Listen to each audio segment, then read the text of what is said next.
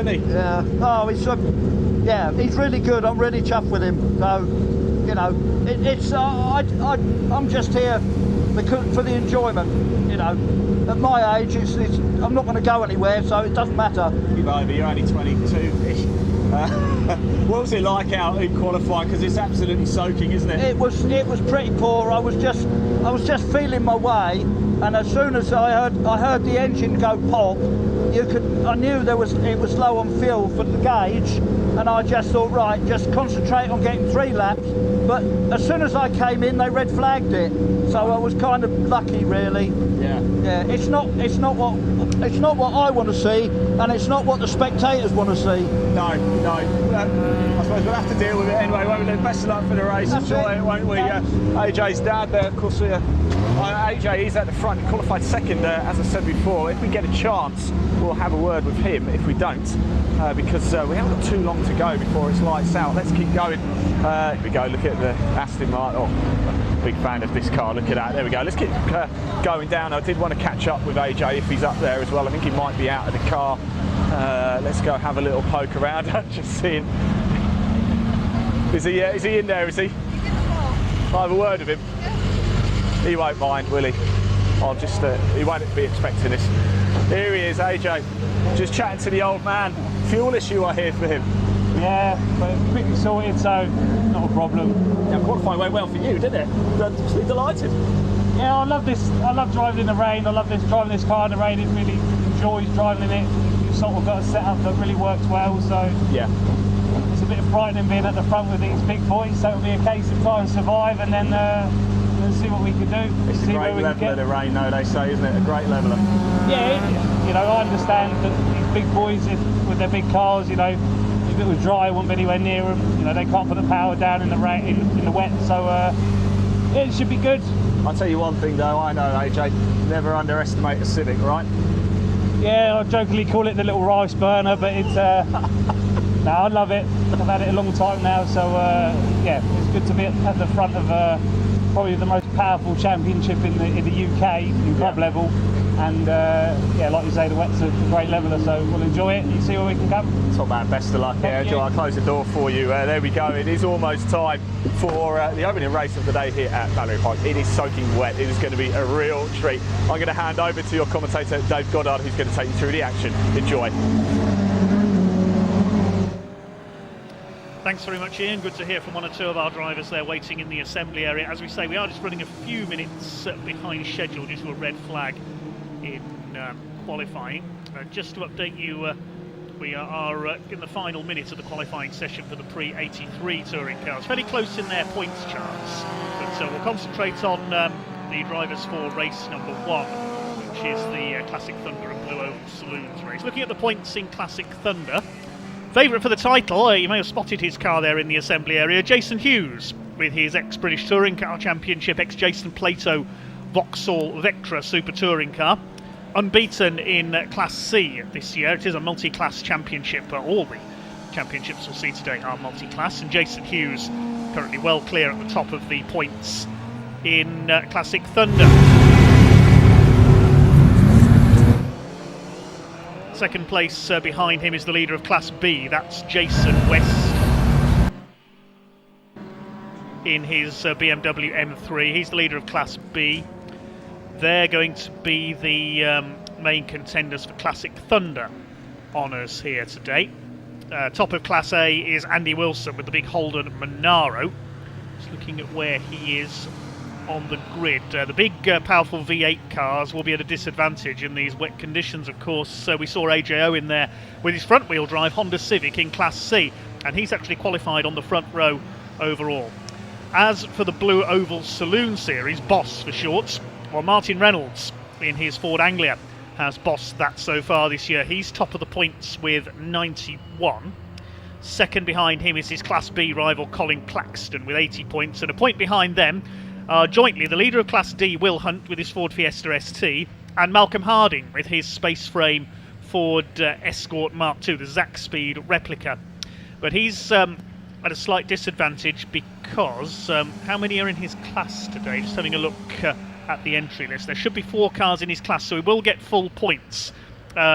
if less than 3 cars race in your class with the CTCRC, you get reduced points, and that's why, despite a number of overall wins this year, Malcolm Harding is not clear at the top of the points. It is Martin Reynolds in the more populated Class B that is leading the points with his Ford Anglia. The very attractive yellow and white machine. He's qualified a little way down the grid. We'll have 29 cars hopefully out for the first race of the day. We'll have a look at the grid then for our first race in a second. Cars waiting patiently in the assembly area. Now let's have a look then at the Thunder and Boss grid. In pole position it is Jason West, one of the championship contenders with his BMW M3, and alongside him, great effort by 123 AJO in the front-wheel drive Honda Civic, proving effective in the wet conditions. Second row of the grid, we've got the first of the Blue Oval Saloon Series racers, Malcolm Harding with the Zack Speed Escort, alongside Jason Hughes in number 5 with the Super Touring Vauxhall Vectra. Third row, a very spectacular third row, number 18, Andy Robinson, the former champion with his Ford Falcon V8 supercar from Australia, starts alongside number 13, Jos Ronchetti, in the one and only Lotus Bullet, running in Class H2, one of the historic classes of the Thunder Saloons, the Talbot Sunbeam Lotus, very modified machine indeed. Fourth row, Tony Paxman, number 57, with his Mark 1 Escort, but I don't think he's going to be starting. He's had problems in qualifying, so it could well be Andy Wilson who starts there alone. He's in the Holden Monaro. Row 5, good to see Steve Goldsmith with his Ford Anglia backouts. Saw him battling with Malcolm Harding at Brands Hatch earlier this season. He starts alongside James Everard, number 38, with his beautiful BMW E30 M3. Row 6, number 121, Colin Voice. He's in a Mark 1 Zack Speed Escort. That's actually running in the Classic Thunder series, not the Blue Oval Saloons. And he starts alongside number 8, Darren Owen, Deadly Daz, as he's known, in his Mark 2 Escort. He's using everything from hot rod racing on the short ovals to rallycross over the years. Then we've got number 27, Martin Reynolds, with the Ford Anglia, alongside Will Hunt in his Ford Fiesta ST. Row 8, Jack Gadd, number 58. He's in an Escort Mark 1, alongside Sam Daffin, number 124. He's in a Fiesta. Row 9, we've got 62, Tom Abbott, with his Capri, alongside Dan Mackay in a Ford Fiesta, number 59. On the 10th row of the grid, we've got the very spectacular Aston Martin V8 Vantage. It's not Ricky Cann in the car for this race. It'll be Sam Wilson driving in this race. Ricky Cann is taking over that car for race 2, starting alongside Paul Wood, number 66, with his BMW M3. Row 11 is next with 787. That's Clive Hainsford with his very modified rotary engine Mazda RX-8, alongside 49, Steve Waterman with his beautiful little Toyota Starlet. Row 12 is 23. We heard from Craig Owen, father of AJ in the Sierra Cosworth. Starts alongside 22, James Dunkley with his Ford Fiesta XR2. Row 13, number 129, Mike Thurley, ex-national hot rod racer with his Ford Escort, alongside number 90, Ian Bauer in his BMW M3. Ian starts just ahead of David Griffin, another M3, the Diet Coke car, number 34. They'll probably be taking it easy in this race because they are fighting for the pre-93 championship later on. Alongside David Griffin is one of our contenders for the Blue Oval Saloon title, number 86, Colin Claxton, with his Mark 1 Escort. He won't be too happy to be that far down. He needs to beat Martin Reynolds today to try and take the title there. And at the back of the field is number 33, which is Andy Cripps in his BMW M3. The rear-wheel drive BMW struggling a bit with the wet conditions in qualifying earlier on. So just awaiting the all clear then to get this race underway. It will be a rolling start behind the pace car. Hello to all of you already watching on YouTube. A few of you have commented already. Stephen Pritchard watching from Canada. Good morning to you. Hi to Colin Stubbs, long-time racer, marshal and safety car driver. Hi to Lewis Clark Bull, up-and-coming motorsport photographer. Seen his name in Motorsport News a few times. Hi to Dave Ronchetti, waiting to see Lotus Bullets. And all the rest of you watching online, thank you very much indeed for tuning in. We must say an early thank you to all our volunteer marshals here today. The Orange Army out there braving the rain. Plenty of spectators, young and old, braving the rain as well. Golf umbrellas, the order of the day. Great to see spectators back at trackside here at Mallory Park. Marshals huddling at the moment under their marshals' posts. Full credit to all of them and all the other officials here at Mallory Park, not far from Hinckley in Leicestershire, if you're not familiar with the circuit. So these days primarily a motorcycle circuit, but plenty of car events throughout the year as well. So it looks as though the rain has set in for now, so no confusion over the conditions, but it's going to be very tricky for particularly the classic Thunder saloons, the big Australian V8 supercars, for example, of Andy Robinson and Andy Wilson. They're the Class A cars. Class B is the BMWs of Cripps, Wood and West, plus Clive Hainsford's Mazda RX-8s. Class C, Jason Hughes' Vectra, David Griffin and James Everard's BMWs, Ian Bauer's BMW and AJ Owen's little Honda Civic. Now Jason Hughes will want to catch AJ Owen, keep his unbeaten run alive, as he's looking to win the title today. And then we've got the three historic classes, the historic Thunder saloons. There's only one entry in each class. Class A is the Aston Martin V8 Vantage, or Class H1 it's termed as. Class H2 is the Lotus Bullet of Jos Ronchetti. Colin Voice's Mark 1 Zack-Speed Escort is in Class H3. And then we've got Class S as well, which is for space frame cars. One entry in that, the Toyota Starlet of Steve Waterman. As for the Blue Oval Saloon Series, well, Class S, again for the special cars, special saloon type of cars, will be the contenders for overall honours. Malcolm Harding is the favourite for honours there. Also in that class, Craig Owen's Sierra, Steve Goldsmith's Anglia and Mike Thurley's Escorts. In the other classes, Class B, we've got Martin Reynolds, Jack Gadd and Colin Claxton, Anglias and Escorts again. Class C, Tom Abbott, Sam Daffin and Tony Paxman. As we say, I don't think Tony Paxman is out in this race. Class D for the smaller cars, Will Hunt and James Dunkley. And Class E, we will have Dan Mackay on his own. Darren Owen, Deadly Daz as he's known, was originally entered in Class E, but he's now in Class S, I think. So a change of class for Daz Owen, the ex-Bangor racer. Now switched into hot rods and rallycross. Got a variety of cars that he's competed in over the last couple of years. His son James now racing on the short ovals, where Daz raced for many years. Based literally just down the road from Hensford Raceway in Staffordshire is Deadly Daz. Runs a major metal recycling firm. It looks like we've got the course car on the move there in the pit lane here at Mallory Park.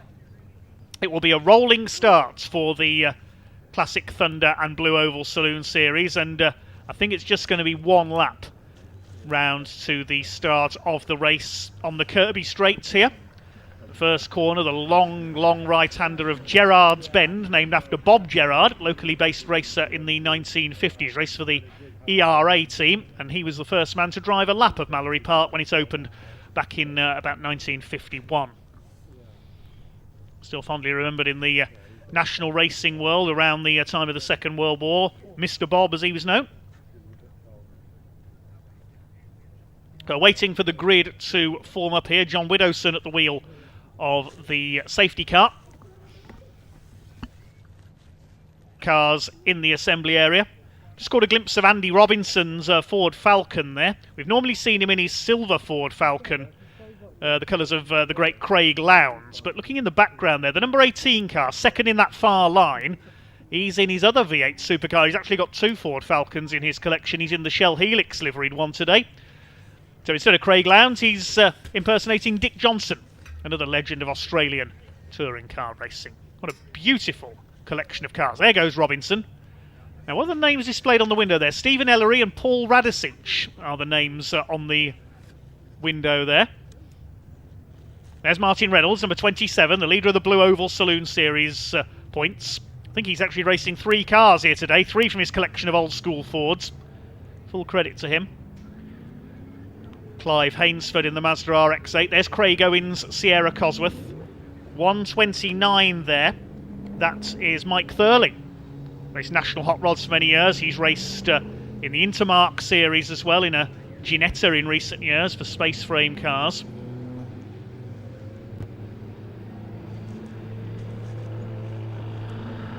Quite sure why there are several cars still in assembly there. They're making their way round. Are they going to stop on the grid and then make racks? There are marshals on the grid there.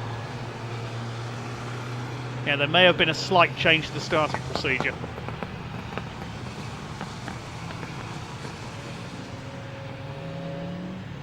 Okay, the safety car leading them round.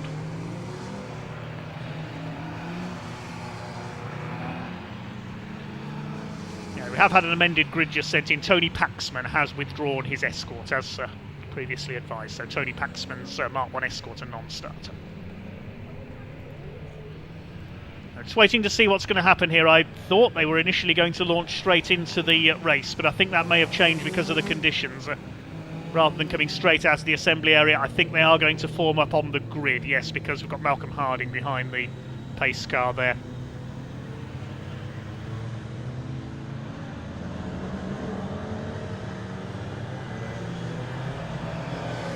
There's the Aston Martin driven by Sam Wilson. That's going to be a handful in these wet conditions.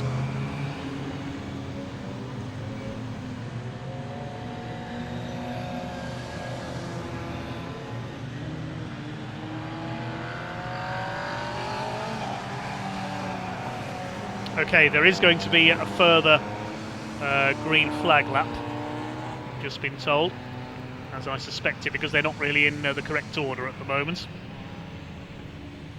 Just double checking the amended grid here. I think we've lost one or two more cars possibly. I can't see Andy Wilson there in the Monaro.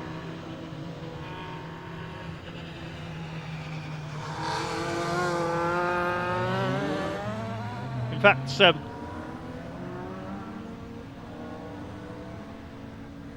the cars forming up there, we haven't got quite a few of the front runners. AJ Owen's out of position there, he's further back.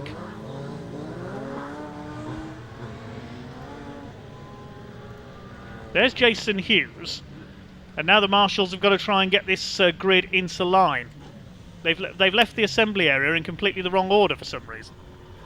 I don't think we've got Andy Wilson. I can't see our pole sitter, Jason West. Is that him there? No, that's Paul Wood, the similar BMW M3. Behind him is that gorgeous Toyota Starlet, Steve Waterman. Reminds me of the National Hot Rod cars I used to watch at Hensford in the 90s as a youngster.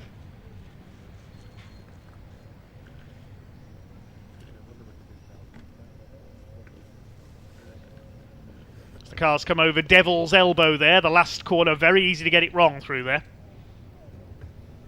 Hence its name. So Jason Hughes, aka Jason Plato, in his Vectra.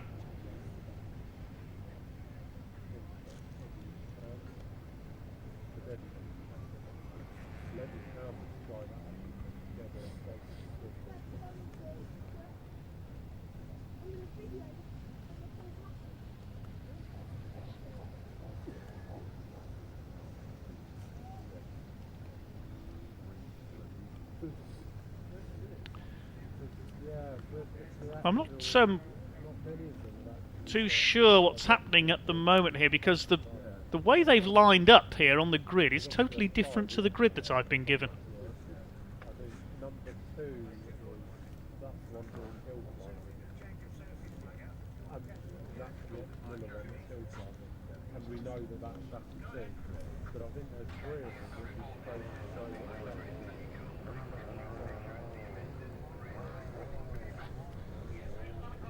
Quick hello to Tony Davies, ex-Vauxhall Firenze Thunder Saloon racer. Watching from Cyprus, he tells. He's got viewers all over the world today.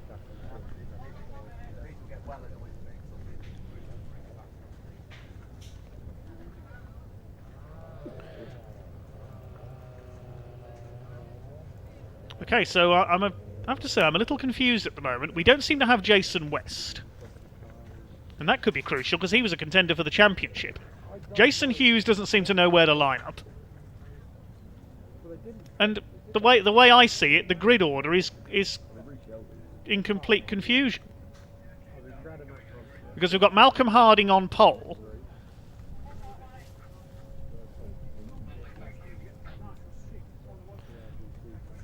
He qualified third. Steve Goldsmith is alongside him, and he qualified 8th.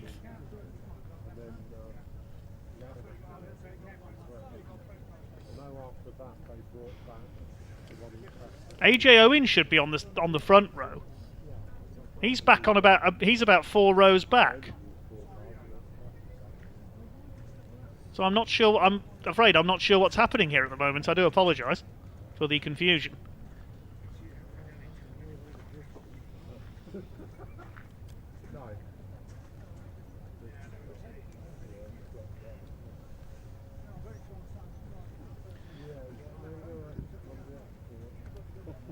It appeared to me as though the cars left the assembly area in completely the wrong order. Unless the drivers weren't told that we were doing this extra lap, because I thought they were going to form up behind the safety car and go straight into the race.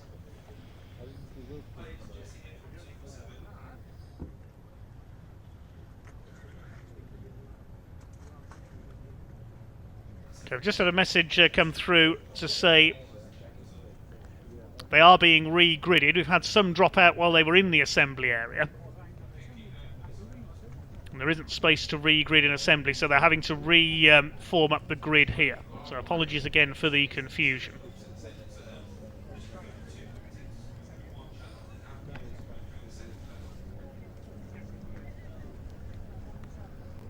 Okay, so once the grid has been reformed, we're just trying to work out which cars have dropped out here. We don't have Jason West, our pole sitter. That's the most crucial one. The BMW M3 is not there. Andy Wilson in the big Holden Monaro, sadly, is not there, although it would have been a big handful in these conditions. Okay, the cars are going to be re-gridded now by the look of it. Poor old Jason Hughes there in the Vectra didn't know what to do. So we're now going to see the cars re-gridded. That looks better. Jason Hughes should be fourth on the grid. Yes, there he is. Now AJ Owen's going to be brought forward.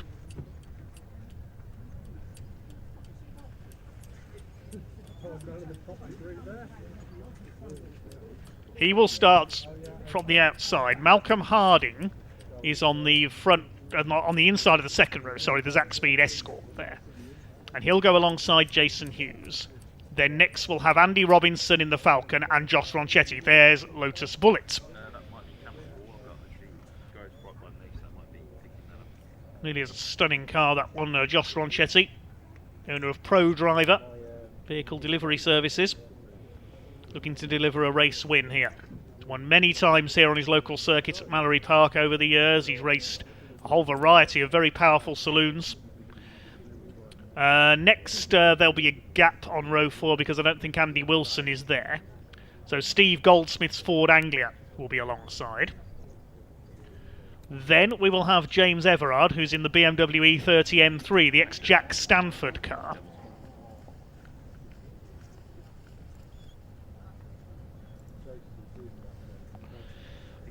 Then we're going to have Colin Voice with his Mark I Escort. Yes, he's there. Then it'll be Daz Owen. Yes, I can see the red roof of his car. The Escort. Alongside him will be Martin Reynolds. Then Will Hunt in his more modern Ford Fiesta ST. And Jack Gadd, another Mark I Escort. Then it will be Sam Daffin, number 124. And number 62, Tom Abbott, with the Labatt's liveried Ford Capri. Dan Mackay with his Ford Fiesta. We'll start alongside the Aston Martin of Sam Wilson. We already mentioned that Tony Paxman has withdrawn. Problems with his Escort.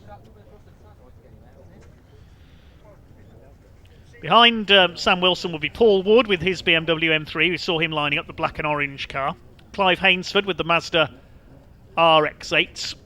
Clive Hainsford's raced in special saloons and Thunder saloons for many years. Campaigns that rotary engine Mazda RX-8s in a number of different series. Behind him will be Steve Waterman in the stunning Starlet, alongside Craig Owen in the Sierra Cosworth.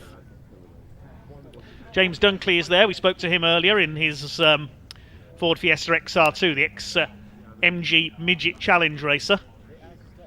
And Mike Thurley, good to see him joining the CTCRC in his Escort.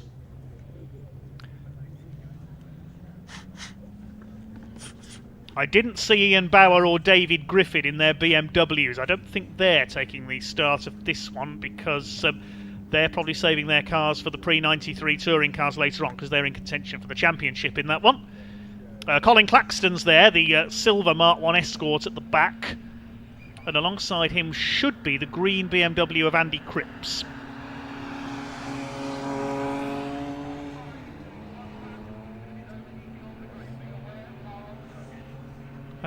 Where's Jason Hughes going?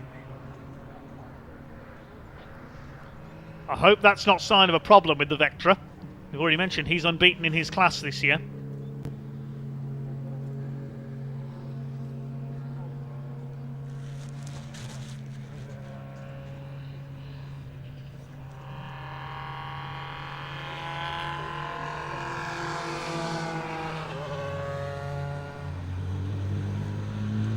Ah, there's Jason West. He has been able to join us.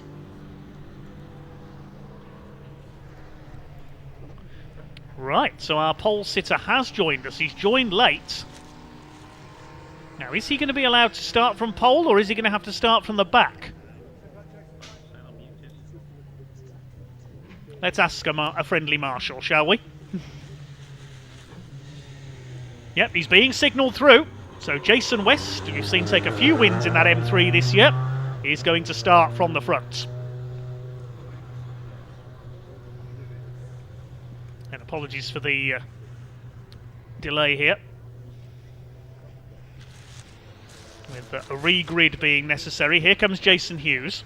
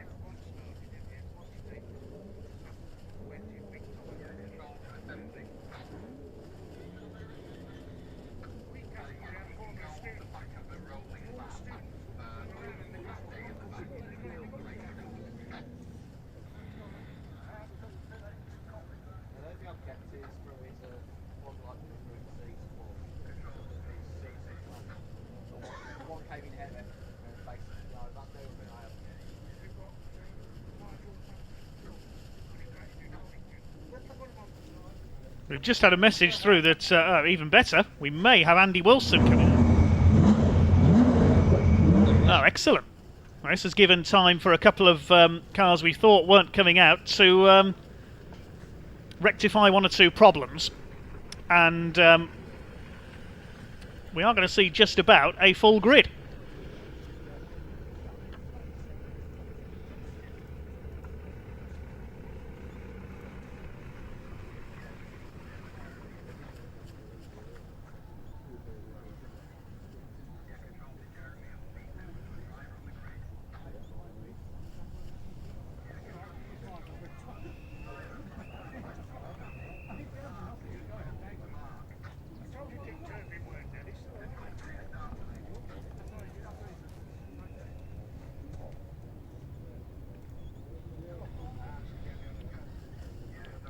Okay then, I think we are now almost ready for a start. Thank you for your patience there.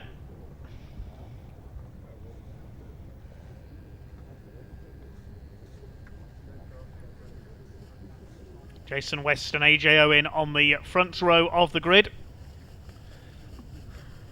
Okay, the pace car rolls away, the green flag is shown. So we're into our green flag lap and the race should get underway next time by. Jason West in the BMW on pole position. Second place overall in the Classic Thunder points. Alongside him, AJ Owen using the front wheel drive of his Honda Civic Type R in qualifying. Andy Wilson is going to start from the pit lane in the big Monaro. That'll be fun on what will be cold tyres around the first couple of laps. Just missing a couple of cars in the back. No, he has joined in at the back there, Andy Wilson, as the cars head out of Gerrard's behind the pace car. Remember, this is a rolling start into Stevie Straight on the far side. Mallory Park's car layout, effectively a large oval with a hairpin on the side. Hope you have a great day with us here at Mallory Park, everyone. The cars come down Stevie Straight towards the S's, and then it's down to one of the tightest corners in British motorsport, Shaw's hairpin.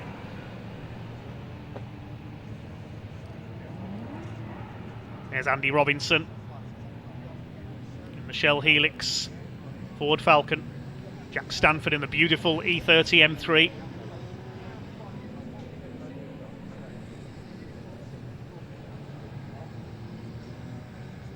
There's Cripps at the back along with Colin Claxton, and watch out for fireworks from the back. Andy Wilson in the big Holden.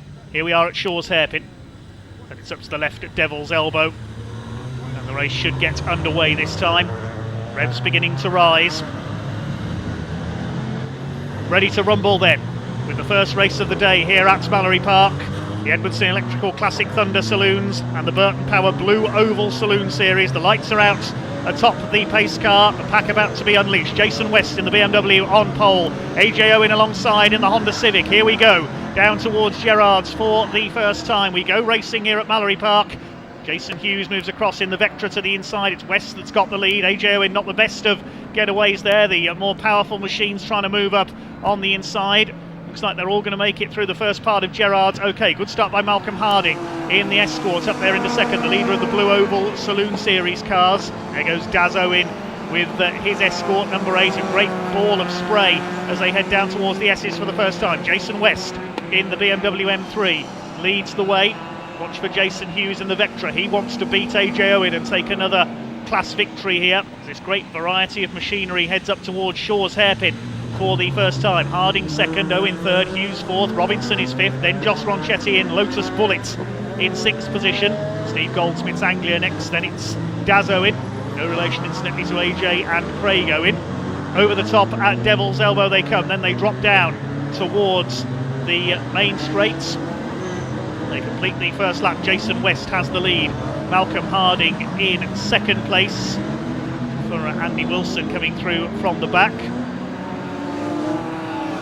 AJ Owen down to third, Jason Hughes in the Vectra is in fourth, then Robinson fifth as the leader heads down Stevie Straight towards the S's for the second time. Leads by 1.25 seconds at the end of the first lap ahead of Malcolm Harding. The first 5 runners all leading their respective classes.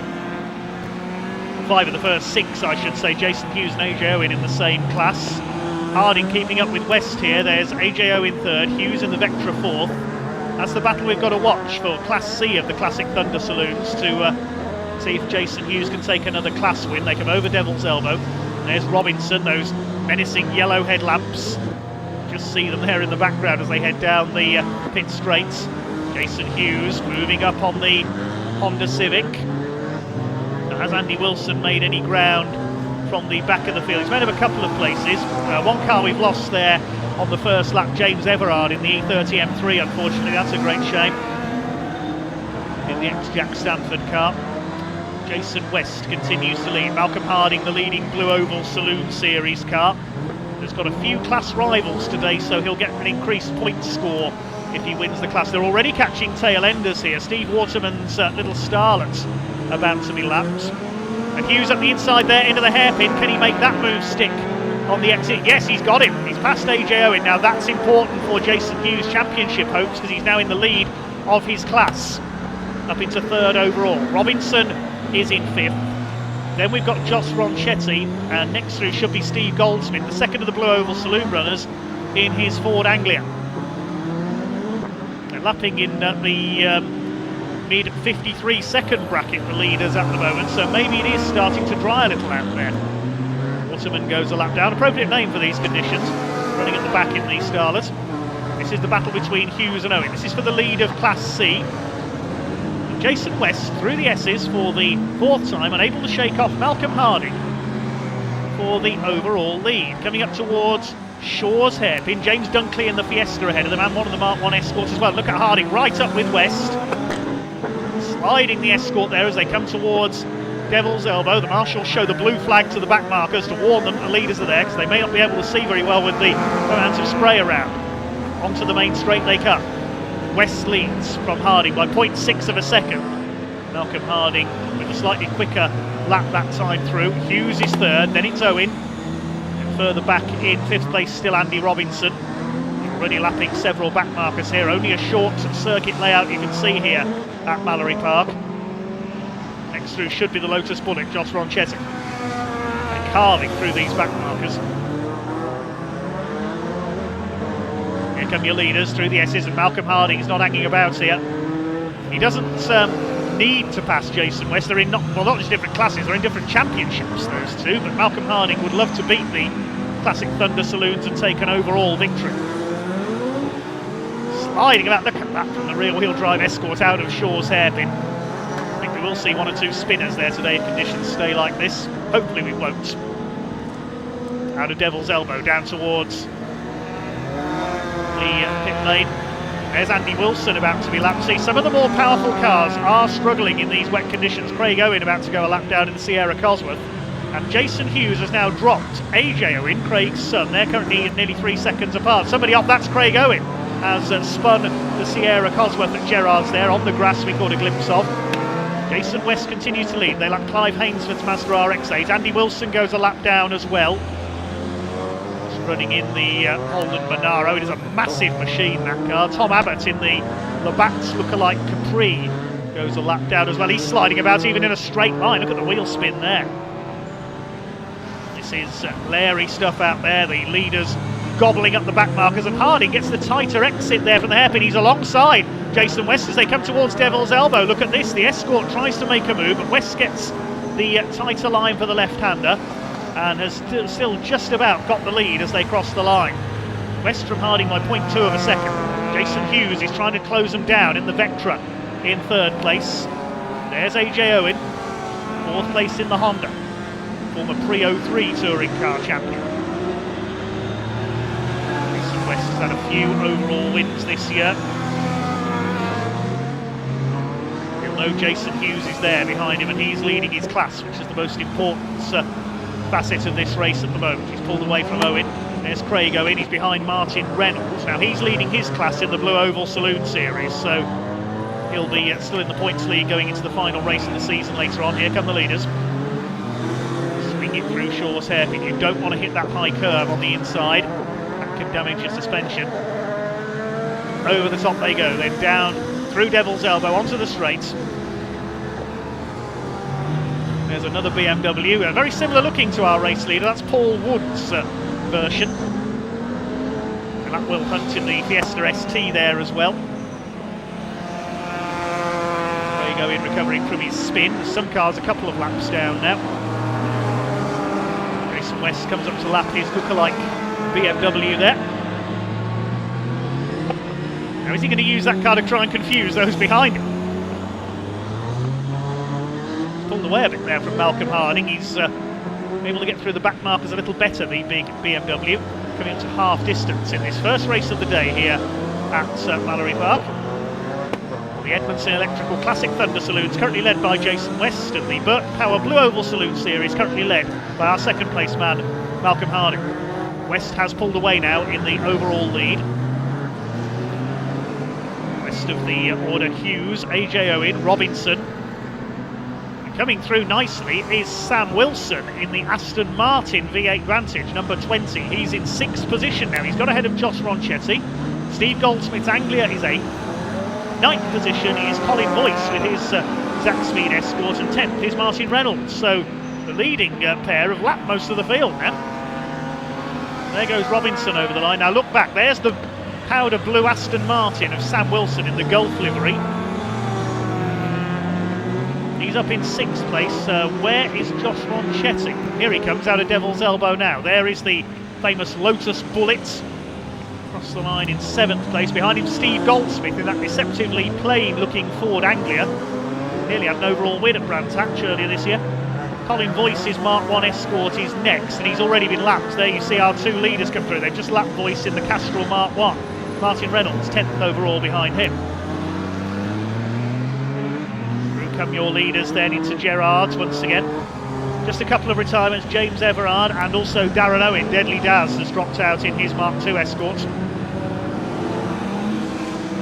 Lead gap that time through was 0.8 of a second, so Harding starting to close back up again. Wipers flailing on Jason West's car as he laps Dan Mackay in the Ford Fiesta. He's leading Class E of the Blue Oval Saloon Series. Not surprising really, as he's the only entry in Class E. Coming up to lap 8th place, Steve Goldsmith shortly. This is good stuff from Jason West. We thought initially he wasn't going to start the race, but made his way out and was able to take pole position. Devil's Elbow they come, just over 5.5 minutes of this race to go. They've coped superbly with these conditions. So far I've only seen one car spin, and that was Craig Owen's Sierra Cosmo. There's that lovely little starlet of Steve Waterman. You wouldn't know it was a Toyota Starlet at first glance, would you, with that wide arch body kit? Very much a car in the mould of national hot rods from the short ovals.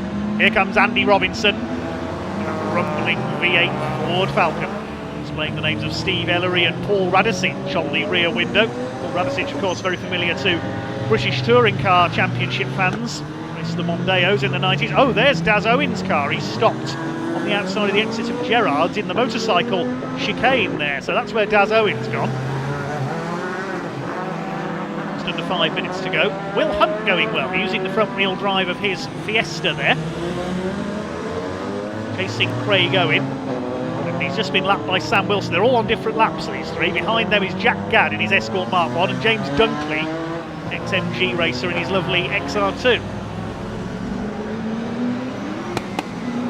And a chance to go through the class leaders here because there's so many of them. We've had a couple more retirements. Mike Thurley has dropped out in his Escort, and also Colin Claxton, number 86. Now that's bad news for Colin Claxton because he was a contender for the Blue Oval Saloons title today. There's your class leaders on the right of the screen. There are a lot of different classes in this race. I'm making 12 different classes out there.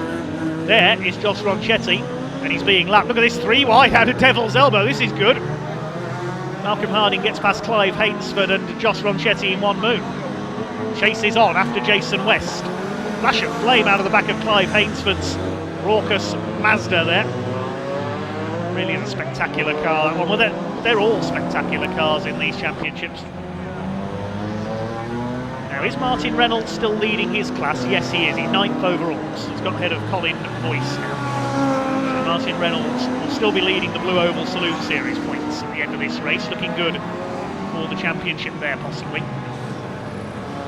Racing a new car to him for the first time in the pre-83 touring cars later on. A Ford Taunus will see Reynolds at the wheel of. Jason West laps James Dunkley. Bacon written on the boot lid there of the Ford Fiesta XR2. Now there's a sponsor I'm sure we could all enjoy. Andy Wilson's going to be lapped shortly anyway.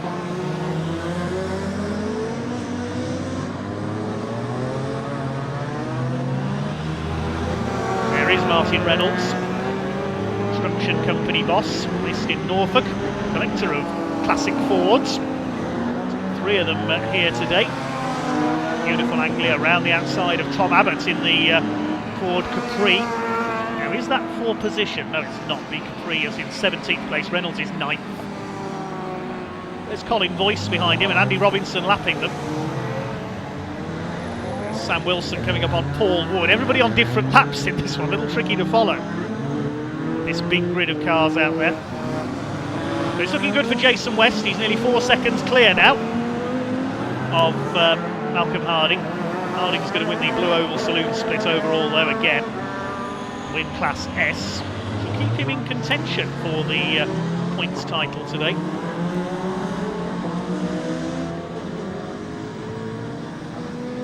There's Jason Hughes, still in the lead of Class C. How far ahead of AJ Owen is he? Quite considerably, I think, now. Just over 90 seconds left on the clock now as the leader in the underscore BMW. Jason West heads towards the S's. Good stuff from the man from Guildford in Surrey. Raced BMWs for a number of years now. Having some issues with the suspension in this car as well. Was telling us that he won the races at Brands Hatch earlier this season with a bent shock absorber. He's rectified that now.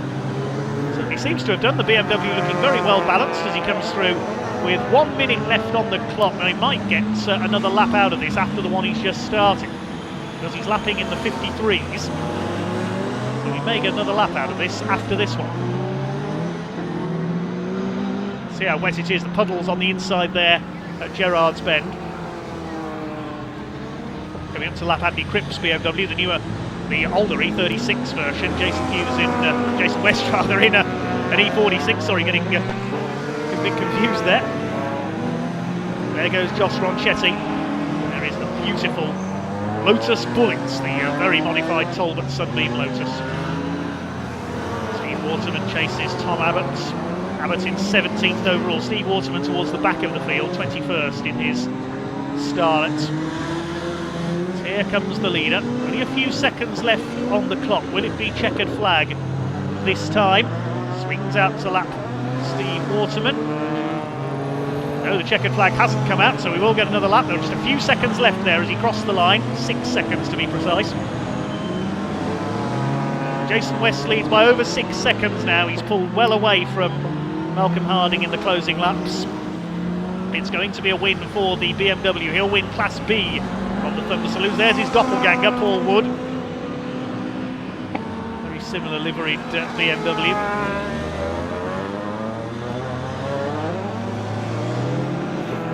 Malcolm Harding's going to win the Blue Oval Saloon split. It's all about class victories. Into Shaw's hairpin for the last time comes Jason West. Started from pole position, a bit late to the grid, but it matters not, because he's coming in to win our first race today here at Mallory Park. Up towards the line comes Jason West. And over the line he comes. There's the checkered flag. Jason West, our first winner of the day. Malcolm Harding comes over in second, 6.7 seconds back. He wins the Blue Oval Saloon Series split. And Jason Hughes comes across the line, cheered home by his crew, still unbeaten in Class C. Surely that's going to be enough for the championship this year. We'll see if he can confirm that with an unbeaten run in class this year in race 2. AJ Owen comes in 4th in the Honda Civic. And Andy Robinson will complete the top 5. He's even lapped his fellow V8 supercar there from Australia of Andy Wilson. Robinson comes in 5th and wins Class A of the Thunder Saloons. 6th overall is going to be Sam Wilson. Good run through in the Aston Martin. He takes 6th place and he wins Class H1. Martin Reynolds, a class win in the Blue Oval Saloon Series in 9th overall. He wins Class B, and that will put him in pole position for the championship later on. Nearest rival in Class B, Jack Gadd, rather, a few places back. Looks like everybody in now. We lost about 4 cars in that race. We'll confirm the result shortly.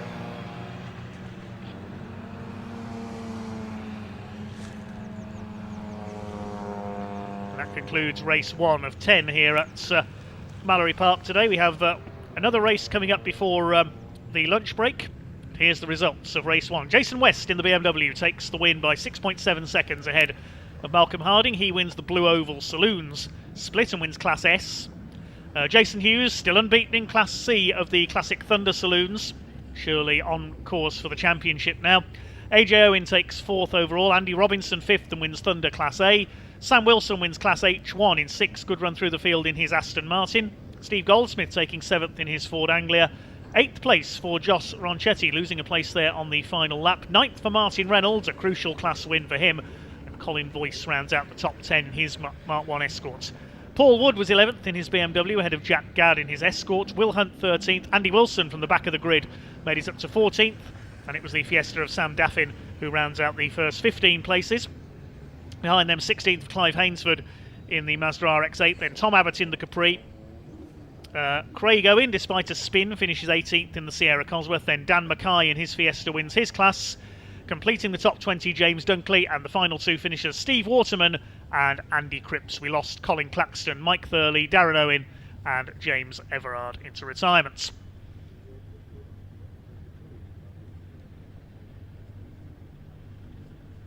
Cars making their way back into the paddock then. And we will see race number 2 coming up shortly. The Pultec Classic Race Engines Pre-66 touring cars. We can now hand down to Ian Waterhouse in a second in Parc Ferme. He'll be talking to our race-winning drivers.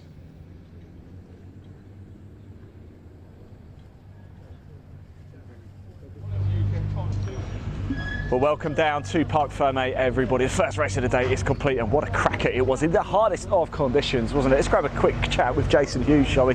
Finished place in total. Jason, how was that out there? Blimey. Very wet and blind.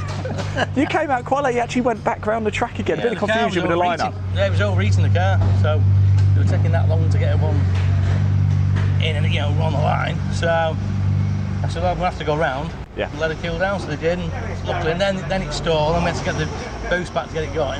Nightmare.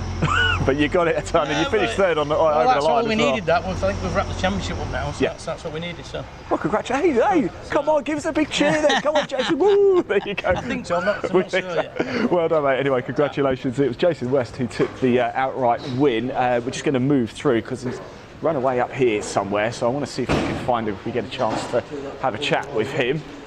He's just up here. Number 76, here he goes, and it's two cars very similar, aren't they? And here he is. And look at that is service, isn't it? Look at that, opening the door. Thank you very much. Jason, congratulations, mate. That was, certainly didn't look easy. Oh dear, we almost didn't make the start. Well, actually, that was a question for you, because you came through very, very late. What happened? I think the timetable changed, and it's not the tannoy in the paddock isn't working. So we were sat there, you know, just having, you know, had some breakfast, we were just kind of chilling out, and we heard a V8 go past. And went, hold on, why is there a V8 out on track? And I was like, oh, panic. So, my word.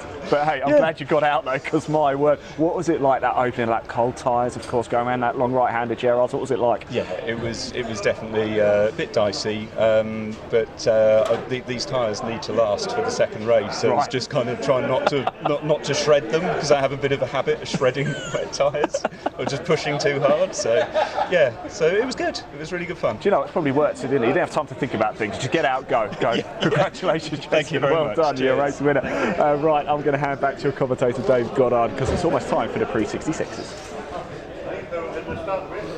I owe you one. It certainly is, yes. Thanks very much, Ian. Congratulations, Jason Hughes there, confirmed as the Classic Thunder Saloon champion, as we just heard. It's the pre-66 touring cars next. Sponsored by Pultec Classic Race Engines. It was a rather mixed qualifying in the wet conditions. We'll have 22 cars on the grid for this one. Everything from small Minis, Anglias, Hillman Imps up to big American V8s. And they'll be on the grid shortly. It'll be a standing start this time, racing over 15 minutes. And it is a rather mixed grid for this race here today. The rain appears to have eased off, but still be very treacherous out there for this one. The champion-elect is in Class E, the Hillman Imp of James Ibbotson, currently clear at the top of the points. He's on 103. Second in the points behind him is Class C leader Nathan Williams in his Mini. And then Robin Slater's Ford Anglia. We did catch up with a couple of the drivers earlier on down in the paddock with Ian Waterhouse, and we can hear from them now. Well, how nice is this? It's not raining anymore. That is a real treat, isn't it? And another real treat is that it's almost time for the pre-66 race as well. Got their own grid. That is fantastic. Now, behind me is a man we speak to quite a lot this season with the classic touring cars. It's Alan Greenhall. Let's grab a quick word with Alan, shall we? How are you doing? It's good to see you again, Alan. Thank you very much. Much. Yeah, it's nice to be back. It's a shame about the weather. The weather is what it is. We're going to go racing, aren't we? What was it like in qualifying though out there? Well, I mean, the car's like a boat anyway, but it was like a boat on ice. Should be a little bit dry now. Of course, we've got the bottom undercars clearing up the track a little bit, but it's still going to be wet. Where's the real sort of treacherous areas around Mallory Park? Well, coming out of Gerrard's, there's a big puddle where the water runs across the track, so that sets you off nicely on aquaplaning. Okay. So it's very difficult to get the power on until much further up the state. So you can't really get the power down in this car with these tyres, but at least we've got a decent set on this time, so we weren't caught with our trousers down like we were at Brands. You're not fit a rudder. Yes, exactly. The best of that. Thanks for talking to us, and enjoy it, won't you? A number of cars coming in as well too. We've got a Mini over here, we've got Mr. Mesh over here. Let's go grab a word with him. So I don't know what it's like to drive a Mini in these conditions here. Here we go. Can I? He's going to open. He's going to do the window, I think, for us. There we go. Lovely stuff. How you doing? You're right. Thanks for doing that. I just wanted to find out what is it like taking a Mini out around Mallory Park in these conditions. Slippery, a bit lively. Even a Mini is a bit lively this morning. You do a bit of power sliding around Gerrard's up there, the long right hander. Just yank the handbrake on, it's all right. What's the expectation from the race? Is it just have a good time, go out there, and go for this? Yeah, keep it in one piece and hope for better weather later on, I guess. Absolutely. Look, best of luck. Thanks for talking to us. Enjoy it. We're going to go look at this, by the way. Oh, my word. If you like your classic cars, and especially your classic touring cars, then you really are at the right place. And look at that left-hand drive as well. How are we doing? All right? Hi, you okay? Yeah, I'm not too bad. Obviously, it's a bit of a monster here.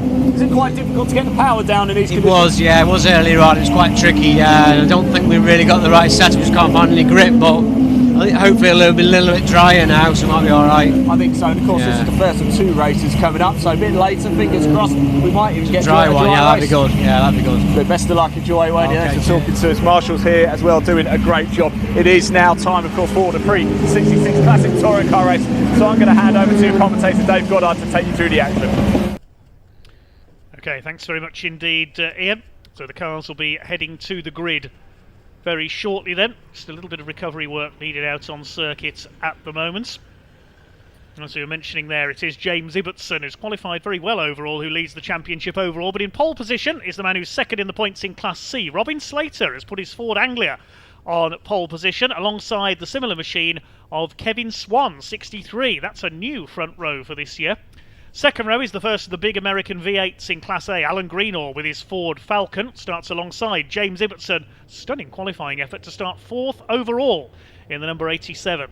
Row 3 is the first of the Class F cars. That's the Lotus Cortinas. Pat Kenneally starts alongside the Mini of number 5 Andy Mesham, who we've just heard from. Row 4, number 12, Nathan Williams with his Mini alongside the Mustang of Piers Grange, who we've just seen in assembly.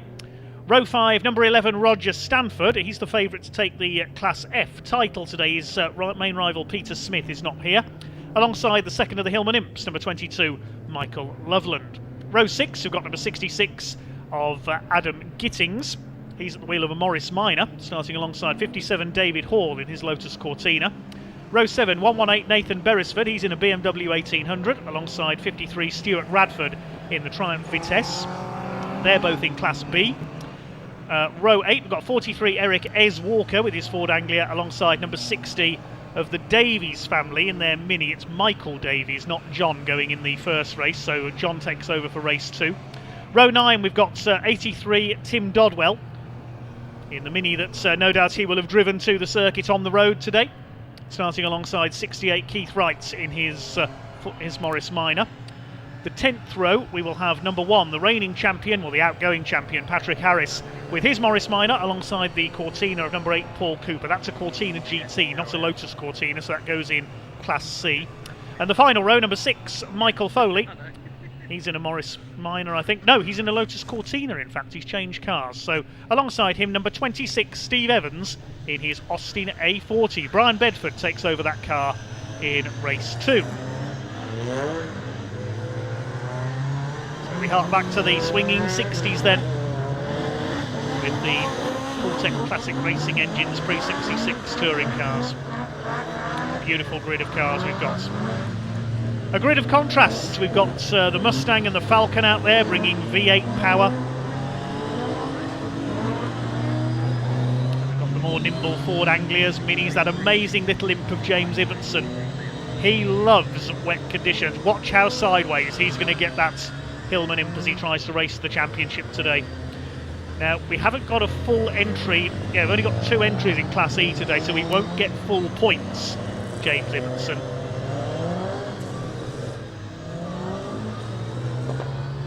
And if Nathan Williams can win Class C today, he will get full points. So it's not a foregone conclusion as yet. 103 points for James Ibbotson, 84 for Nathan Williams. If you win and get fastest lap in your class, if it's a full entry, you get 14 points. With a reduced entry of less than 3, you only get 8 for each race. So it's not quite over yet. Last few cars onto the grid then for the first of 2 races today for the Full-Tech Classic Race Engines Pre-66 touring cars, and all Ford Anglia front row. In the blue car, Robin Slater, number 73, alongside number 63, best ever qualifying effort by Kevin Swan, the big V8 engine Ford Falcon of Alan Greenall on the second row, alongside 87, the championship leader James Ibbotson in his amazing little Hillman imp. This will be a 15-minute race. The green flag is shown at the back of the grid. The revs begin to rise on this slippery circuit here at Mallory Park, and the 15-minute race gets underway now. Down towards the first corner. Look at James Ibbotson down the outside in the Hillman imp. Kevin Swan's got a lot of wheel spin, so has Alan Greenall, and it's going to be Robin Slater who leads into Gerrard's Bend for the first time. Ibbotson up into second place. They've left the rest of the field standing. Kevin Swan in third. The big American V8 struggling to get their power down. Somebody a bit slow away there. Michael Foley, the ex-Morris Minor racer in his Lotus Cortina at the back. Ibbotson's going for the outside. He wants an overall win here, I think. He's going for the outside into Stevie Straight there, and he's taken the lead from Robin Slater. Well, James Ibbotson, he only needs to win his class today to take the title, but he wants an overall win. He's lost out, though, to Slater into the S's. Robin Slater leads Kevin Swan sideways in the Ford Anglia. There's going to be a lot of going sideways there into the S's at the end of the back straight. I hope we're not going to see any spinners. What an absolutely stunning field of cars we've got here today, though. Robin Slater leads the way into the hairpin. James Ibbotson in second, Swan third, then Alan Greenall in the big Falcon. Look at the understeer there through the hairpin. Piers Grange behind, and Michael Loveland moving up as well in his Hillman imp, the second of the imps. Over the top we go. Ibbotson sideways. In wet conditions, James Ibbotson is driving like he's in a rallycross event. We saw this at Brands Hatch earlier this year. Really is a stunning driver. He's only a young gun, the man from Milton Keynes. Kevin Swan with the Anglia behind, then it's Greenall, Grange, then we've got Michael Loveland, and then the first of the minis, which is Nathan Williams ahead of Andy Mesham, and behind them is the number 60 of Michael Davies. The Davies family mini. John Davies will take over that for race 2. So there goes your leader, Robin Slater in the Ford Anglia. Class win here would keep him in contention for the overall championship in the Class C championship, if he can overhaul Nathan Williams in the Mini, who's currently down in 7th and 3rd in class. Just a long way to go yet in this first race of 2 1, today. 2, 1, 2, 3, 4, 5, 6, 7, 8, 9, 10. Hello. Round the outside there, Kevin Swan, I think, has got second position coming out of the S's overall. Yes, the Anglia's up to second, but it matters not for Ibbotson because he's still leading his class. Alan Greenall behind in the Ford Falcon. We've seen him take a few wins this year. One car that's dropped to the back, and I'm not sure took the start actually, is Pat Keneally. I think the Lotus Cortina had an issue in qualifying. I don't think he took the start. There's a green flag waving there on the start line. Have we had a problem at Devil's Elbow? I didn't see any yellow flags there. Yeah, there's a yellow flag at Devil's Elbow, so somebody's come to grief there. Couldn't see who it was. We'll try and pick that up in a moment. Who's dropping down the order on the timing screen? There's a couple of cars lost places, Andy Mesham and David Hall, but they're still going. Is that where Pat Keneally is, I wonder, in the Lotus Cortina? Has he come to grief on the first lap? Well, we'll pick that up in a moment, because into the S's, it's the 2 Ford Anglias leading the way, the Falcon in third, Slater, Swan. There's somebody off there on the exits of the S's, has spun into the barrier I think that's Keith Wright's Morris Minor. It was a red and white car, which suggests it is Keith, who had a big shunt at Jaguar Park earlier this season. He really built the front end of the Morris Minor. It's at the Devil's Elbow where the yellow flag was out. It's been withdrawn now, so maybe somebody just had a spin there. Unless Keith Wright's gone off at Devil's Elbow and slid quite a way off, but it didn't look that way to me. Anyway, here come the leaders. Slater, Swan, Greenall in third, and Ibbotson down to fourth in the end. Try and pick up what the problem is there at Devil's Elbow in a moment, because I saw a green flag again there, which suggests the yellow is still out. Looking at tell, because I couldn't see the marshal's post for the bridge as they came down the straight there. Kevin Swan, 63, looking for his first circuit race win, an ex-Bangor racer at the wheel of the Ford Anglia. But here comes Alan Greenall. Now the track is drying out just a little. The power of the Falcon can be put down more readily under the right foot of Alan Greenall. Slide their way through. Yes, there's Keith Wright's Morris Minor off. That's at the exit of the S's, so no overtaking there. The yellow flags are out. Swing their way through Shaw's hairpin. Look at the opposite lock there from Kevin Swan, sliding the Anglia. Beautiful to watch, but it won't help his lap times, and he'll be losing ground to Alan Greenall. First three have broken away from James Ibbotson. Should come through fourth. Yes, there's the Imp in the background. Greenall having a look to the inside in the big Falcon. He leads Class A. 2 Anglias ahead of him, Class C. Leading Class E is Ibbotson. Class F is being led by Roger Stanford in his Lotus Cortina. We saw him have a couple of overall wins at Jaguar Park earlier this year. A couple of Cortinas battling further back there. That's at the back of the field between Paul Cooper and Michael Foley. Class D is being led by Adam Gittings, the black Morris Minor. I think that's Michael Foley's old car. Now there is number 83, the grey Mini. That's Tim Dodwell. He's owned that car since it was new in the 60s. Drives it on the road to race events. You can see the passenger seat's still in there. Does the same with his Mark 1 VW Scirocco as well. Tim Dodwell really is one of the unsung heroes of British motorsport. I think the other car we've lost, and it might be the car that's off at Devil's Elbow, Nathan Beresford, the BMW. As there goes Tim Dodwell. There was a time when many drivers would drive their cars on the road to the circuit.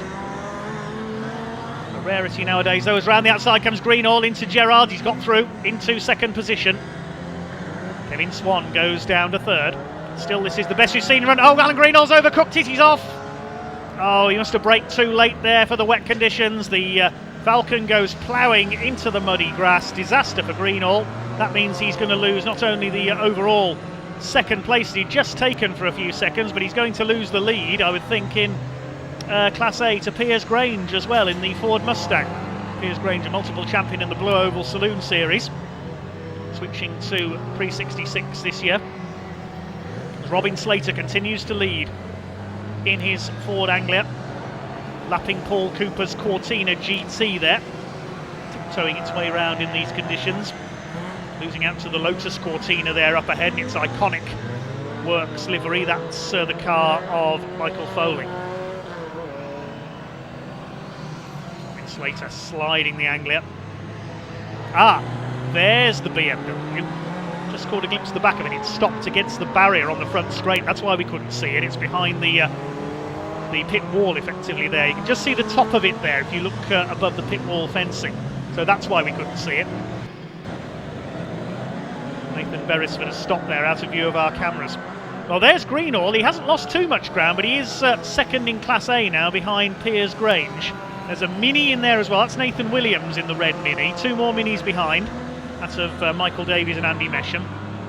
So how much time did Greenall lose there? He's lost about 20 seconds with that spin. And now he's going to monster up behind Piers Grange, who said pre-race that he hadn't quite got the setup right for today in his Ford Mustang. You can see him sliding there.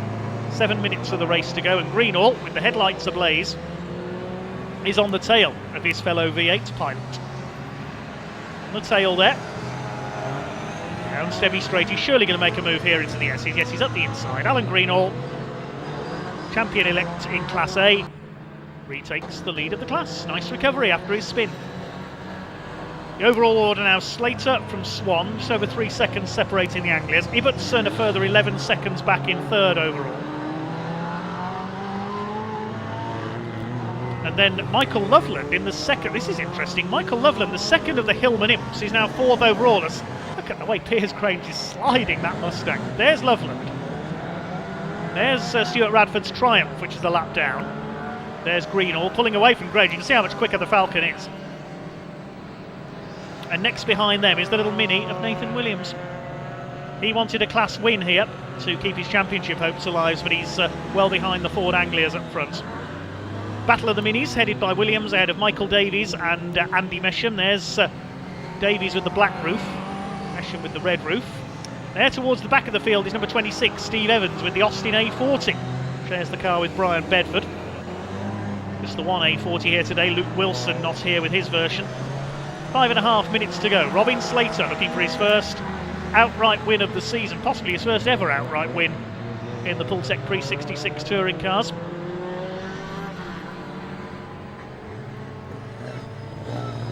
Coming up to lap one of the Morris Minors, that's former champion Patrick Harris in the maroon Minor. Where's he running? 15th overall. There's Keith Wright, who's got going again in the Morris Minor there. We saw him spin off earlier on. He's a few laps down. He's got the Moggy Minor running again. Here comes James Ibbotson, third overall. Now, what's his lap time compared to Mike Loveland there? Ibbotson and Loveland. And yes, Loveland is lapping slightly quicker. This could be bad news for James Ibbotson. I hope he doesn't lose a class win here, because that could be disastrous for his championship hopes. He's already on reduced points because there's only 2 entries in the class, as we explained earlier. But his main rivals, let's see where they are. His main rivals are Nathan Williams and Robin Slater. This is playing into Robin Slater's hands. Alan Greenall is on 78 points, as is Brian Bedford. He's only doing 1 race today. There's Kevin Swan. Dropped back quite a bit from the race leader now. Here's Piers Grange. He's still got those 3 minis on his tail. This is what it was like in the British Touring Car Championship. It was the British Saloon Car Championship in the 60s. It was just like this. Anglias, Minis, Mustangs. Roy Pierpoint was the top driver in Ford Mustangs. He was a champion. John Fitzpatrick was a champion in Anglias in the 60s, and the Minis were the likes of Sir John Whitmore, John Love, the Rhodesian-born driver.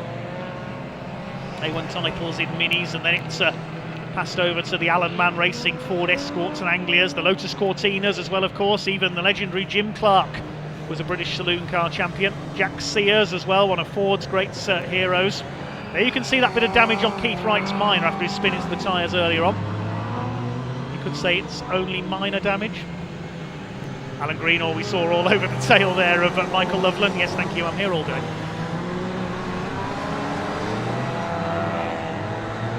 Robin Slater, 3 minutes to go. He's well out in front, leading by over 5.5 seconds now from Kevin Swan in the Battle of the Anglias. Passes Nathan Beresford's stranded BMW there.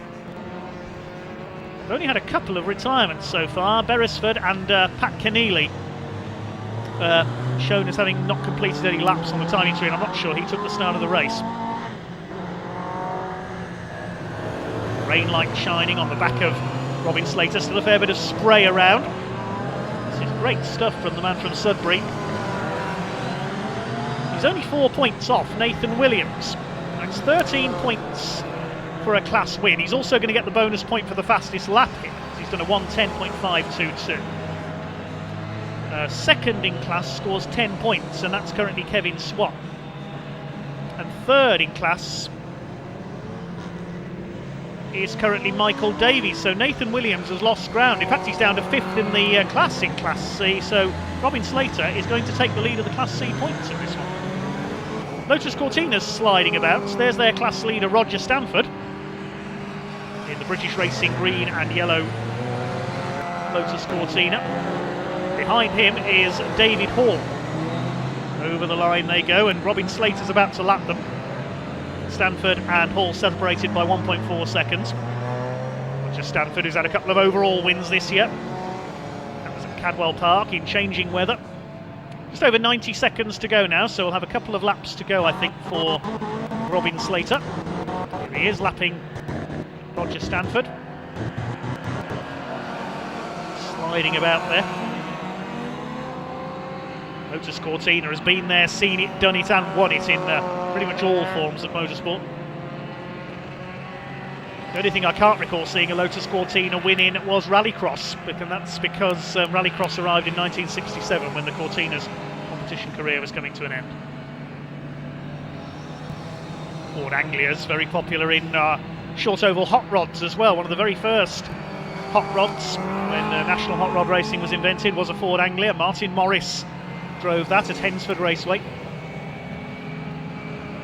Over the top comes the leader, Stuart Radford's little Triumph Vitesse about to be lapped. He's leading his class, but he's at the back of the field. Class B, the only other entry was Nathan Beresford, and his BMW, of course, out of the race. Look at the Lotus Cortina there, Roger Stanford. He's sliding in a straight line. Wonderful to watch. The lead gap is up to 8.6 seconds now, with Kevin Swan still in second place. James Ibbotson still third overall. Still not lapping as quick as Mike Loveland behind him. I think Loveland's going to run out of time to catch and pass him though. So James Ibbotson is still going to be on course for the championship. It's 30 seconds back off the leaders in third place. Yeah, the gap is now down to 4.9 seconds between Ibbotson and Loveland. In fact, Alan Greenall's got past Mike Loveland now. So Greenall is up into fourth place. We missed that. That's going to help James Ibbotson because he's got some more breathing space now over Michael Loveland. Mike Davies has just done his personal best lap of the race. He's sixth overall, leading the battle of the minis ahead of Andy Mesham. And Nathan Williams has dropped back to ninth behind Piers Grange now. So Nathan Williams in problems, but the checkered flag is out. And it's a win for Robin Slater. Thought we were perhaps going to get another lap out of that one, but the checkered flag does come out for Robin Slater. Second place will be Kevin Swan. Roger Stanford wins Class F, sideways all the way in his Lotus Cortina. The Anglia separated by 10.3 seconds at the end of that one, so Slater pulled away by nearly 2 seconds on that last lap alone. Robin Slater gets his first win of the season. We're waiting for James Ibbotson in the Hillman Imp. Here he comes. It is going to be a Class E win for James Ibbotson in the Hillman Imp. He's still on course for the championship. Look at him celebrating as he crosses the line. Alan Greenall recovers from a spin to win Class A in fourth place. And Michael Loveland crosses the line together with Mike Davies. The Imp just ahead of the Mini by 0.3 of a second. Seventh place will be Piers Grange. He's got the Mustang ahead of Andy Mesham's Mini. No, it's Nathan Williams who comes through next. So Williams 8th, Mesham's dropped to 9th in the second of those two minis there. And Roger Stanford was 10th overall, a lap down.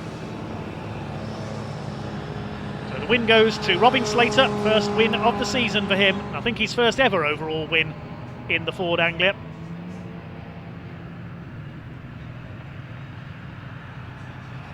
There's the battered Morris Minor of Keith Wright over the line. Drivers wave to the marshals and the fans on the slowdown lap. The last car to come across the line is going to be Steve Evans at the wheel of the Austin A40. He comes in, looks like they're all in now, and we'll confirm the result in a moment.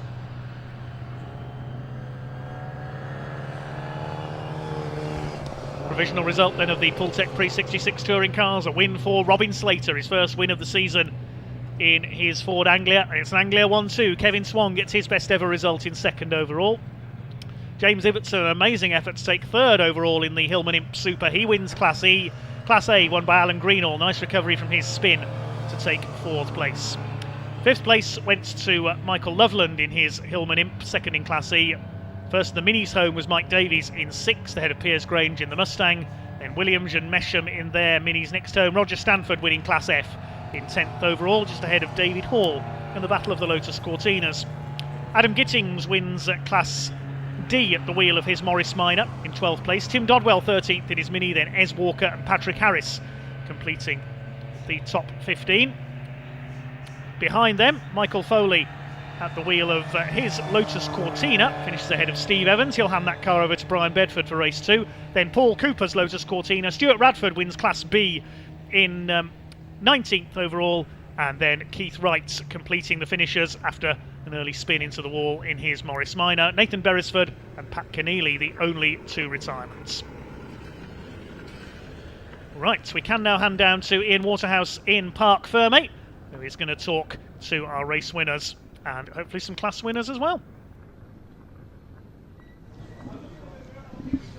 Well, hello everybody, welcome back down to Parc Ferme for the pre-66s. Here they all are, what a sight they make, don't they? Let's go have a quick chat. We've got a number of the drivers up here. Kevin Swan over here coming home in 2nd place. It was Robin Slater picking up the win. I'm going to see if I can find a few of the chaps just to talk to, just to find out how. There's Alan Greenhall, of course. Gentlemen, how was it out there? Quite slippy and slimy. It was easy. Absolutely easy. It locked. It was a good exercise in opposite lock. A good. Do you know, I was down by the S's. Yeah. And I saw 10 times. I saw one of the minis go sideways down there. It looked really, really difficult to get the power down. Well, the minis love this weather, but us rear-wheel drive cars here struggled. Yeah. But it was fun. And I was following Roger, couldn't get by. Walk in the park it was. Absolutely so easy. I like that. Walk in the park. There you go. I was watching the afternoon. I think these guys are on Town and Countries or something. These Anglias. Yeah, Kevin was quick, wasn't he? Studded tyres next time.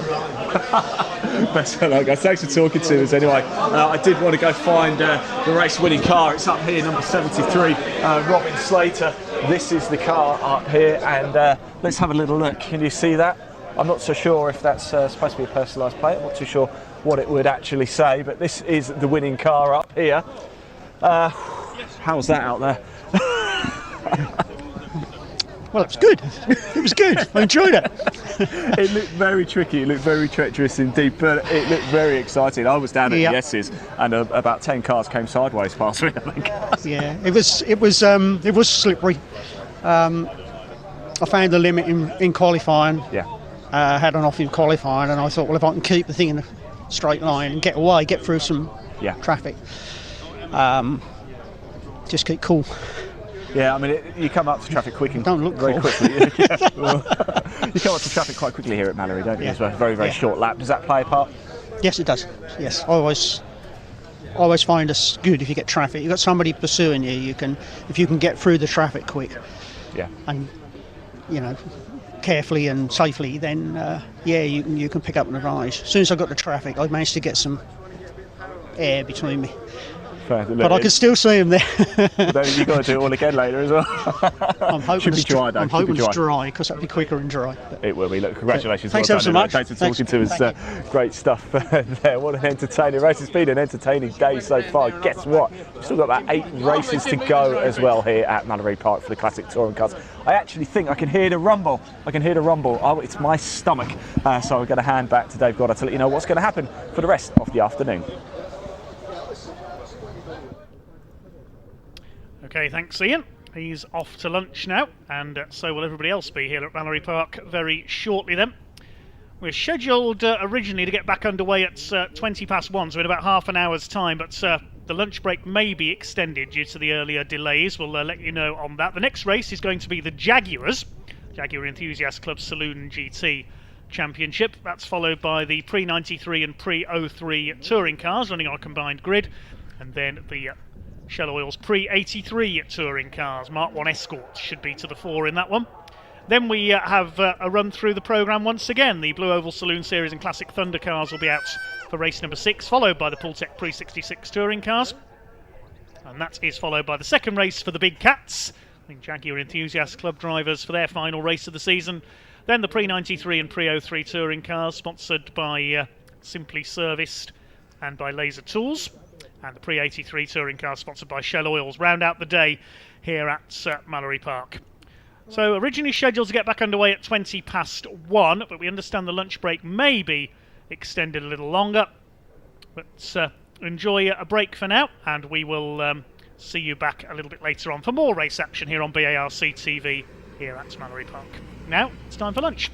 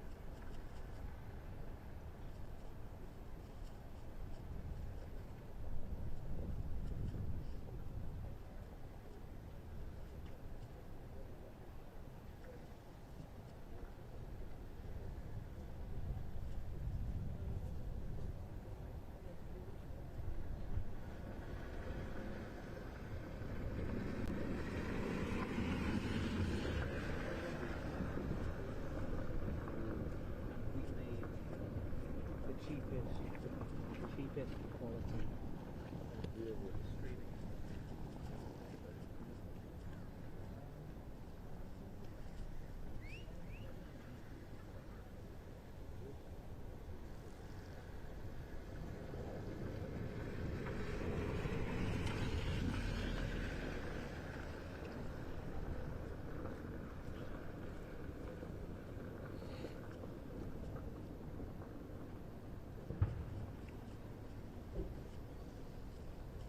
Hi, I'm Josh Ronchetti from Jaguar Racing, and we'll be racing this Sunbeam Lotus in the 2021 season.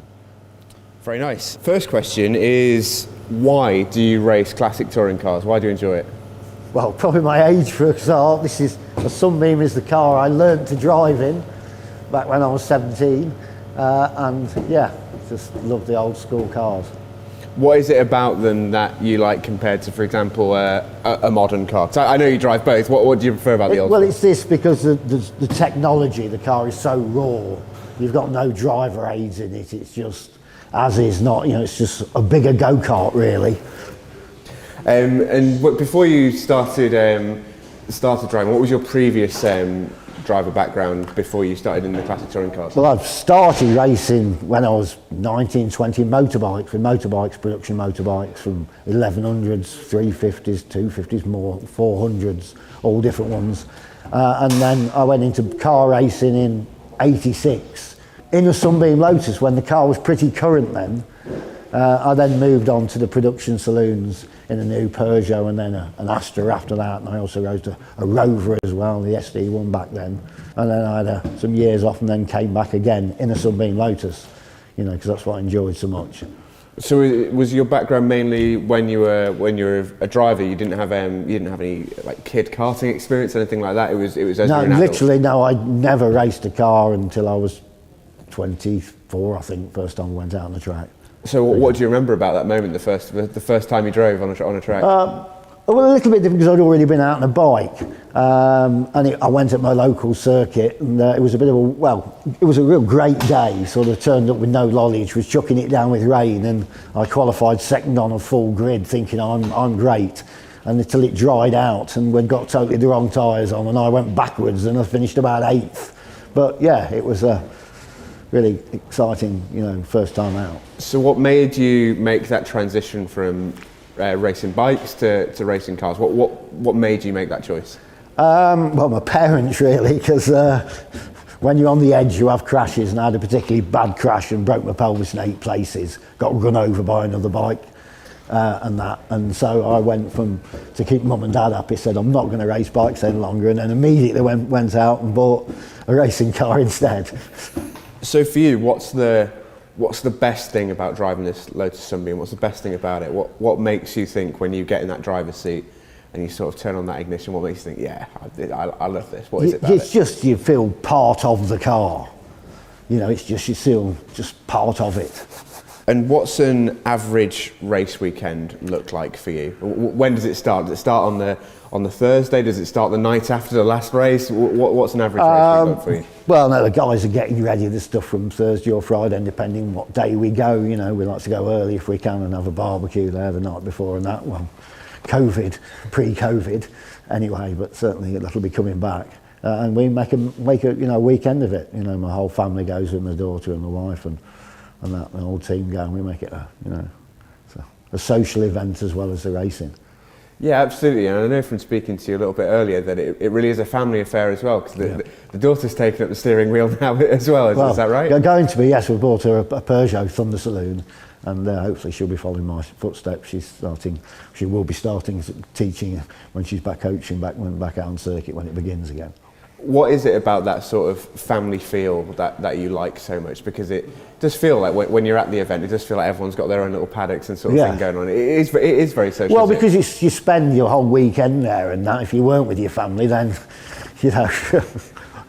And what inspired you to get your daughter involved, or did she come to you and say, "Dad, I want to do this"? Well, she's always like the speed and stuff, and on the roller skates and everything else, and I got a little off-road go-kart, to play on and that, and she just loves racing around in that, and it's sort of already been out on the track day. When she was 17, she'd passed a test within 3 months, and the month after she was out on a track day.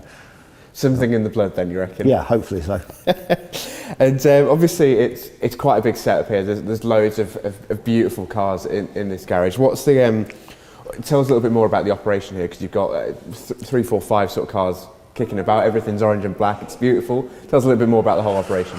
Well, this is a workshop. We keep my racing cars, but we also, my business pro driver, we move about 1,000 cars a week nationwide. We also maintain and look after a fleet of non-fault accident hire cars for things like Range Rovers, Mercedes and BMW. We maintain and look after all those and deliver them direct out to the customers. We move company cars for people such as Next, all different manner of things we do to, moving cars, managing them, whatever the customer wants. And we're now Porsche's official logistic partner for Porsche GB, which is a great thing, and shortly we'll be start to be bringing all the service vehicles in for all of the Porsche customers around the UK. And that's the sort of the upstairs, the outward facing Yes. company. This is the below deck sort of hub where you've got all your race cars. And what's happening down here? You've obviously got some lads around constantly making changes and alterations. What's the sort of average day in here look like for you? Well, generally they're working on the customers' cars, and that they only fit in mine in between. So we've got our own fleet of 20 odd vehicles, vehicle transporters, and that they have to maintain those, all the trailers, I say. Also the fleet of customers' cars that belong to the fleet that we look after. And you mentioned that it's that your daughter's getting involved in the scene now as well. How excited are you for her to actually get involved and in the car? Or as a dad, you're a little bit nervous, or are you just waiting for her to get out? Well, I know not to be. There's that thing with pushy dads. I'll let her do it at her own pace. So I'll leave it at that, because you need it to be in you, not somebody can't push it out of you. You need to want that desire to win. And can you remember what you felt when you were her age, before you started obviously racing your bikes at that sort of age? What was in you that made you think, yeah, I want to race these bikes? Have you always sort of been that sort of speed junkie? Is that sort of what's within you? I suppose I've always like that. Yeah, it was, and I know I was good at it. That's a bit of a strange story, really. I think I went to private school, and I was bullied around the local villages. A lot of places I couldn't go to, and I'm not ever been a physical violent type man, but on a motorbike or later in a car, I'm frightened of nothing. And I suddenly found that I then went out and started racing on bikes, and suddenly I earned the respect of people. They looked above that, that he's just mum and dad, he's a posh kid, and then I got the own respect from that. So. See, that's a lovely story, mate. Thank you for that. And in terms of the actual racing last season, weird season, goes without saying. It's been a weird last sort of year. What are your thoughts on it? 'Cause obviously it's very different, but you were still out there racing. Yeah, well, it was great to be. I'd had an 8-year layoff of racing and came back, and it was a bit of an odd season. We got everything sort of ready to go, and then the season went to hell. But yeah, great to be back, and great to be back out on track. Had a couple of good results, had a couple of wins, so that was great to be back out. How much did you miss it in that time off?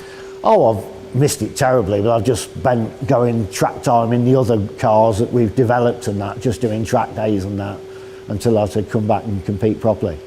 And in terms of being back, obviously you had last season, a little bit of a starter, if you like, get yourself used to it again. Yeah. 2021 now. Yeah. What are your thoughts on being back? Obviously everyone's excited, hopefully with the reduction of restrictions, etc. Hopefully in the future as well. How excited to get going again? Yeah, it is. Yeah, I can't wait. To get out.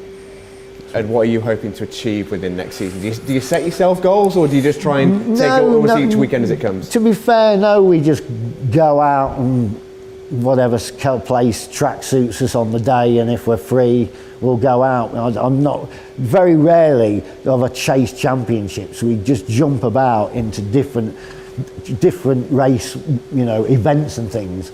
My thing is, I think I did count one in one particular season. I worked out I'd raced against 350 different drivers in 170 5 different types of cars in about 12 different championships. You know, so that's what I like doing, pitting me in the car against as many different people across the board. And is that what you particularly like about this one? Because it is almost like an underdog car, because it is older, it is more raw. Yeah. Do you like testing yourself against the sort of newer cars? Well, I do, because this car is just, the development has gone into it, you know, has made this, on paper, should just not be as fast as it should be. You know, if you compared against the likes of a Sierra Cosworth and things, which were a generation ahead, but the development Philip Seaman Motorsport have done over the past 18 years, you know, have made it from, I think when the first time we went to Mallory Park in it, we went round in 59 seconds. And the last time we were there, we were in 48 seconds. You know, we were 10 seconds a lap faster around a mile-long circuit. Well, 1.3 miles, you know, in the development we've done, and that's a hell of a lot of time, 10 seconds a lap. Yeah, absolutely huge. Just a couple of things I wanted to ask you that are a bit more personal to you. First off is the colour scheme. Obviously, orange and black is everywhere we look around at this garage. Yeah. It's on all your cars. It's on the clothes. It's not even on the shoes. Yeah. What was the thinking behind changing the colour scheme? What was the story? Well, originally we were black and with a blue logo, and I bought a Renault Clio Cup car to go in the Clio Cup Challenge, and I thought, how are we going to make this look different? And we tried various things. I bought a black car, and when we went with the orange, and it was so vivid. Then we did the wheels, and then I said, right, we've got to do the sunbeam to match. And then I said, well, hang on, I like that much. All my staff uniforms are going to go to that, and as you'll see when you go to my staff, everything is black and orange, and it's just you know, that's one of the, when Porsche GB came here to meet me, they came around and looked at this place, and they loved the black and orange. He said, this is just, you know, what Porsche is about, you know, and you know, that's, so I feel very happy with the choice. Absolutely, and the last one was just the mascot that I can see just behind you in the windscreen there. What's the story behind that one? Does that have a name? Well, it's just a little devil, and he's been there since 2002. As all my cars have got little mascots. Any story? Was it given to you by anyone, or was it just? The wife gave me that. Yeah, Susie, the wife gave me that one. I think my daughter Jet gave me the one for that one. So. Has it been a good luck charm for you though? I think so. Yes, over the years, yeah. And what did you mention there? What was the thing about the Bullet? Was it? Well, the car has been named the Bullet. The nickname is the Lotus Bullet. Very nice, and for obvious reasons, I'm guessing. But yeah. But how nice is it to sort of have a car that you're so familiar with that you've even got its own cool nickname? It seems to be almost. It goes with you, doesn't it? Yeah, people know that. People go, oh, the Sunbeam Lotus Bullet, and people know this car. You know, it's a. And we've not finished. We'll continue with the development on it. Well, hopefully we've got some few modifications going on it this season, and there'll be some more for the following season to hopefully go a bit quicker and a bit quicker. How long do you see yourself carrying on doing this for? As long as I can keep, get me in over the roll cage and keep driving. Because we see on certain other tours and stuff like that, we see some real old guys and girls going away. Is that your plan? Is it just keep on going as long as you physically can? Yes, you'll be in there. Yeah, certainly. You know, like the late great Barry Williams. You know, he was on till 70, 77, 78 still racing. Yeah, that sounds like a great plan, mate. Well, here we are in the very impressive Norfolk workshops owned by Martin Reynolds. The man himself joins me now. Classic touring car racing regular, and it's fair to say, Martin, a classic Ford obsessive. Yeah, that's right. I'm Mr. Ford, they call me, of Norfolk. Yeah, I'm really passionate about my Fords. We've got a whole collection of cars here. Let's talk about them in turn. First of all, your pre-66 Ford Anglia. Tell us about that car. Well, it's got a 1495 with a 60 overbore in the, 1966 series. Pretty much standard, really. There's nothing really out the unusual on the car. We try and keep them as pure as possible, follow the regulations. It's a straight-lined period car. And in the shortened 2020 season, you came close to your championship in that car, I believe. Yeah, second year, second again in the championship. Came first in my class, which I was happy with. But this year it's going to be different. Moving on to the Mark 1 Escort. That was your first race car, I believe. First race car I ever had with the club. It was obviously red and gold then. changed it quite a bit since I purchased it, but that's where I started, and I've still got it and like to keep hold of it. Because you haven't been racing as long as many people think, have you? No, I started in late summer 2017. My first meeting was at Lyddon. I think that was around July, August time in 2017. You were a car builder for several years before then, I believe. Well, as a young lad, I used to build Ford custom cars, i.e. Mark 1s, Mark 2s, Capris, Cortina, you know. Yeah, I've always been a Ford man. And a new car for this year as well, the new for 2021 Anglia. Tell us about that. Yeah, that's a 2.5 Millington. Pretty much the same setup as the Escort Mark 1. Obviously, we haven't got the width on the axles, but we're hoping to make up for it by its agility around the corners once we get it set up. And you're looking for the Blue Oval Saloon Series title in that, because I think you were runner-up in that as well last year, weren't you? Yeah, I was runner-up in that last year, again to Piers, so unfortunately, but this year again, we're on it, and I'd like to see the Anglia go all the way. And we may see you out as well. You've still got the Mustang Mach-1 as well. Yeah, the Mach-1 sometimes comes out in Thunder if if my boss car's not running, because normally they run together as a series. So, but yeah, we'll no doubt we will see it before the year's out. And you've got a couple of new builds in the pipeline as well, some rather different Fords. Tell us about those. Yeah, we've got a Ford Taunus, 3 litre, a real period Australian and South African car, made in Germany, lots produced overseas, but not many in this country. Yeah, that is going to be something nice and period for pre-83. It's a 1969 car, but obviously it'll be racing with pre-83s. And of course, you got to tell us about a little bit about the Ford Classic as well. Yeah, the classic console. That's something a little bit different. It's got a V8 351 stroker engine in it. It's got a cold frame chassis, so we can run in Boss. Yeah, so we're going to hopefully run in Boss and hopefully Thunder. So that'll be for next year. And you've even done a bit of short oval racing as well, I'm told. Yeah, I do. I do a bit of practicing on short ovals at Swaffham and a few other circuits. That's always been my passion, has been short circuit racing, the ovals mainly, hot rods and super stocks. That's where I get my passion from. 304. Derek Fisk was my hero when I was a young lad and followed him for years, and he's the man who really got me really going. It's fair to say that within the Classic Touring Car Racing Club, your career, despite being a relatively short racing career, is probably one of the most varied, isn't it, among all the drivers? Yeah, I suppose it is really. I think that's because my passion of just getting out there and enjoying my racing with both series. I've got some really great mates, although they're my enemies on the track as such, but I really do enjoy being in the club environment. Why do you choose to base yourself with the Classic Touring Car Club? I think it's because that's where I started. You know, with the red Escort Mark 1 behind me when it was red and gold. That's where I started, and I think obviously the Boss, the Blue Oval series, has always been the series I wanted to be in, and yeah, I think that's where I'll keep going. Really, I'll just enjoy it, and I enjoy the people that's racing in it. What does an average race weekend look like for you? Because you always take 2 cars to events and race in 2 different categories. Does that make it more stressful for you? Yeah, it can do, especially if you only got one mechanic. So basically then, I'm doing a lot of the work myself as well. But, there's always, in the paddock, people help you. It's a friendly club. Everybody wants to see you out. If you're getting a little bit stressed or behind for getting the next race, someone's willing to help you all the time, no doubt at all. Really helpful club. Tell us a bit more about your operation here. It's quite a sizable setup you've got, isn't it? Yeah, well, it's an engineering-based outfit here. We do a lot of steel work and fabrication. We have a workshop that does the maintenance for the vehicles we run here, and that's hence the reason I use this workshop for my race cars.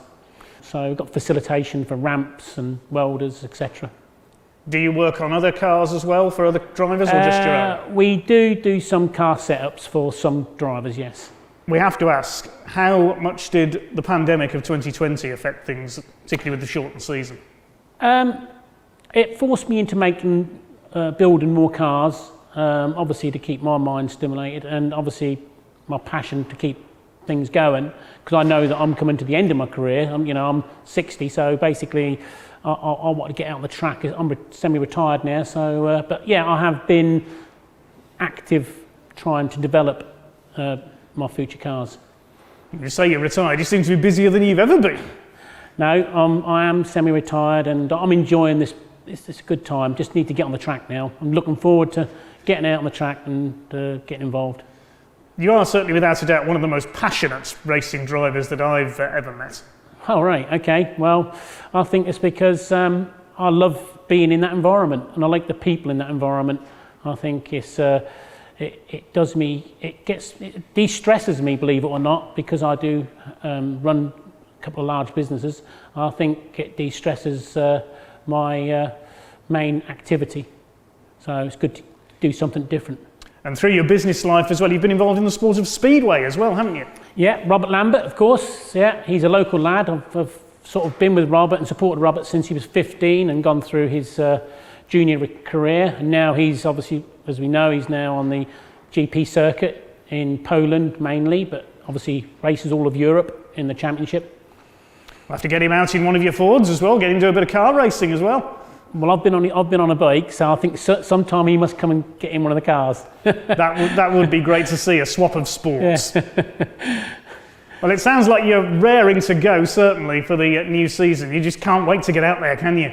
No, I'm passionate about driving and I racing, and I just enjoy the weekends. It's what I do. I've always done sport all my life. I've played roller hockey, squash, football, quite sporty. So I've always wanted to be involved in some sort of hobby, which is sport and touring.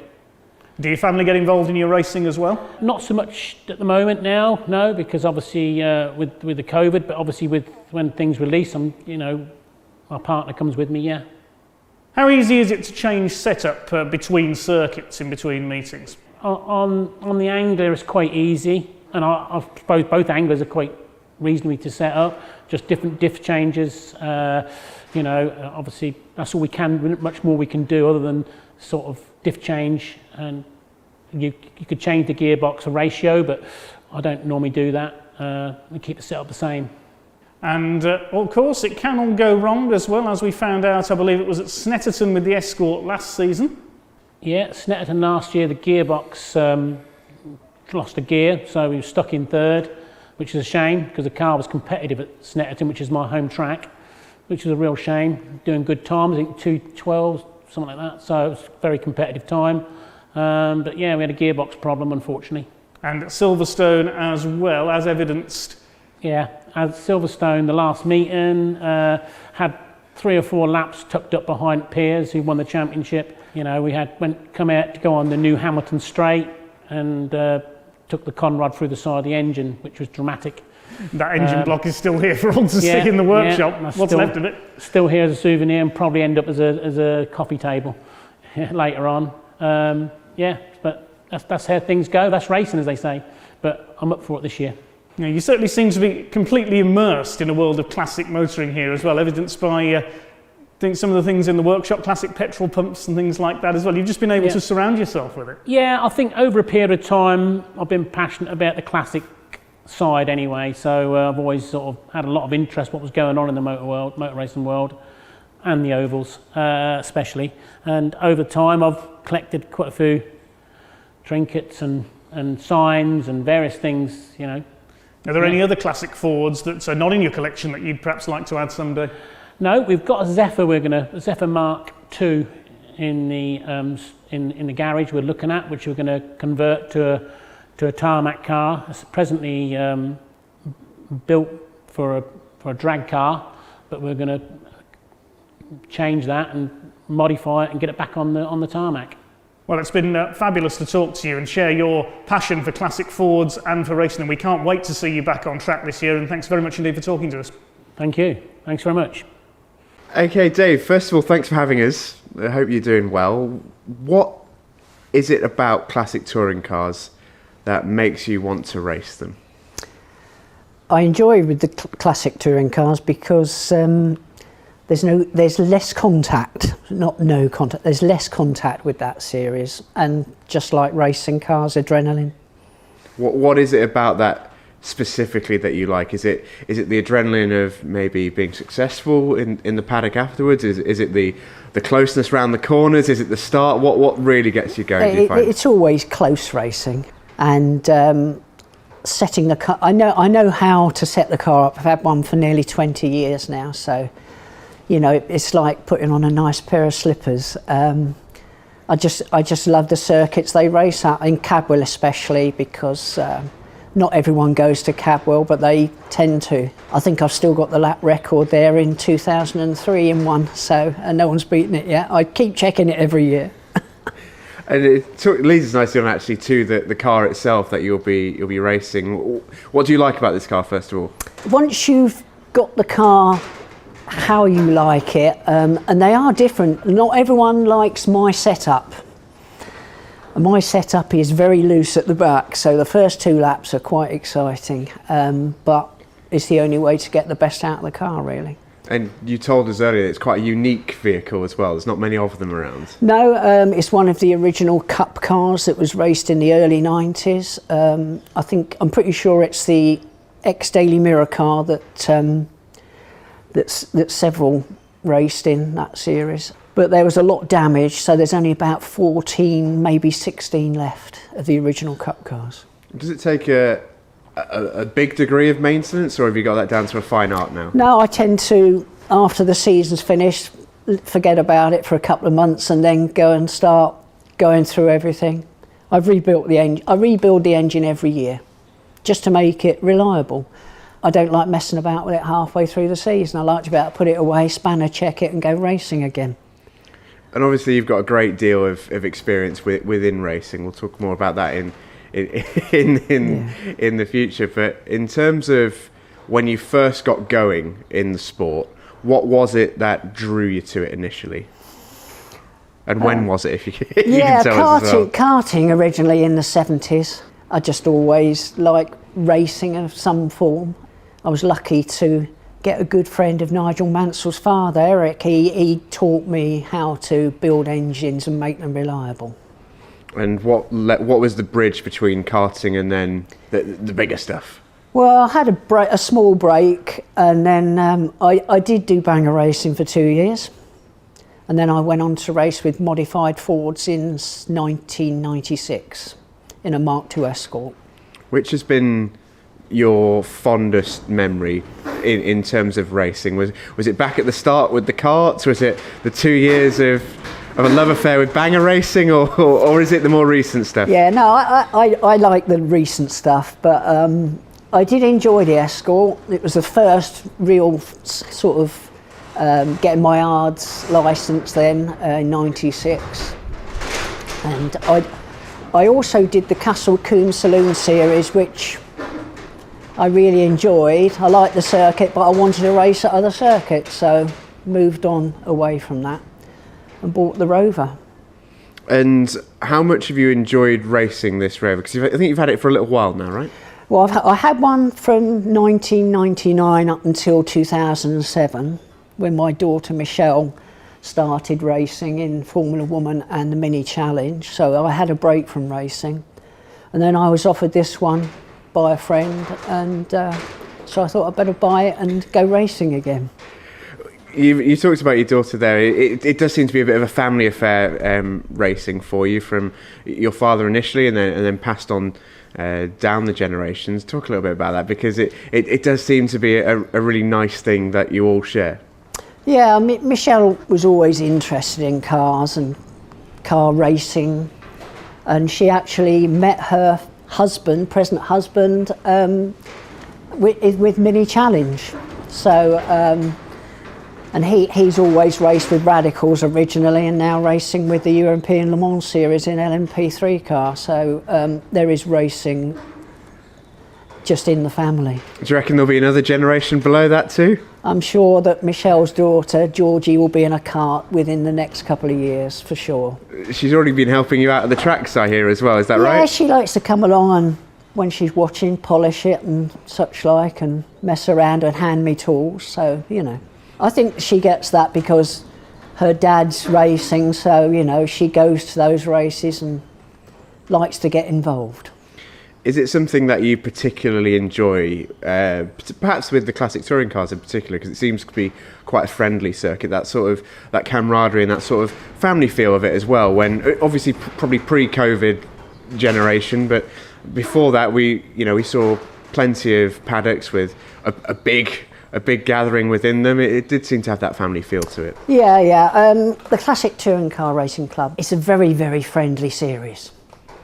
I already know quite a few of them from previous years in it, but it's certainly a lot more friendly.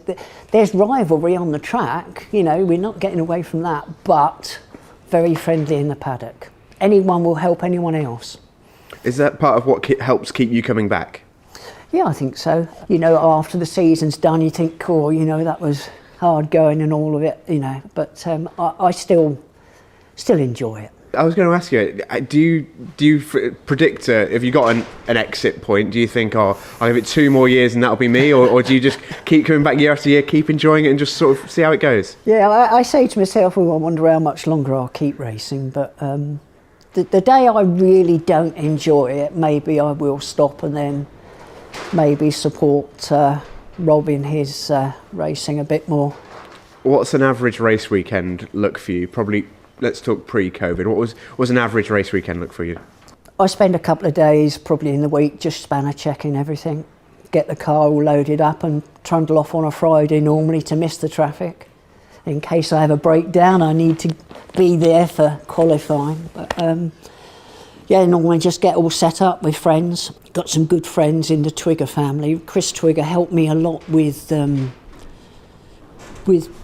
settling this particular car and getting it just right. But sadly he's got motor neurone disease and he's really suffering from that. And I've always tried to help Kaylee's daughter in a bit of advice, with racing, and I've always told her when we go qualifying, just stick to the tail of my car and you'll be able to qualify well, and she can really drive well now. But yeah, the friendliness is, if you've broken something and someone's got something, they will lend you it, or help. And it seems to be a beautiful mix in so many different ways, because you've got so many different cars, first of all, from different generations, from different eras, but so many different drivers too. You've got some young up-and-comers who are maybe competing in their first ever racing series, and the likes of yourself who've been competing for years and years and years. Yeah. That's quite unique, I think, right? Sure, yeah. It's you get a few that think they're touring car drivers and then suddenly calm down a bit, but I'm always going for it, but I won't drive into people to pass them. I'll certainly stick it in there and defend to the utmost. I actually learned quite a lot from following some of the original drivers how to defend, so they'll probably learn from that. And in terms of the actual racing season last year, obviously a very, very different season for obvious reasons. How did you find it? Did you still manage to enjoy it despite missing elements of it? Yeah, it was okay. The social side of it, obviously we couldn't get as close, and most people did actually do the social distancing correctly, and it was okay. I just got in the car, got it all ready and went racing. It was more or less the same. And how did you find the actual racing itself, the championship overall? Yeah, it was good. There was a reasonably big field, and I think this year there's going to be a massive field. The grids are going to be full up, absolutely full up, I think. In terms of your own performance? Okay, shame the gearbox played up at Snetterton, but I won a few of my class races, and I think I was third in the points overall. Unfortunately, we had a BMW in there that was really quick and handled really well, and I can't get near him. But in my class, it was good.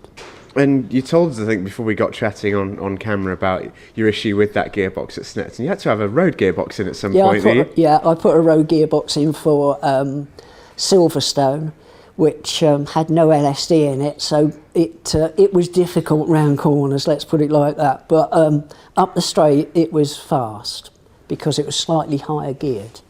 And do you set yourself targets, thinking about the season upcoming? Do you think of events that you'd like to win, or points that you'd like to accrue, or particular people you'd like to get above if you can in the standings? Yeah, to be honest, I never think about winning a championship anymore. I just go race from race.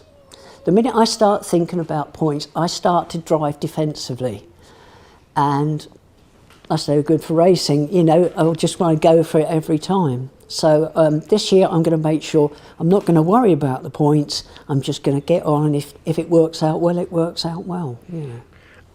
I feel like you're such a good advertisement for why people should drive in the classic touring cars. Could you put it into your own words why you enjoy it so much, and why somebody who might be thinking about it should really think about giving it a go? Yeah, I run it on quite a tight budget.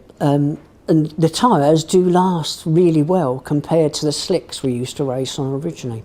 I'm lucky I can fix everything myself on the car, and I keep a really tight budget on it. So I can race probably as cheap as most sports. There are people that have teams that go, but the team is me. I'm the mechanic.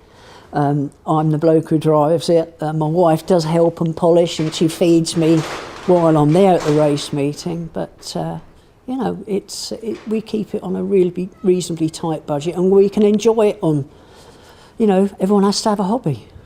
And in terms of the specific sort of camaraderie and the togetherness of the drivers, the friendly feel that you mentioned, that's something to be cherished in a certain type of way, isn't it? Yeah, we're always pulling one another's leg and things like that, you know, and you know, if someone goes off, you know, what were you doing going off there, you know, sort of thing. It is a really friendly series, there's no doubt about that. As I say, I've known a lot of the drivers for years, and I mean like 20 and 30 years, so, yeah. I just want to revisit a moment that you talked about before. Yeah. What would you say would be your favourite racing memory if you had to pick one? Winning the Super Coupe Championship in 2004. That's quite a quick answer. There you go. Why that one? It was a hard series, and there was some really good racers in there. It was the 1 year I had sponsorship for my tyres, and it made all the difference. It was that half a second a lap. And I think I qualified out of 14 races on the pole for 12 for the race meeting, so I'd got the car just right. And I stupidly sold that car, but there you are, when I stopped racing. Can you talk a little bit about what made you get back into racing? Because I know you said you stepped away for a few years, you helped your daughter build up her standing within the sport. What brought you back to it? I just saw the car advertised and I thought, oh, that's a nice looking one. And I just rang the chap up and, you know, Pete Winston, and I said, oh, I think I better have that car, Pete. I can drive it better than you. Yeah, just went and bought it then. I thought, yeah, we'll have a go at that again. Did you have any naysayers within the family who were like, oh, not again? Or were they very supportive? No. You know, my wife's always supported the fact that you have a hobby. Unfortunately, at the time, I had my own plane that I fly from here, but I've actually sold that, and that financed the car racing, so I've gone back to that. Did you ever have the chance to drive with your daughter at competition, or were you always separate? Yeah, we raced at Snetterton in her BMW Mini Cooper, John Cooper Works, from the Mini Challenge. We raced in a 2-driver race there, which was good fun. I'd like to do that again, actually. Think you'd have more of a chance now you're both a bit longer in the tooth? Yeah, no, it'd be all right. I think Michelle, because I know she's still got the car and it's all ready to race, and I keep being reminded of that. So we might do a few races together. It's nice, isn't it, to be able to talk about stuff that we might be able to do in the future now with racing. It feels like we're sort of starting to think about turning the corner with the whole pandemic. Is there stuff that you have got to the point now, maybe in the last year you've had the sort of realisation when we've had stuff taken away and we've had less available to us, that you look at stuff and think, well, I'd actually quite like to give that a go that I've not tried before, or you'd like to revisit that in your motorsports career? Yeah, I'm so good at setting this one up and getting the best out of it, really. I'd be hard pushed to come away from the Rover. I wouldn't mind racing an American car, I must admit, but it's a lot of money. I'd have to win the lottery for that one. And just the last thing on this car, the design is quite, I'd say, unique in a way. It's very vivid. Is there any particular consideration, or is it just how it came, or is there a meaning behind any of it? Yeah, it's very aerodynamic, but it's quite a heavy car and a heavy engine block, so you do suffer from understeer if you haven't got the car set up right. And setup is critical, and I mean attention to detail every time with it. And in terms of the colour scheme and how it looks? I left it white because it was a ex-Daily Mirror car. I think it was Lance Ellington who raced it in the original series. I wouldn't mind putting it in the Daily Mirror colours if they'd like to sponsor me. But no, yeah, I like red. I've got to have red on a racing car. It has to have red on it. Old school. Red for speed and success. That's it. That sounds good to me. I think that's all I wanted to ask, Dave. Unless there's anything you wanted to say as part of this. No, I've really enjoyed it. It's nice to be able to watch some of our racing on television. For the people especially that couldn't come last year and may not be able to arrive and come to the meetings, at least they can see the racing. And you can see where you went wrong and the things you've done wrong, wrong, and you'll hopefully correct next time. Do you still do that? Do you get in the analysis booth, as it were, to watch your races back and think? I do. I watch them back. It's important with any form of racing, I think, to watch how the car's reacting. I've always liked to watch Kaylee's GoPro footage. If she's behind me, I can see exactly how the car's, because I'm going for it, because she's an extremely good driver and she keeps me honest, that's for sure. And she's got the other Rover Tomcat that's in my series.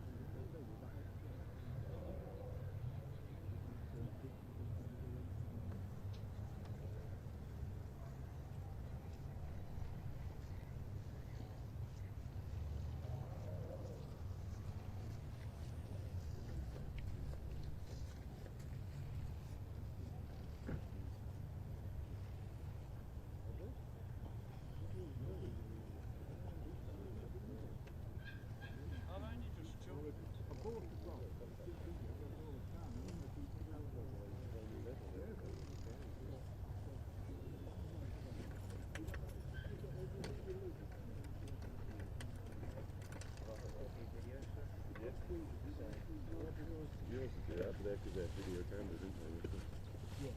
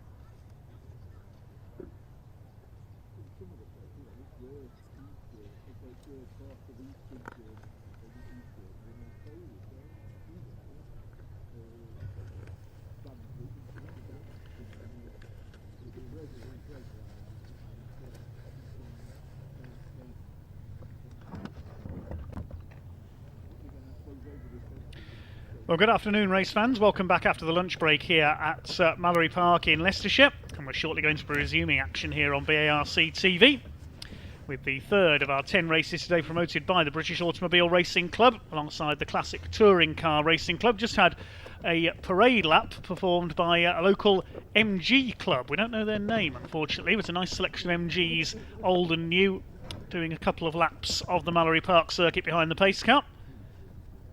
Just heading off the circuits there back to watch the afternoon's racing. Next on track today will be another famous British marque, not MGs, but Jaguars will be our next race of the day, the Jaguar Enthusiasts Club Saloon and GT Championship. And the battle for the championship should be fought in Class B. There are 4 classes out there today. Class A for the road standard cars, then it progresses up through classes B, C, up to the full race modified machines running in Class D, but it's in Class B for the slightly modified cars where we should see the battle for the overall championship between number 24 Michael Seaborn and Tom Lenthal, number 7. Well, he's normally number 7, in fact today he's number 58 because he's using Derek Pearce's car. We've seen him in Class C for most of the season. He's already secured the Class C championship, but is now running in Class B in Derek Pearce's XK8, trying to beat Michael Seaborn and win the class and overall title. So the Jaguar Enthusiast Club Saloons and GTs will be up next. That's followed by the combined grid for the Laser Tools Pre-93 and Simply Serviced Pre-03 touring cars. Then we'll have the Shell Oils Pre-83 Group 1 touring cars. And then a repeat of the morning's 2 races, the Blue Oval Saloon Series and Classic Thunder Saloon, sponsored by Burton Power and Edmondson Electrical. Then the Pultec Pre-66 touring cars round off their season in race 7 of the day.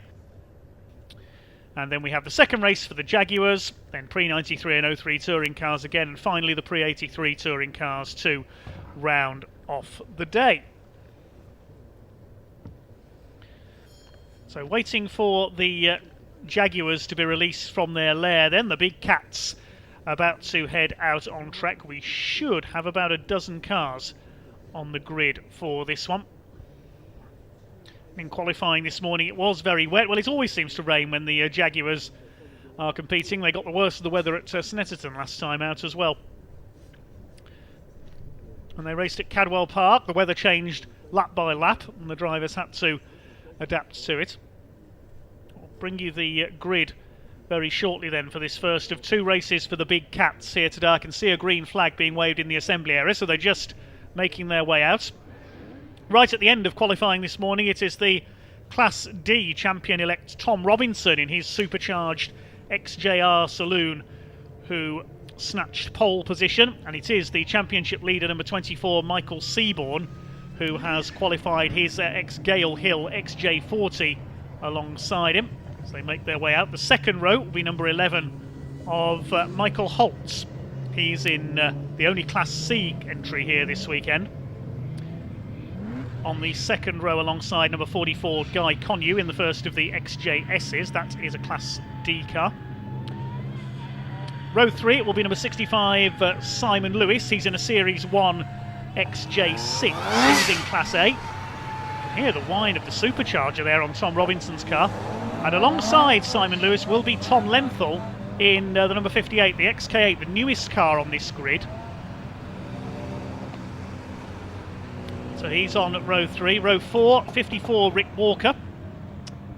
He's running in Class B.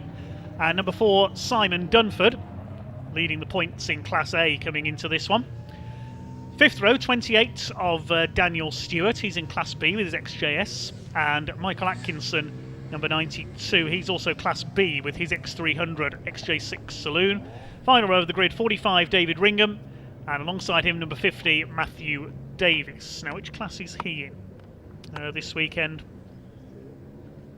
XJR6 in Class A, so 2 Class A cars for the standard machines on the back of the grid. So 12 Jaguars for a 15-minute race.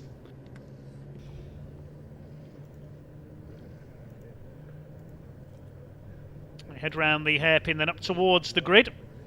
Tom Robinson will be the favourite for overall victory. The main focus is going to be the battle between Michael Seaborn in the Castrol liveried XJ40 and the XK8. You can see has got some front-end damage. Tom Lenthal had an off in qualifying this morning, which has restricted him to 6th on the grid, and it's going to be an interesting battle here between those two. See who's going to take the championship.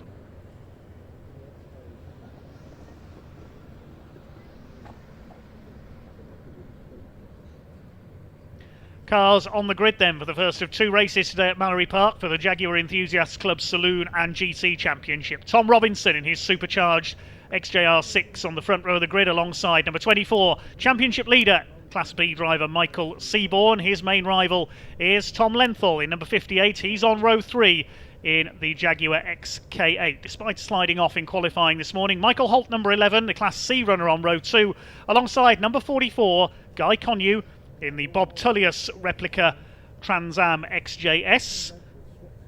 Possibly a problem there, number 65, Simon Lewis at the back of the grid. I'm not too sure what's going on there. Simon Lewis, the Series 1 Jaguar. He should be on row 3 alongside Tom Lenthal. So whether he's had a problem there, I wonder if he's had a spin on the green flag lap there.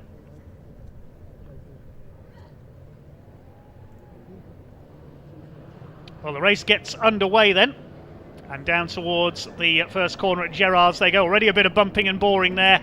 Tom Lenthal trying to get ahead of Michael Holt, but it's Michael Seaborn who's got away well in the XJ40, and he's going to go round the outside of Tom Robinson, who I think had problems getting the power down there in the supercharged XJR6, and he could have dropped to second here as they come through Gerrard. Yes, it's Seaborn who's got the lead. You can see them sliding there. It is still very slippery out there, even though the rain has stopped. They thunder their way onto Stevie Straight for the first time. Simon Lewis, who started from the back in the Series 1 XJ6, trying to make his way through, but it is the Castrol liveried number 24 who's got the lead. Tom Robinson is going to have a handful here, trying to monster that supercharged machine around. He's in second. The rest of them thunder through behind. A spectacular sight they make, these big Jaguar saloons. Number 50, Matthew Davis at the back of the field there in his XJ6. Seaborn leads into the hairpin from Robinson. Third is Connew, and Tom Lenthal's already up into 4th in the XK8 ahead of Michael Holt. Simon Dunford's got a good start, number 5 into 6th position, points leader in Class A, looking to seal their title today, but it's Simon Lewis who was the best qualifier in Class A. Not sure why he started from the back of the grid though. Over the line go the leaders. It is Seaborn who leads the way. Look at him snaking around there, under braking for Gerrards. That tells you how slippery it is. Goodness me. Lenthal ahead of Holt, so he's in 4th position overall. There's Lewis who's coming through from the back. Tom Robinson, well, he's going to have 2 handfuls here with that's the most powerful car on the grid, certainly. He's trying to get up alongside Michael Seaborn. Look at them twitching around. You'd think they were racing small hatchbacks. These are massive, heavy Jaguars, and Robinson using the power of the race-modified number 4 to go into the lead there, around the outside, into the S. That was just pure power. Trying to find a drier section of track to get that power down. You can see them twitching and bouncing around on their suspension. He's gone straight on. Oh, Robinson's overcooked. He's going off. Oh, disaster for Tom Robinson. I don't think he quite clipped the tyre wall there. I think he got the car stopped in time, but that shows you how hard these cars are to handle. Seaborn out front, and by a handsome margin over number 44, Bob Tullius, aka Guy Connew, in the American Trans Am replica XJS. 3rd place is now Michael Holt, number 11. He's got back ahead of Tom Lenthal. Runs a Jaguar and Land Rover specialist garage down in Sussex, does Tom, racing Derek Pearce's XK8 today. Tom Robinson has got going again. There he is. He's come through in 5th place. That was a nice recovery after going straight on at the hairpin. He didn't hit the wall. So easy to do there at Shaw's hairpin, whatever car you're driving. It's a very tricky corner, that one. But Seaborn with a clear lead. He's yet to take an overall win this year. It is, of course, a class-based championship, as we've already explained. So Seaborn, can he take an overall win. This would very much put him in pole position for the championship this year in his first full season of car racing. Only made his debut in this ex-Gale Hill Jaguar last season. Gale, a leading racer of Jaguars, Mustangs, also a leading player in the British Women Racing Drivers Club. Great to see her back out at the championship someday.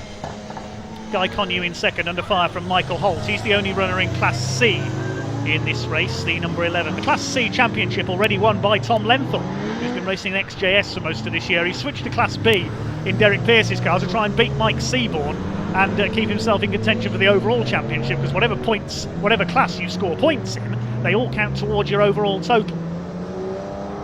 There is Lenthal. He's dropped back to 5th behind Tom Robinson, who's trying to make his way back up the order after that off at the hairpin. Compared to the cars we saw in the earlier races for the pre-66 cars, the Minis, Anglias and so on, they almost look like limousines, these big Jaguars, don't they? Look at Michael Holt round the outside there of Guy Connew, and Robinson having a go as well. Now Connew is the only other Class D car in this race. He might lose out to Robinson here. Holt's already gone through. Robinson wide again. He's really taking some risks in that number 4 car. Now he's up with Holt in the Class C car. He's going to try and take second place back. He's taken the lead of Class D from Guy Connew there. Hope he's not going to go straight on again on the hairpin. Oh no, Michael Holt's going to go straight on instead. He goes grass tracking and he's gone almost into the tyre wall. Guy Connew slides his way around like he's in a rallycross. Poor old Michael Holt. Well, at least if he gets going again, he'll still be leading his class, because he's the only entry in Class C. Class A is being led by Simon Dunford. There's Lenthal. He's come through. Holt's going again in 5th. It's slip and slide here at Mallory Park today. There's Simon Dunford in the background ahead of Rick Walker in the green number 54, the Jaguar Formula 1 liveried green car. Same shade of green as used by the Jaguar F1 team in the early 2000s. He goes through there past Dunford. Then it's Lewis, Daniel Stewart, Michael Atkinson and David Ringham. At the back of the field, Matthew Davis, number 50. Michael Seaborn leads, but Robinson has just done the fastest lap of the race, 106.331. Simon Dunford, number 5 there, leading Class A. He's in 7th overall.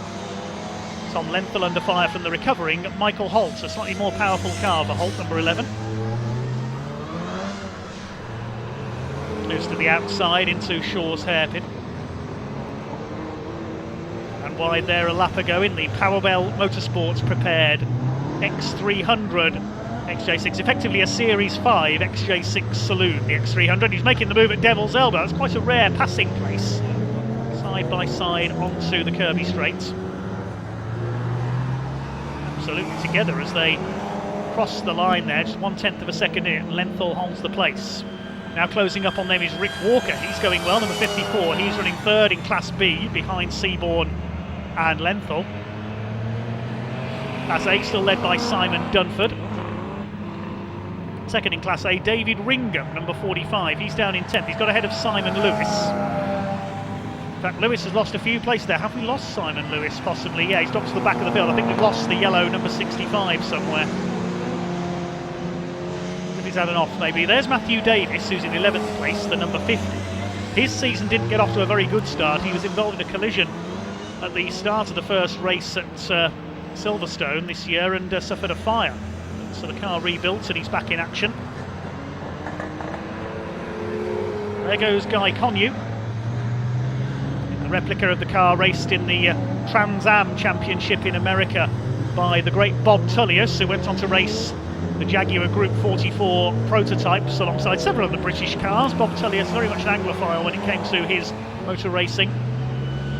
There's Tom Robinson now. Has he got the gap down to Michael Seaborn? Yeah, 7.4 seconds in it now. 105.035. His last lap was over a second quicker than there's our leader, Michael Seaborn. He'll soon have Tom Robinson up with him. It won't matter too much to his points total because they're in different classes, but Michael Seaborn would love an overall race win. It will be his first ever. Simon Lewis has now come through. He's still ahead of Matthew Davis, so maybe his transponder isn't working. There's the class standings. Seaborn leading Class B ahead of Lenthal and Walker. Class D led by Robinson ahead of Connew. Michael Holt the only Class C runner, and Class A's Dunford ahead of David Ringham and Matthew Davis last time through. Did Simon Lewis come through that time? No, I don't think he did. Wait to see if we can see the yellow Series 1 XJ6 or whether we have lost him, showing us 2 laps down. New fastest lap for Tom Robinson, 104.880 compared to 106.4 for our race leader. So the gap is coming down. There's Lewis. There must be a problem with his transponder because he is still there behind. Yes, it's been reinserted now. His transponder didn't work on the last lap. That's the reason for the confusion. So he is still there behind Rick Walker. His transponder isn't working. So that's the reason for the problems. Apologies for that bit of confusion. There's Simon Dunford, David Ringham in the green and black. No, Michael Atkinson in the green and black car, then David Ringham, the grey XJS towards the back. Throwing my timing screen out of whack here because of the issues. Oh, and Michael Holt's had a spin. That's coming out of the S's. Gonna have to wait, I think, for the next pack to go by him before he can rejoin. There goes Lenthal through into 4th position. Walker and Lewis have gone through as well. As we say, the confusion I had with the timing screen there is because Simon Lewis's transponder isn't working.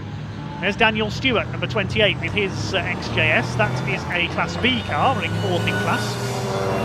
There's that lovely Series 1 XJ6. You can tell the Series 1 from the 2 and 3 because they have a larger front grille. Otherwise, they're cosmetically similar to the Series 2. There you can see that bit of damage to the 58 of Tom Lenthal after going off in qualifying. Through they go. Michael Holt's recovered. He's in 6th position after that spin. Daniel Stewart 7th. It's Dunford and Atkinson.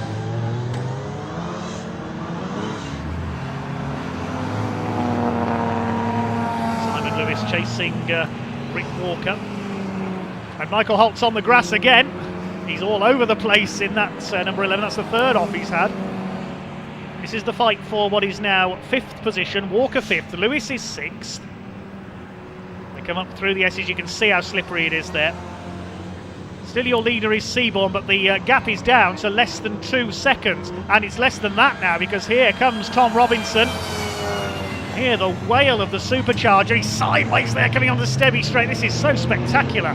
So leery from these cars. He's up the inside into the S's. He's going to take the lead from Michael Seaborn. Through he goes. Oh, he's leaned Seaborn wide behind the grass.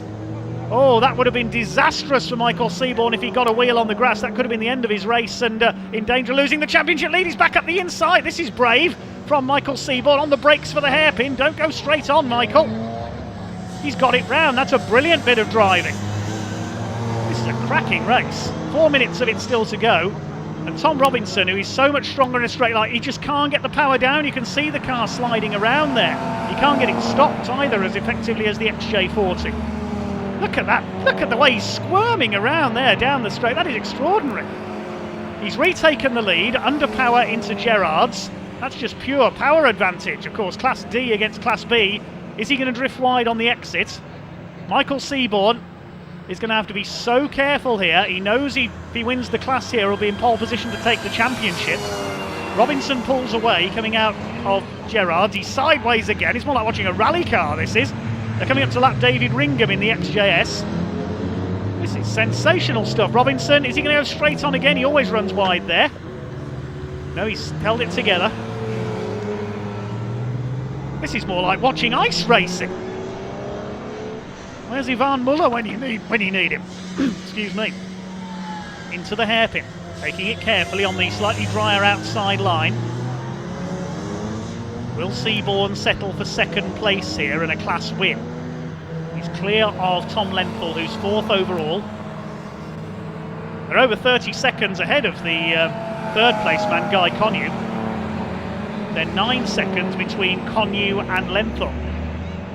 That's the advantage Seaborn has got then in his class. See a bit of damage to the front end. He tells us, Michael Seaborn does, that's always been there ever since Gale Hill owned it. Not my fault. Rick Walker looks like he's got past Tom Lenthal now.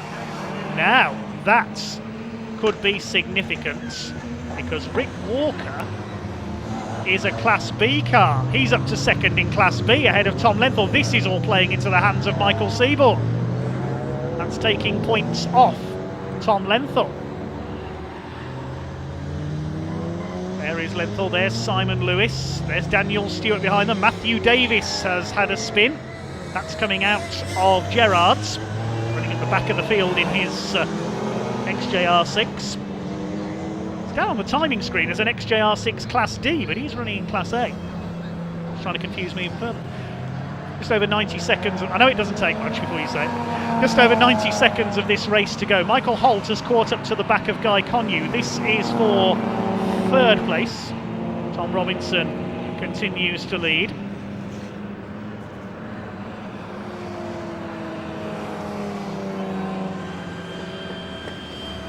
Robinson out of Gerrard's. He's got the overall win pretty much sewn up now. As long as he doesn't make a mistake, he's holding things together.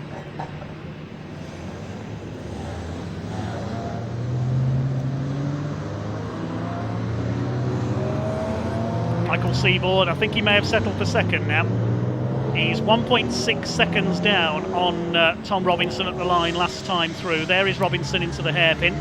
Again, taking the wider line, just taking it easy. But Michael Seaborn, if he wins this, wins the class in this one, he is going to be in pole position for the championship because Lenthal has dropped to third in class behind Rick Walker.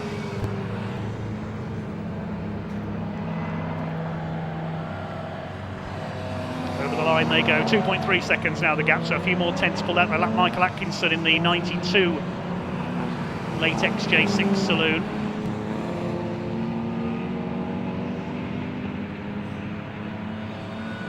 Simon Dunford will go a lap down as well. Still, is he still leading Class A? No, it's Simon Lewis, the Class A leader. Clock has counted down to 0.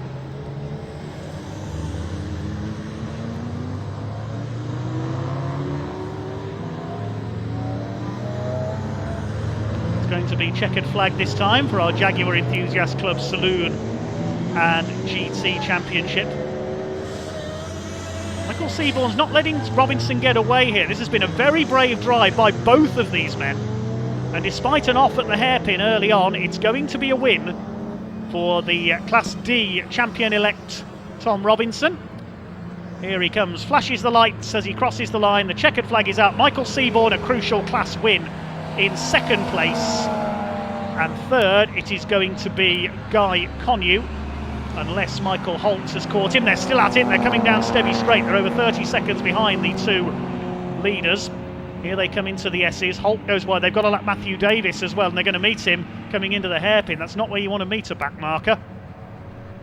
Now, can Michael Holt get on the overall podium? He's going to win Class C, but he would love a podium here. Guy Connew is going to take third overall if he can hang on here, and he'll be second in Class D. Through Devil's Elbow for the final time. The power of the XJS is going to tell here. It is a Class D car against Class C, so it'll be third for Guy Connew, fourth for Michael Holt. Over the line they come. Rick Walker is going to take fifth position, and more crucially for the championship, second in Class B. Simon Lewis wins Class C from the back of the grid, and here comes Tom Lenthal. Is Daniel Stewart going to beat him to the line? Not quite. There's 0.2 of a second in it there. So Tom Lenthal only third in Class. Michael Seaborn won't know that, but with Lenthal only third in class, that's taken points off him. Michael Seaborn is in pole position for the overall championship. Tom Robinson, that will, I think, win him the Class D championship for this year. He's third overall coming into this round in the points. And we will confirm the results in a second.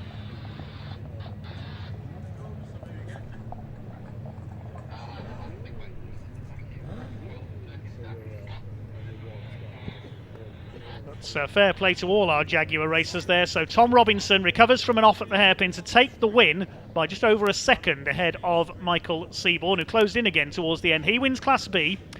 Guy Connew third overall, second in Class D. Michael Holt fourth, wins Class C, recovering from a couple of moments, including a spin in that one. Rick Walker takes fifth overall. Simon Lewis, an excellent sixth and the win in Class A. Tom Lenthal only seventh and only third in Class B. That could have implications. 8th, Daniel Stewart. 9th, Simon Dunford. In 10th place was Michael Atkinson, then David Ringham 11th and Matthew Davis in 12th place after a spin. All 12 cars making it home. Well done to them. That was very tricky conditions indeed. We can hand down to Park Ferme, and once the drivers have calmed their nerves, they'll be talking to Ian Waterhouse.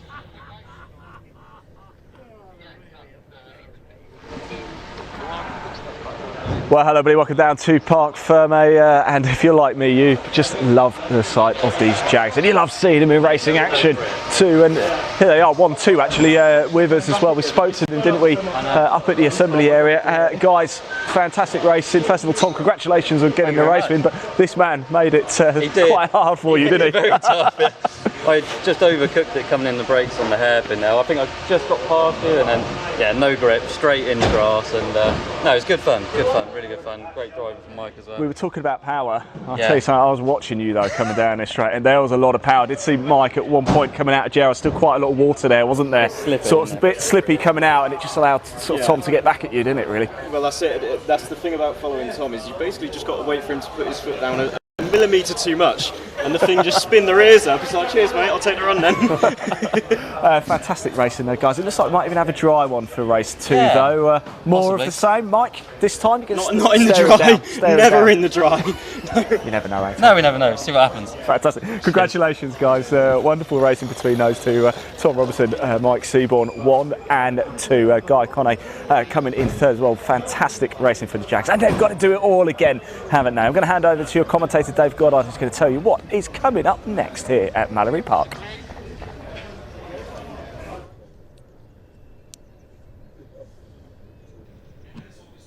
Okay, we'll shortly be underway with our next race then, which will be the Laser Tools Pre-93 and Simply Serviced Pre-03 touring cars. We should see a grid of 16 cars for this one combined across the 2 championships. Just looking for the points charts among my paperwork at the moment, so bear with me 1 second.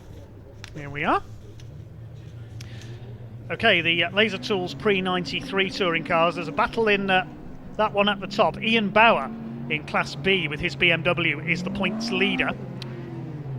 Class D runner Andy Sheraton, who is in the Laser Tools backed BMW, is second in that division. He leads Class D on 78 points. And David Griffin, Class B rival for Ian Bauer, is on 74. Andy Sheraton is here, but I think there's only 2 entries in his class, so he'll get less points than the BMWs who, in Class B, who have 4 entries in their class. As we say, it all depends on how many cars there are in your class, how many points you get.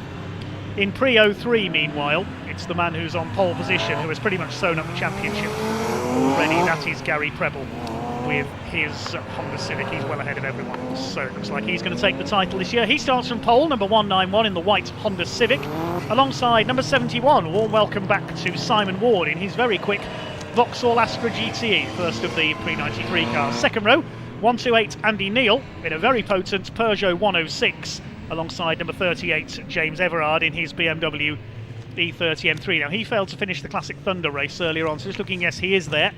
Row 3, 169 Ross Craig in his Honda Civic, alongside 25 Paul Hinson. He's in a BMW Compact. Row 4 are the championship rivals in Pre-93, David Griffin and Ian Bauer. Row 5, John Hillier, good qualifying effort from the BMW E36 Touring. Yes, that's as in estate car.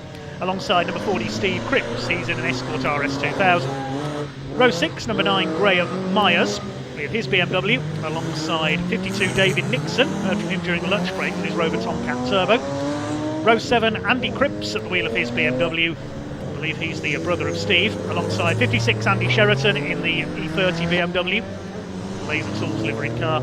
And the final row, 96 Matthew Howard, he's in Matthew Howarth rather, in his Vauxhall Astra GSI, and 88 Alan Hersey, used to race Reliant Scimitar, now in a BMW Compact. 16 cars out there then for this combined Laser Tools Pre-93 Touring Car Championship race and the Simply Serviced Pre-2003 Touring Cars.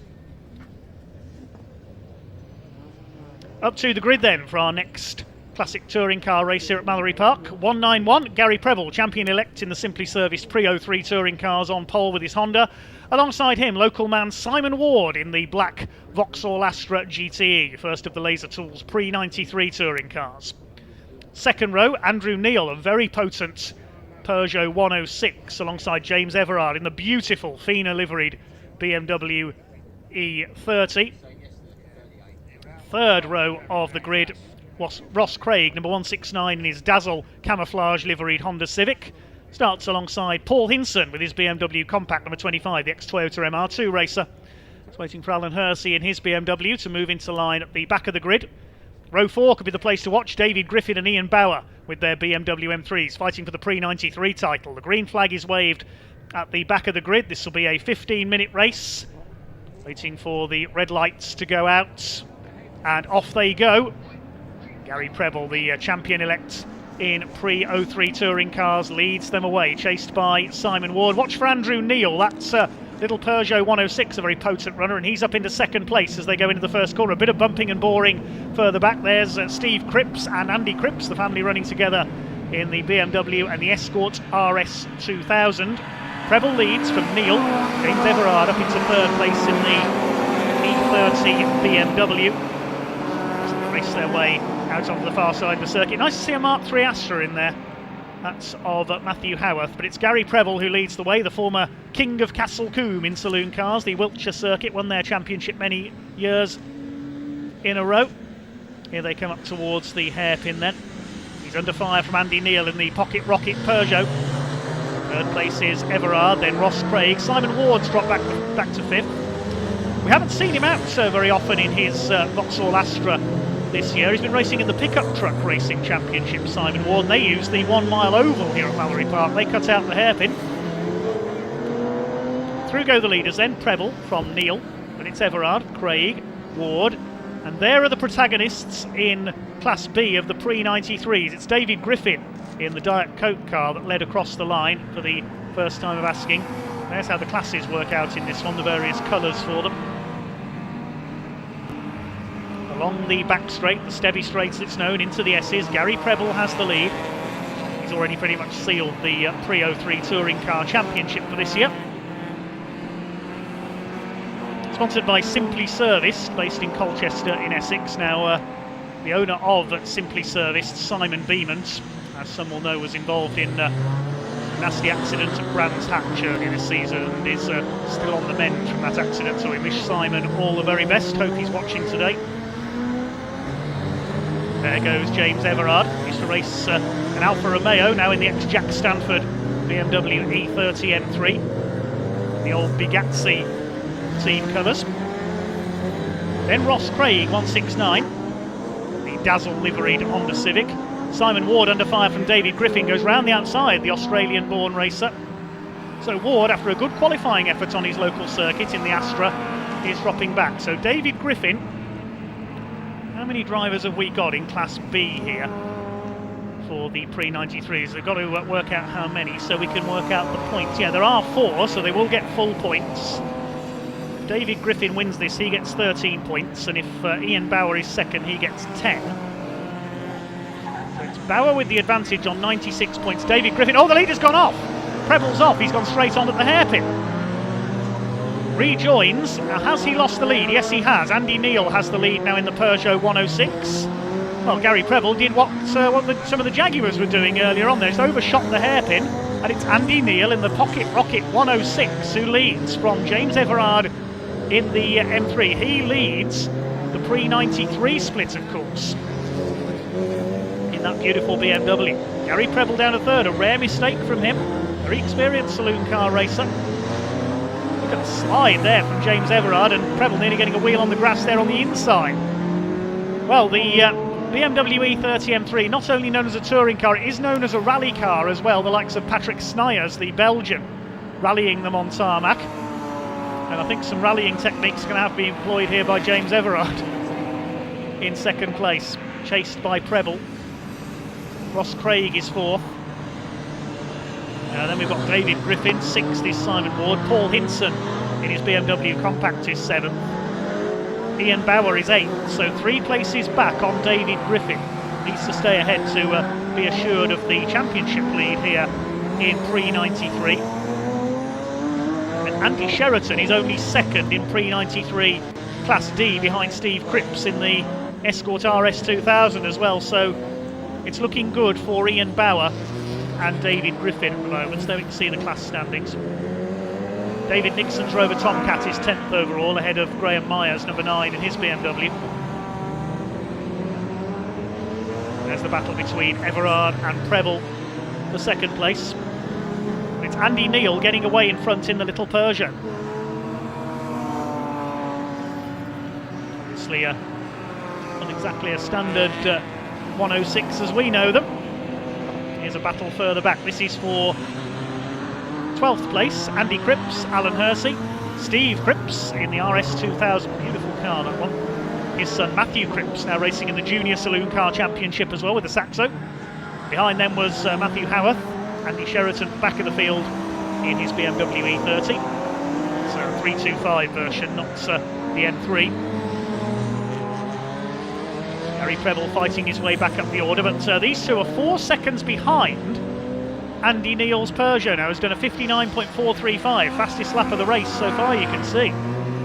Preble all over Everard for second place into Stevie Straight. He's going to go up the inside, he goes through. And the Honda back up into second overall and second of the pre-03s. Now he's going to try and catch Andy Neal.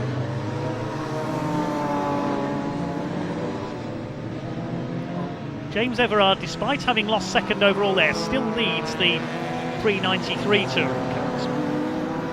There goes our race leader. Coming down over Devil's Elbow, the little 106. Preble. Everard. Sliding the BMW through Devil's Elbow. They're very easy to lose it on the outside and go into the gravel or into the barrier. Just about saved the slide there. They're well clear of 4th place, which is Ross Craig. And then we've got David Griffin, one of our championship contenders in pre-93. Last meeting at Snetterton, he was hampered by some damage to his front suspension after a collision. Where is his rival Ian Bauer? Second in the class, 7th overall behind Simon Ward.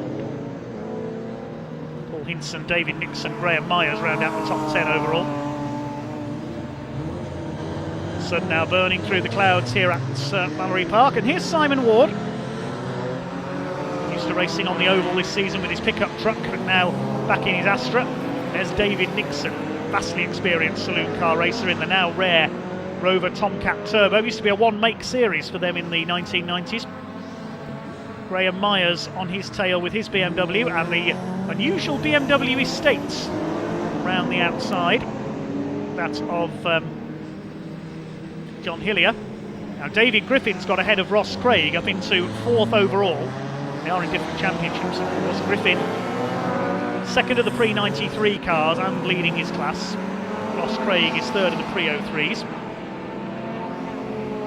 Ross Craig and his father Ian had some work, believe it or not, on the new James Bond film, No Time to Die. They prepared a couple of the stunt vehicles used in that movie.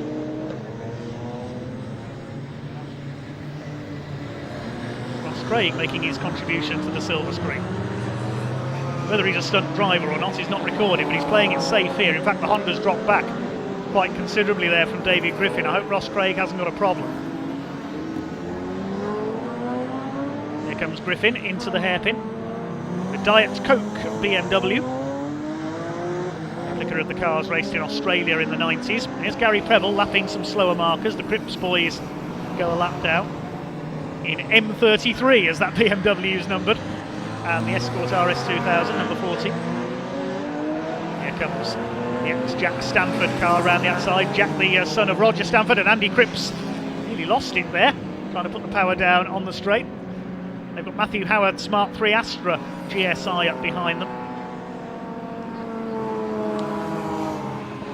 The lead gap is up to nearly 4 seconds now for Andy Neal in the little Peugeot over Gary Preble.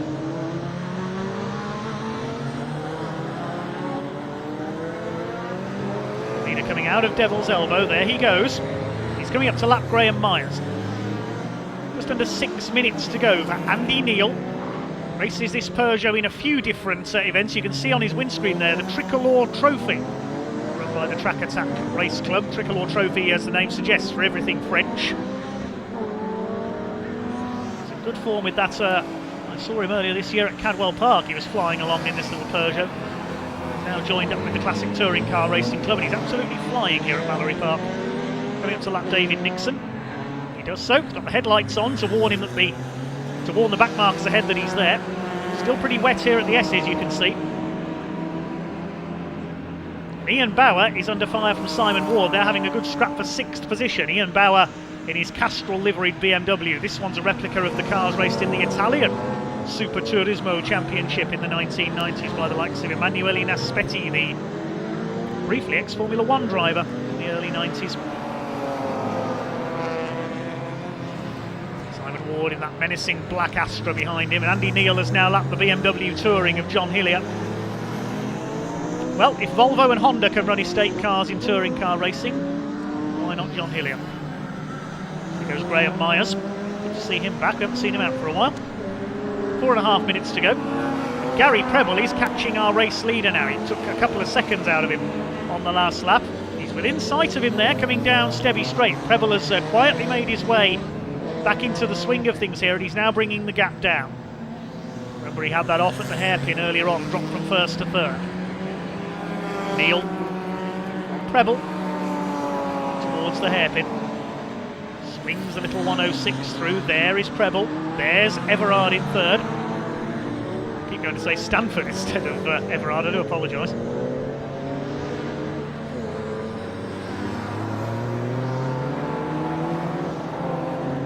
Over the line they go. The 3 leaders, blue, white and red. They're starting to close down after Andrew Neal made that break early on. Through Gerrard's. Long, eventually 180-degree swing around the lake here at Mallory Park. Yes, cars have ended up in that lake in the past, most famously Paul Eaton, the father of Abby Eaton, in a Euro car. Remember those? The space frame Ford Mondeos back in the late 90s. Paul Eaton's Euro car ended up in the lake here at Mallory Park back then. Luckily he got out okay. Into the hairpin come the leaders once again. Pre-03 from pre-93. Preble runs wide again. He's got James Everard on his tail. Everard still leading the pre-93 touring cars. Second of them is David Griffin, still leading his class. And third in pre-03 is Simon Ward. They lap Andy Sheraton in the Laser Tools BMW running at the back of the field. It's the E30 325i. Neal is responding to the pressure here, but James Everard is just on the fastest lap of the race, 57.107, so it really is drying out there. Andy Neal's just done a 57.655. They're coming up to lap one of the BMW compacts. I think that is Paul Hinson. He's running in 8th place overall. Paul, the ex-Toyota MR2 racer. He goes a lap down.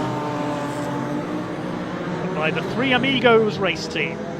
Adios, amigos, says Andrew Neal. Throwing the 106 around in spectacular style. 2 minutes to go, so a couple more laps to run. And Everard is now really putting Preble under pressure here for second overall. They're going to go either side. Look out, Paul Hinson, as they go into Gerrard's. Well, that was close. Everard smelt a chance at the inside there. Didn't quite get the overlap, though. Through Gerrard's. Everard, the pre-93 leader, he wants to beat the pre-03 car sideways again as they come off Gerrard's into the Stevie Straight. He's going to get alongside here on the run up towards the S's. He's going to go through on the inside into second place. Beautifully done by James Everard in the M3. Through towards the hairpin. Now, is it going to be last lap this time for Andrew Neal? I don't think so. I think we'll get 2 more laps out of this. With him lapping in the 57-58 second bracket, I'm sure we'll get 2 more laps. Everard flinging the BMW around in second. Now what's the gap this time? 2.7 seconds in it.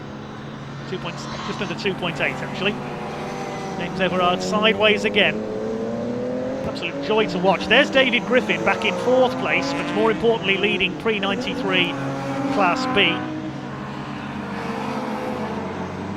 Ian Bauer, of course, clear at the top of the championship. He's 2nd in class.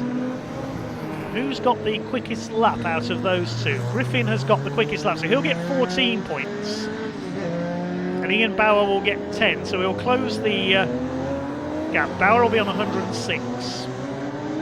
Griffin will be on 88. So Ian Bauer is looking good for the Class B championship at least here. I think he'll take the overall pre-93 title as well. We'll wait and see what happens in race 2. Meanwhile, only a few seconds on the clock now. Here come the leaders over the line. Another lap to go, 9 seconds to go as they cross the line. The gap has come down to 1.75 seconds now because Everard has just done the fastest lap, 56.386 now. They're lapping Simon Ward, and he started on the front row of this race. There's the other Astra, Matthew Howarth, the Mark III Astra. He's going to be lapped again by Andy Neal. This will put him 2 laps down. We have lost Andy Sheraton, he's retired. So that'll put him out of contention for the championship. Going to be between the pre-93, the 2 Class B BMWs, I would think now. Into the hairpin for the final time. It's going to be a win for Andrew Neal. The blue flag's being waved frantically at the back markers. Everard at the inside. He's going to win the pre-93 split, but it's going to be an overall win and a first win in pre-03 touring cars. The Pocket Rockets. Andrew Neal's Peugeot 106 exits the final corner, flashes the lights, and comes across the line to win ahead of James Everard by 0.7 of a second. 3rd goes to Gary Preble. 2nd in class, but that will be enough, I think, to sew up the pre-03 title. And here comes David Griffin, trying to keep his title hopes alive in pre-93 touring cars.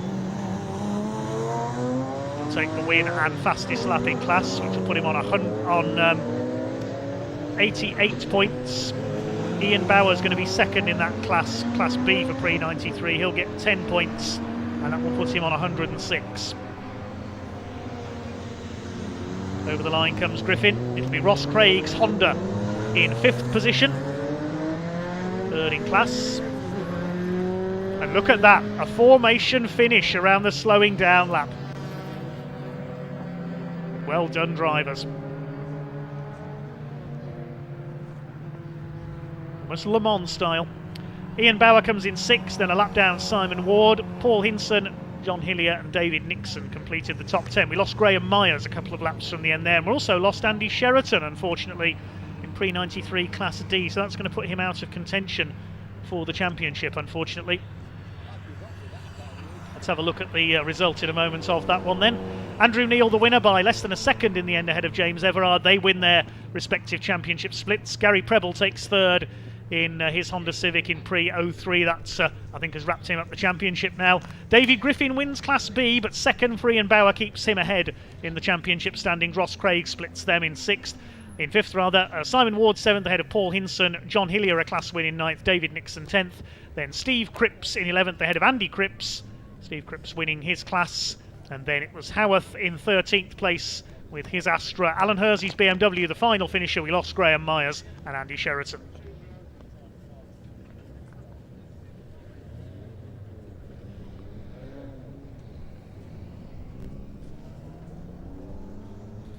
Okay, we can now go down in a second to Ian Waterhouse, who's in Parc Ferme, and can hear from our race winners.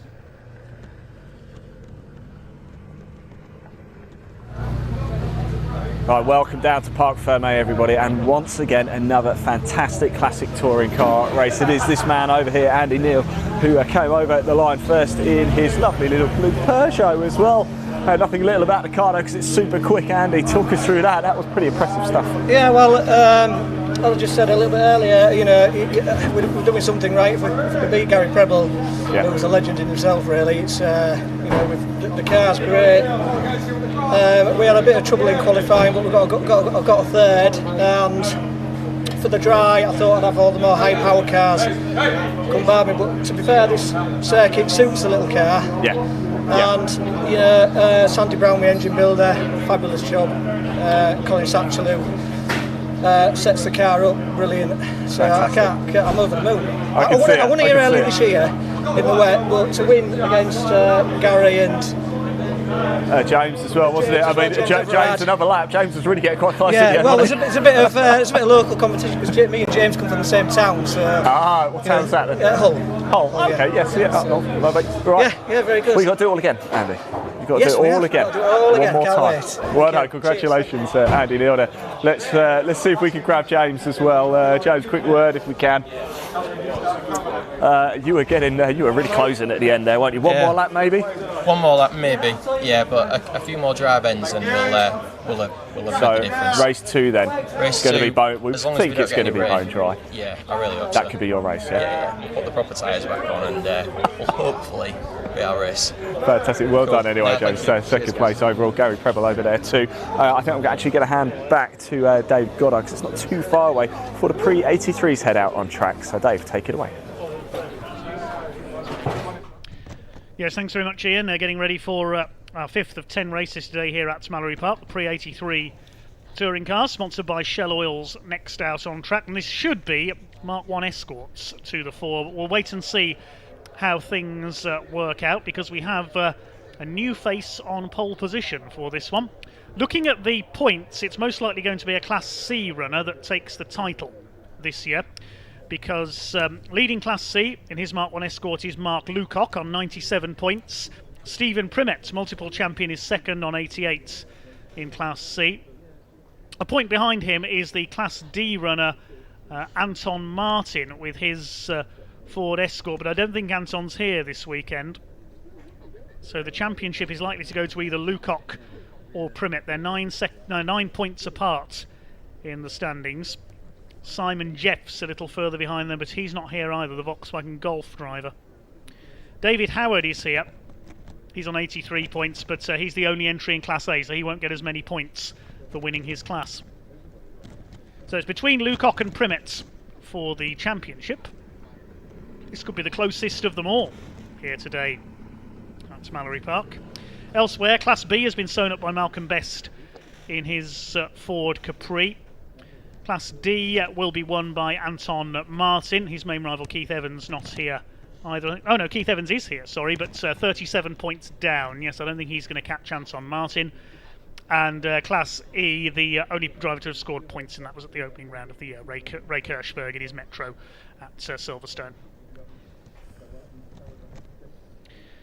We can give you the grid a little later because we're now going to hand down to Park Ferme. Ian Waterhouse caught up with a couple of the drivers earlier on.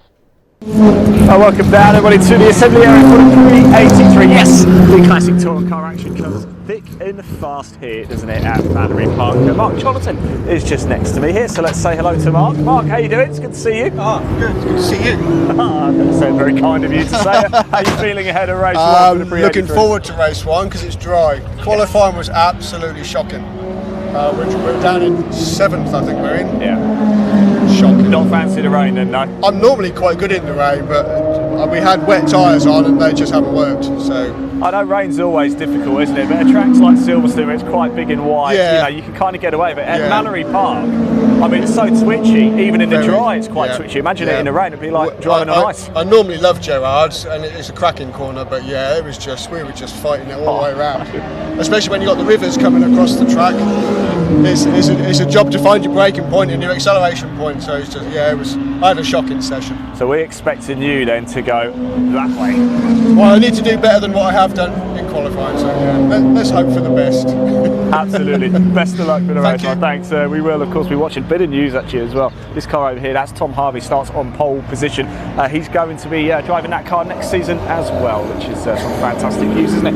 I did want to chat to Keith Evans as well, though, here in the gorgeous Alfa Romeo. Look at this car. Keith, who doesn't love an Alfa Romeo? What's this beast like to drive? It's very good. Yeah, it's very good. It's very well behaved. You know what it's doing. It's not the fastest or anything like that. It needs to be well behaved around here, though, doesn't it? Yeah. It's a bit of a handful, Mallory Park. Yeah, it was quite slippy earlier on. What's the expectation for the race then? I don't know. I'd like to finish first in my group. That would be my class, but that would be as much as I'm expecting. So, yeah, as long as I have a good race, And you're I'll still be happy. smiling. I'm still happy at the end of it, yeah, why not? That's all that matters. Best of luck, Keith. Thanks for talking to us. Enjoy it. Right, it is almost time for the pre-83 to get out on track, so I better hand over to commentator Dave Goddard and take you through the action. Okay, thanks very much, Ian. Getting ready for the Shell Oils Pre-83 Group 1 Touring Car Championship then. And here is the grid. Number 78, Thomas Harvey, is on pole position, and he's in Mike Luck's BMW E21. More on that in a moment. He starts alongside Stephen Primet, number 67, in his Mark 1 Escort. Second row, another pair of Escorts. Steve Cripps, number 40, the car we've just seen out in the Pre-93 touring cars as well, in his RS2000, alongside Mark Lucock in number 18 with his Mark 1 Escort. Row 3 is number 49, Mark Osborne. He's in his Triumph Dolomite Sprint. And alongside the Dolly Sprint is number 27, Martin Reynolds, in a new car this weekend, a Ford Taunus P7. German-built Ford. Looking forward to seeing that out there. Row 4, number 81, just heard from Mark Cholerton with his RS2000, alongside 55, David Howard, who struggled a bit in qualifying in the wet this morning in his big Jaguar XJ12. Row 5, number 86, Colin Claxton. Saw him have problems with his Mark 1 escorting Blue Oval Saloons earlier on. He's in a Dolomite Sprint for this race, alongside Keith Evans, who just heard from, 64, first of the Class D cars with his Alfa Sud. Row 6, Peter Millington, number 641, with his Hillman Avenger, starts alongside number 84, David Claxton, also in a Triumph Dolomite Sprint.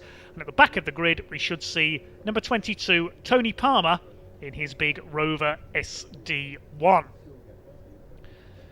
So a lot of heritage on this grid. The Escorts should be the favourites for victory, but Thomas Harvey, who began the season racing along with his father in a pair of Mark 1 Escorts, now in the BMW E21 that won last year's championship in the hands of Mike Luck, the ex-Clubman's racer. Sadly, his season ended early due to illness, and Mike told me a few days ago that after over 40 years of circuit racing, he is actually calling time on his circuit racing career. Thomas Harvey is going to take over from next season at the wheel of the BMW full-time, and Mike Luck looking to switch into hill climbing, racing against the clock in a TVR with a 5-litre V8 engine, so something a bit different for Mike Luck, and all we can say is best of luck to him with that, no pun intended. But, thanks for his decades of service to British circuit racing. He used to race in the Clubman's Sports Car Championship for many years. It's sad to see Mike go from this championship, but as we say,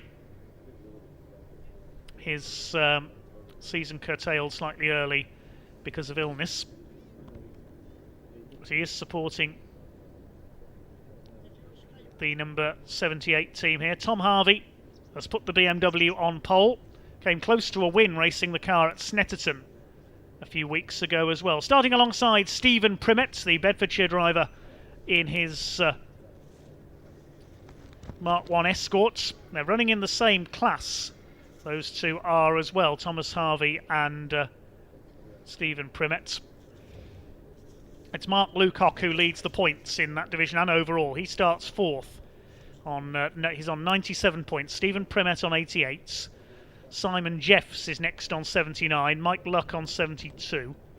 So it's between Lucock and Primet for the title. David Howard might be in with a chance if Mark Lucock and Stephen Primet don't score points. I think that's the only way that David Howard can overhaul them, because he's the only entry in Class A, so he gets less points.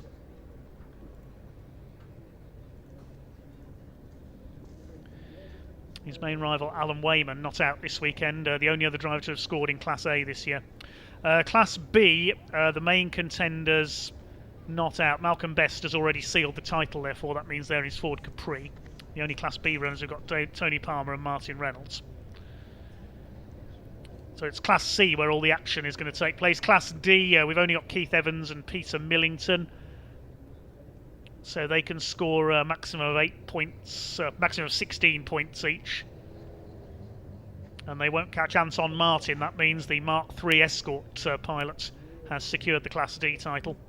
And as we said, in Class E, for the smallest capacity cars, there's only been one entry in that all season. Ray Kirschberg with his MG Metro. That was at the opening round at Silverstone, his only appearance.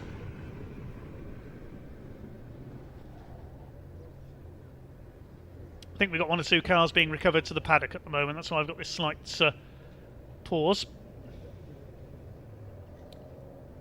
Just looking across the lake here at Mallory Park. They hold triathlons on occasions here at Mallory, using the lake for the swimming leg. Running and cycling takes place on the circuit. Used to be a motocross circuit here as well.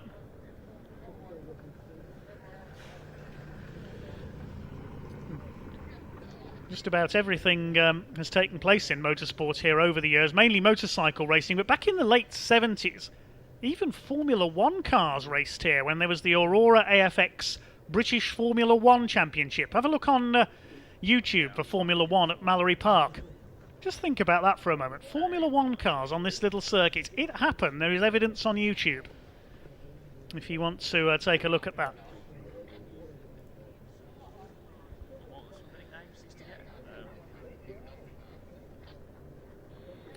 Just awaiting the circuit to be clear then, ready for our next race, the Shell Oils Pre-83 touring cars, and then we repeat the programme again with the same 5 divisions that we saw over the course of earlier on. Hope you're enjoying the action so far, ladies and gents. Do pop a like on the stream on YouTube. We've got nearly 500 of you watching at the moment. That's great to see. Thank you very much for your support. We are in action next weekend as well on BARC TV, live from Donington Park. The final rounds of the Goodyear Brick Car Endurance Championship taking place at Donington Park. Yes, before you ask, Jimmy Broadbent is racing next week. We know that's who you all tune in to see. Various support classes to be confirmed as well. We're in action the weekend, 2 weekends after that at Brands Hatch, the final round of the British Truck Racing Championship on the Brands Hatch Indy Circuit on Bonfire Weekend. And then we've got one final weekend of live action on BARC TV. Brands Hatch again the following week, the Brick Car Endurance Championship Trophy category. We'll have their night races on that occasion. And that will wrap up the season on BARC TV.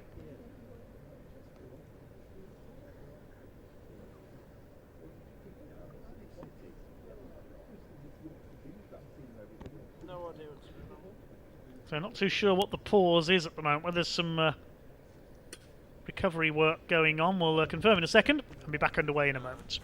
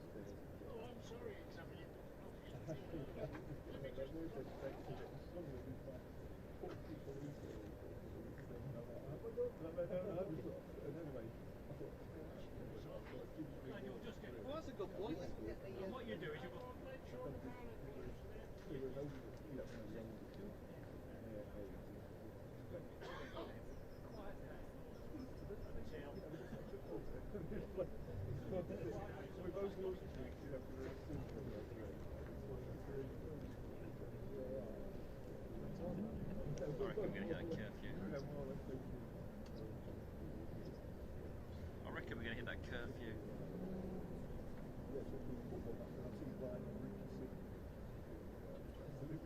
Again, not so here every day, is it?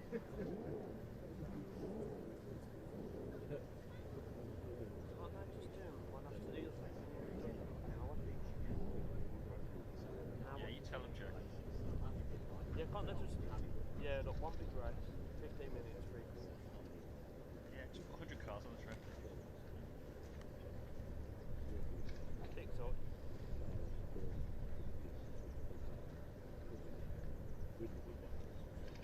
I think like Elliot would just malfunction. Wouldn't know what class.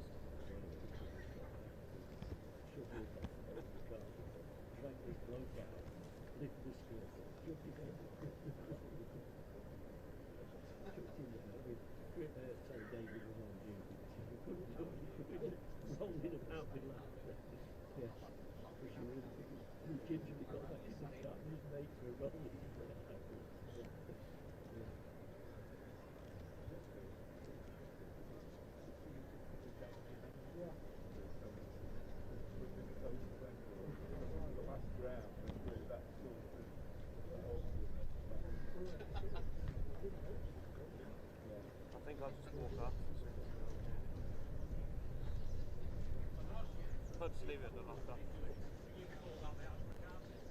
That's what I started doing mine again. I hadn't done it for about 3-4 years. A couple of years ago. To see Martin do it.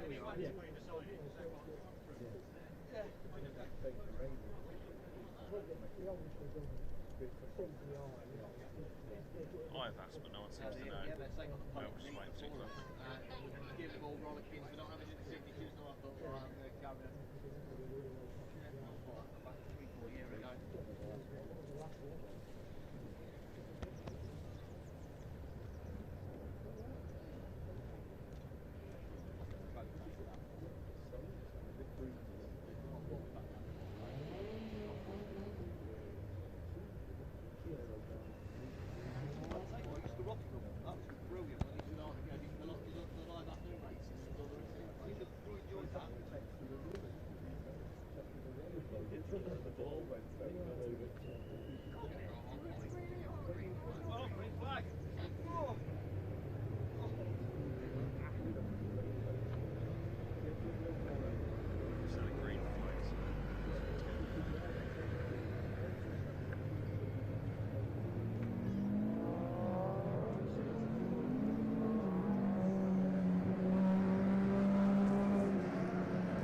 Okay, cars now coming out. Apologies for the slight delay there ahead of our Shell Oils Pre-83 Group 1 touring car race. They head round to the grid for what will be a 15-minute race. It's David Howard, the big Jaguar. Possibly missing 1 or 2 cars from the back of the grid there, unfortunately. I can't see Tony Palmer's Rover SD1. I think we're missing one of the Triumph Dolomites as well of the Claxton family. That one there is Colin Claxton, number 86.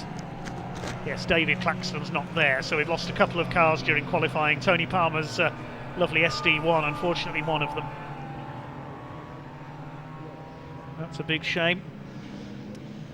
Concentrating on the cars that are out there. There, we just caught a glimpse of Martin Reynolds' new Ford Taunus. We'll see how that goes. First ever race for that car.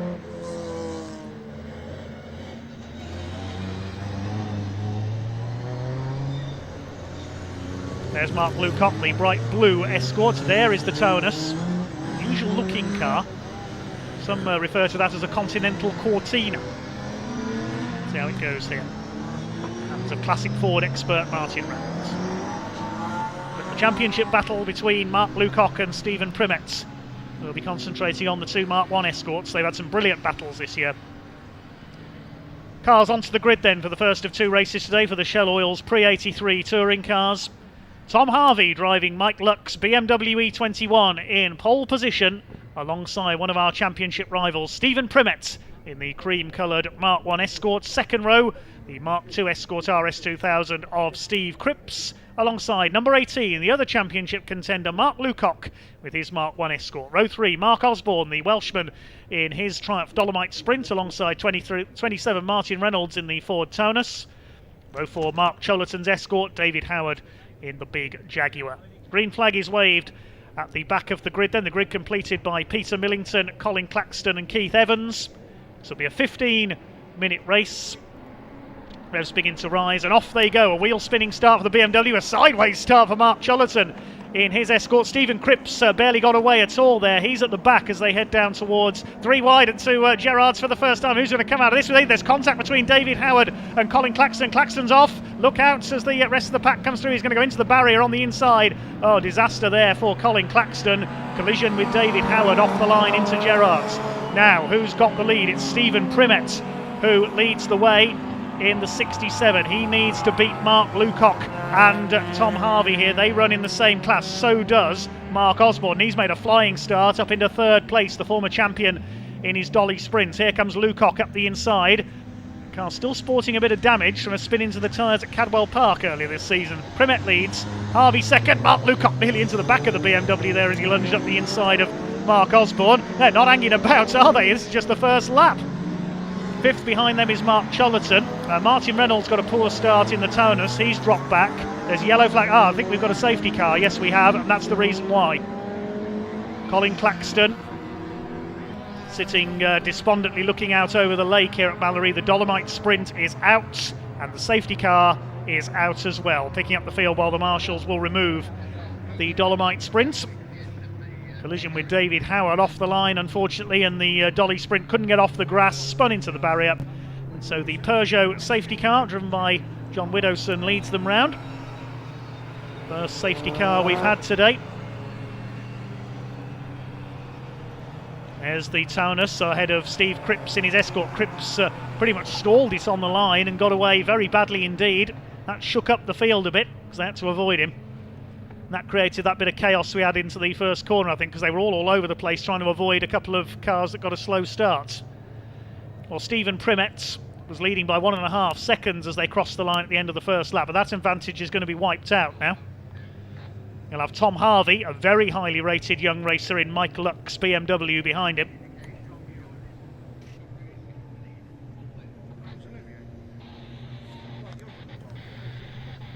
Third is Mark Lucock, racing that Mark 1 Escort for many years now. He's in third.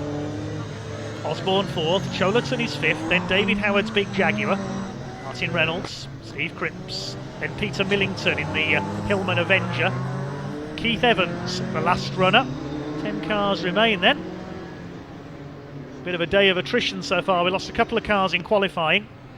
Bad news for the Claxton family. David didn't get past qualifying, and Colin Claxton didn't get past the first corner.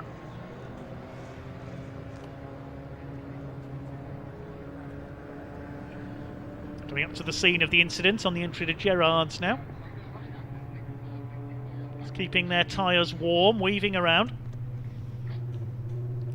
Classic Touring Car Racing Club running in partnership with Toyo Tyres.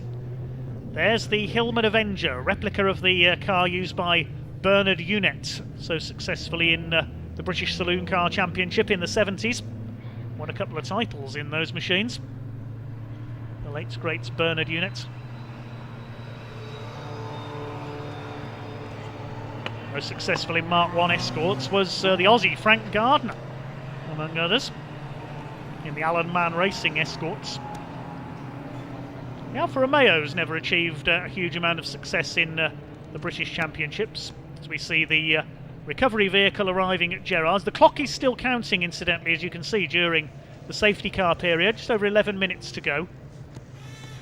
Colin Claxton didn't have the best of runs with his Mark 1 Escort earlier on in the Blue Oval Saloon Series, and now his Triumph is rather graunched.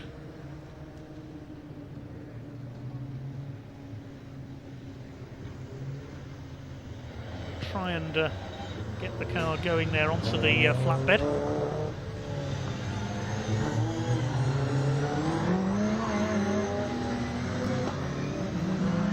There's Martin Reynolds, the beautiful Taunus, running in 7th place at the moment. He didn't get a very good start, not as bad as Steve Cripps though, sadly. They've threatened it with a tow truck and he's got it going again. Colin Claxton drives away. Now, I imagine he's going to come straight back into the paddock, because it looks to me as though the steering's bent there. Can see a bit of damage, only a little bit though, on the right corner of the car. But it looks to me as though the steering might be bent. Where's he going to go? Is he going to go into the paddock, or is he going to try and keep going? Draft Dolomite sprint raced in period by drivers of the calibre of the legendary Jerry Marshall. And a certain young gun called Andy Rouse began his career in one of those as well.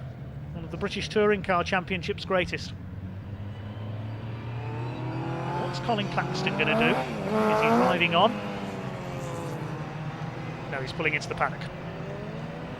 End of race for Colin Claxton. That means we are going to get back underway this time. There you can see the rather narrow pit entry here at Mallory Park. Into the pits, effectively from halfway round the lap. There's no genuine pit lane like you'd see at some other circuits. Okay, it'll be green flag when they come round next time. The leaders are at the S's. I imagine we'll go green this time. 9 minutes to go. Stephen Primet, your race leader, ahead of Tom Harvey, Mark Lucock and Mark Osborne. They're all in Class C, as is Mark Cholerton in 5th place. David Howard, the lone Class A runner, is next in the big Jag. Class B is led by Martin Reynolds in 7th. There he is. Peter Millington leads Class D in the Little Avenger. ready for a restart then to the Shell Oils pre-83 touring cars. Here we go then. Green flag is shown and the pack is unleashed. Stephen Primet, the Bedfordshire driver in his Mark 1 Escort, leads them off, but Tom Harvey is on the attack as they go into Gerrards. Lucock is in third place, then it's Mark Osborne. Stephen Cripps moving up the inside, takes Martin Reynolds. Reynolds, the only runner in Class B, his only rival Tony Palmer not taking the start. Running a bit wide there, Stephen Primet out of Gerrards. Down the back straight towards the S's. Tom Harvey, only a young gun, keeping pace in the BMW E21 323 with Stephen Primet's Escort. Primet, a multiple champion in this division. Down into Shaw's hairpin, the green flag showing around the first lap of the restart. Lucock in third, then Osborne. Cholerton in fifth place, 5 of them lying astern. Over the top at Devil's Elbow they come, drop down onto the Kirby Straight. Mark Lucock almost lifting a wheel there, coming over the top, almost like one of the fabled Mark 1 Escort rally cars. Shaw's down to Gerrards rather, Stephen Primet leads the way. Chased by Tom Harvey. A little bit sideways there, Stephen Primet, as they come out of Gerrards into Stevie Straight once again, just over 7 minutes ago, so we're just past half distance. The BMW twitching there as they head along Stevie Straights. Then a swing into the S's. Very easy to run wide over the grass here. You can see a few people have already done so from the tyre marks there. Mark Lucock is now getting aboard, up onto the tail of Tom Harvey's BMW. Yellow flag there as they come through Shaw's hairpin, so no passing there as somebody come to grief. There's a green flag on the exit. I can only assume somebody's gone off on the outside of the hairpin there. They come again into the straights. 4 cars line astern. They've dropped Mark Cholerton slightly, the Norfolk-based building company owner. He's owned that Escort for many years, took a few years off from racing it while he built up his business. Mark Osborne, a former champion, rival of Stephen Primet over the years, and look at Primet sideways and the BMW sideways. Is it starting to rain at Mallory Park, I wonder? It looks like, yeah, it looks like the track is becoming pretty slick once again. This is going to get interesting. Into the S's. Slip and slide through there. Lucock has a look up on the inside into Shaw's hairpin. Is he going to get through on the inside here? Having a look, just backs off inches between the 2 cars there, swinging their way through that 180-degree hairpin. Over the top at Devil's Elbow they come. Really on the edge of an ease, and they're really throwing these cars around. Tom Harvey wants to attack for the lead. That's the last thing Stephen Primet wants, because he's in a great position here with Lucock only third and him out in front. This is going to close the championship right up. Tom Harvey not in contention for the championship. He's very sideways there. Look at that. Out of Gerrards. Just about saved it. Down the straight they come. What a fantastic shot this is as they come towards the S's. Into the S's goes Stephen Primet. Harvey sideways again. He's really pushing that BMW. This is so spectacular. Lucock just can't quite get the Escort alongside him. Into the hairpin. For the 8th time. Tom Harvey's got the fastest lap of the race, 57.630. And the best view of all this is with Mark Osborne, because he's in 4th place. He can watch all this going on ahead, and if anything happens to the 3 ahead of him, he could get through and take the lead of this race. Here they come towards Gerrards again, and Primet is having to defend now. Oh, Lucock's in trouble! Oh, disaster, Mark Lucock's pulled off. Now that's going to change things for the championship, to say the least. Lucock has a problem. He's pulled into the pit lane exit and he's out of the race. Now, this is going to change things, and look at the way Tom Harvey is going there. This is almost like watching Jerry Marshall in period. That's how he used to drive the Works Vauxhalls. This is a real throwback to the past. There's Mark Lucock. Could that have just lost him the championship? We'll have to do some mathematics at the end of this race to see what the situation is going into race 2. Meanwhile, we'll keep an eye on this battle for the lead now. Can Tom Harvey catch Stephen Primet? Osborne is now in 3rd place. Cholerton is 4th. Out of Devil's Elbow they come. Thomas Harvey, he's really taking some risks here. There's a yellow flag out because of Mark Lucock's stranded car there, so no passing into Gerrard's. What's Tom Harvey going to do this time? He is loving this, and I'm sure everybody watching on is loving this as well. Round the outside of Keith Evans in the Alfa Romeo there, and Tom Harvey didn't get round there, so Primet able to increase his advantage. Oh, he's over the curb onto the grass briefly there. Tom Harvey, that could have cost him his chance of victory. There's only just over 3 minutes to go. He'll get up the inside into the S's. Over the curb on the inside this time. This is incredible. Tom Harvey, an absolute joy to watch at that BMW. He's loving this. Stephen Primet's loving this as well. His championship rival's out.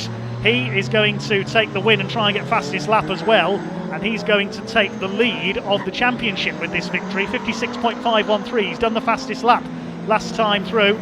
Through they go. Mark Osborne trying to close up for second place now. They're 2.5 seconds behind Stephen Primet.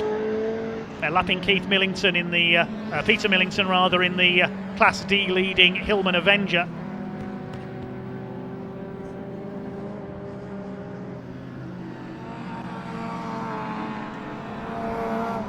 Out of Gerrard's they come then into Stevie Straight. You can see the lead that Primet has opened up now. Is he heading for yet another 383 Touring Car Championship? I hope Tom Harvey hasn't rooted his tyres.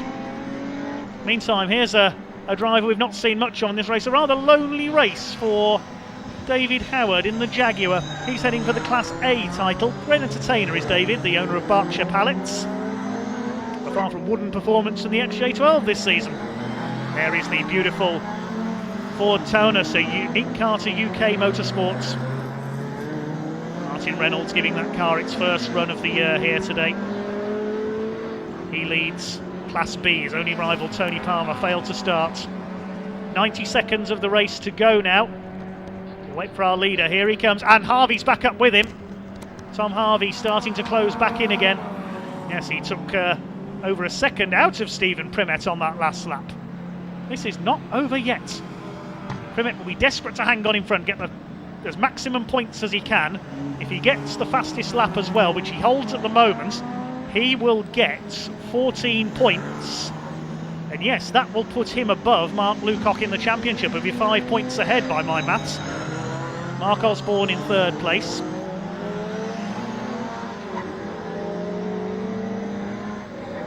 Harvey throws the BMW through ice racing style again.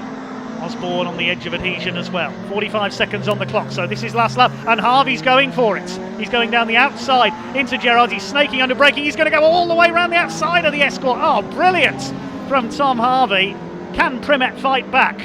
This is going to be a race to the flag. Look out, Martin Reynolds. They're gaining on you. Here they come into Stevie Straight for the final time. They go round the outside. Reynolds perhaps wisely gets out of the way. Primet's not finished yet. Can he fight back against young Tom Harvey, who desperately wants that first win at the wheel of the BMW? He flings it through the S's. The right, the left, up towards Shaw's hairpin. He'll have to be careful on the brakes here, not to overshoot and not to let Primet up the inside. Here they come into the hairpin. Tom Harvey, can he hang on? Runs just a little bit wide there. Primet gets the tighter exit. He's going to be on the wrong side for Devil's Elbow. They could finish side by side, these two. The best race we've had today so far. Can the BMW hang on? They're coming towards the line this time. It is going to be Tom Harvey in number 78. He's done it. Harvey wins it. Primet second. Osborne third. What an incredible race. Mark Chollerton will come through for fourth. Steve Cripps will be fifth. Last into the first corner came through to fight back to fifth. All running in Class C.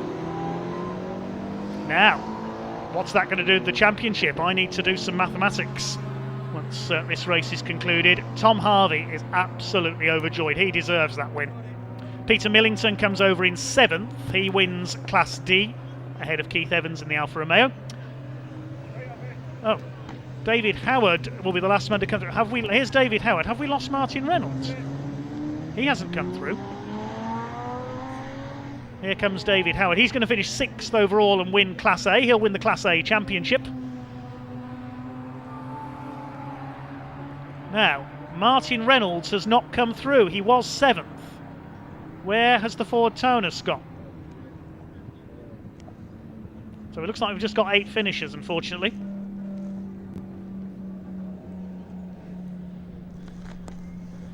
we can give you the provisional results of that one then. In just a second. I need a cold shower after that race. Okay, provisional result then. Tom Harvey gets his first win at the wheel of Mike Luck's BMW by just over half a second ahead of Stephen Primmett, taking the lead on the last lap. Mark Osborne in third place, then Mark Chollerton and Stephen Cripps. David Howard finishes 6th in the Jaguar and wins Class A. Peter Millington 7th, wins Class D. Keith Evans in 8th place in the Alpha Sud. We seem to have lost Martin Reynolds in the last lap there. The Tonus did not come through over the line. And of course, we lost Mark Lucock, which is going to have implications for the championship. And Colin Claxton went off on the first corner. Well, while I get my breath back and calm my heart rate a little, we'll hand down to Parc Fermé with Ian.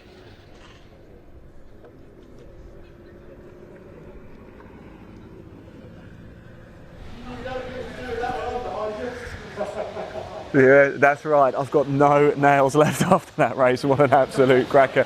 This man over here, Tom Harvey, he spent half the race sideways. I don't know how on earth he got over the line first, Tom. I don't really know what to say other than I saw you coming out the exit at Gerrard's about 5 times sideways. Yeah, it's a little bit slippery out there. Still some damp patches on the circuit, but pretty good dry line. There's Mac, man. Yeah, pretty good dry line throughout the majority of the circuit. And the car just looked up. You were on the limit, weren't you? Yeah, it was on the ragged edge. And I just managed to get a run on Steve into Gerrard's. And went round his outside into Gerrard's and made it stick. About 5 laps from the end, you came out of Gerrard's quite slow. It looked like it'd gone and Stephen was going to run away with it. In fact, you were coming under pressure from Mark Osborne, weren't you? But you managed to hold off. I had a bit of a moment coming through Gerrard's. I caught a damp patch on the outside of the circuit, and it really sent me wide. I went off the circuit a little bit, but then just managed to claw it back to Steve. Steve's just a gentleman to race against. He's a fantastic racer, isn't he, Steve? We're going to talk to him in a second, but Tom, congratulations. That was some of the best car control I've ever seen. You should, by rights, probably be in a barrier about 5 times, but well done, congratulations. Good way to finish off from Snetterton last time we was at. Absolutely it is, and of course don't forget you've got to do it all again a little bit later as well. Let's go grab Stephen Primmett as well. Stephen, that was some race, wasn't it? I mean, I don't know about you, I'm out of breath and you were behind the wheel. Yeah, fantastic. I mean, man, I thought I hadn't done because he had a big moment on the grass. He was very lucky, and I thought, that's it, I'm away. Yeah. And he caught me and done me, so I just shake his hand and say, well done, Tom. The racing from all of you was just sensational. Of course, fortunately we lost Mark Lucock, didn't we? But then we had Mark Osborne coming on board as well. He was all over me, and the exit, or the last third of Gerrard's, man, it's just super slippery. He was getting full lock on through there sometimes. You're thinking, oh no, this is it, I'm off. But you come back every time. But I'm happy with second, I think. Race 2 though, you're going to get him? Oh, if it's proper dry, we can fight. But that was, you're thinking, you could drop this any minute. On the edge. On the edge. You could drop it. Well, but anyway, congratulations there. Big smile. I like to see big smiles. I like to see big smiles, Steve. Right, I'm going to hand back to commentator Dave Goddard because it's time for the second Boss and Thunder race here at Mallory Park. There we go. Okay, I've almost got my breath back.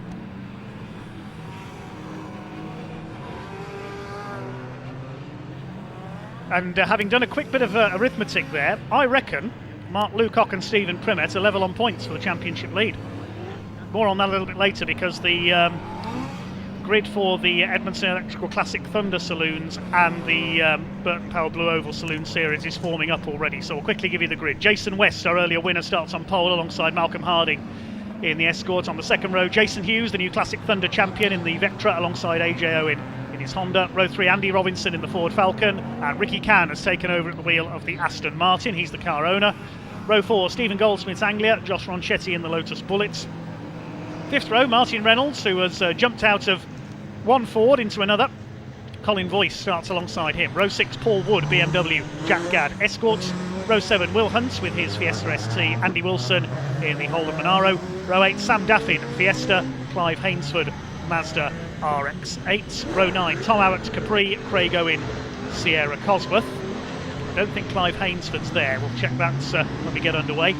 On the 10th row of the grid, we have got Dan Mackay's Fiesta and James Dunkley in the older XR2. Row 11, Steve Waterman in the Starlet, Andy Cripps BMW. And then the non-finishers from race 1, Colin Claxton and Mike Thurley on row 12. Row 13, Daz Owen and James Everard in the E30 M3. It looks like they are forming up stationary on the grid, ready for the rolling start once again. So we've got time to check if everybody is there.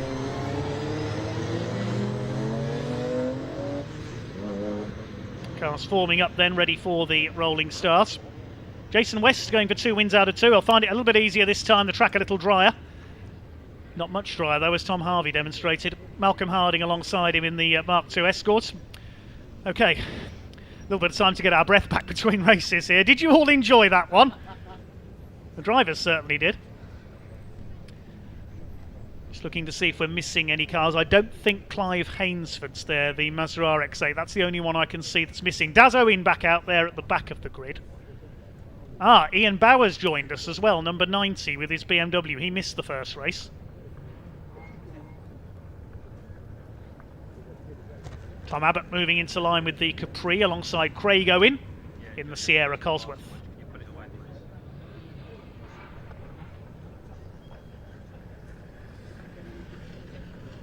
I think it should be Tom Abbott on the inside, Craig Owen on the outside. I think they've got themselves the wrong way around there. That's better. So if you missed the race this morning, there was a good battle in the early stages between Jason West and Malcolm Harding. They both won their respective races within a race. Jason West won the Classic Thunder and the Zac Speed Escort of Malcolm Harding, the Blue Oval Saloon Series. West eventually pulling away to take the win. Jason Hughes continued his unbeaten run of class wins this year, which was enough to net him the Classic Thunder title for this year in the Vauxhall Vectra. Congratulations to Jason Plato Hughes. And in Blue Oval Saloons, it was a class win for Martin Reynolds, so he's on course for the championship in his Anglia.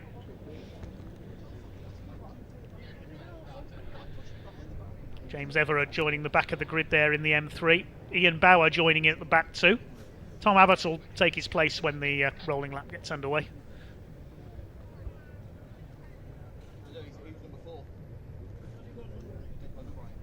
This will be a rolling start, of course, as it is for all Classic Thunder races. A lot of the more powerful cars not geared for standing starts.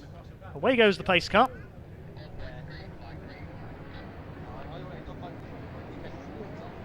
AJ Owen is there. Took the advantage of front-wheel drive in qualifying to move up among the more powerful cars. Andy Robinson, aka Paul Radicic. Ricky Can now at the wheel of his Aston Martin. Sam Wilson raced it earlier. The Lotus Bullet of local hero Joss Ronchetti. Martin Reynolds, the yellow and white Anglia there, looking for the Blue Oval title. Andy Wilson, that massive Holden Monaro. Look for that coming through now, it's a bit drier. But it's going to be slip and slide once again. Colin Claxton is there. No Mike Thurley, I don't think. With his Escort possibly not there. Daz Owen's there, though. Oh no, Mike Thurley is there. That's the number 129 Escort. Normally used to seeing him in bright blue cars in the Super Silhouettes. That's what confused me there. Steve Waterman's there. Andy Cripps, I don't think, is with the BMW. So missing 1 or 2 cars from towards the back. This is going to be a good one. Now we're going to see the full power of these big V8 engine machines towards the front. There's Jason Hughes. Raced in British touring cars for a few years. He's still got the MG ZS that he raced in those days. Well, it'll be nice to see that racing again from the early 2000s. The class that succeeded Super Touring, the BTC cars.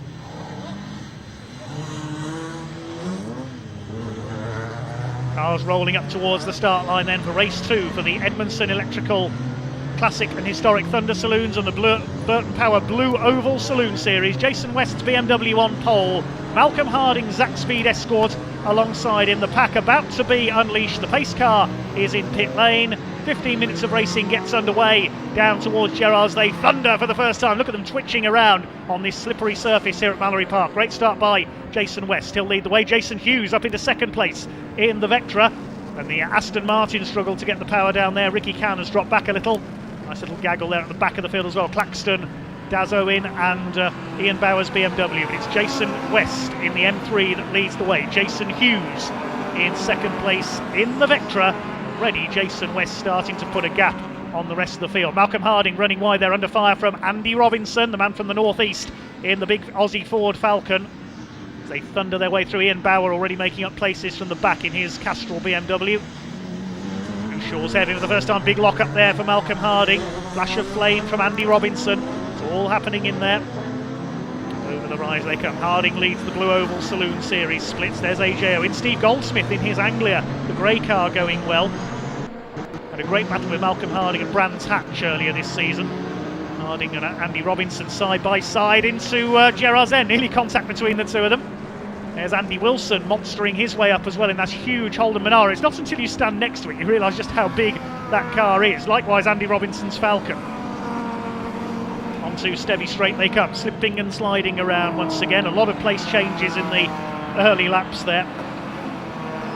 Robinson in the Shell Helix Ford ahead of the Castrol Zack Speed Escort of 101 Malcolm Harding.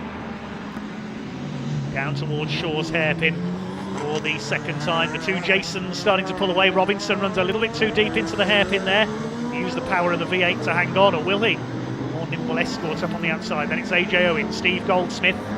Next in the order I think is Josh Ronchetti in the Lotus Bullets. Yes, there he is. Then we've got Colin Boyce with his Mark 1 Escort going well.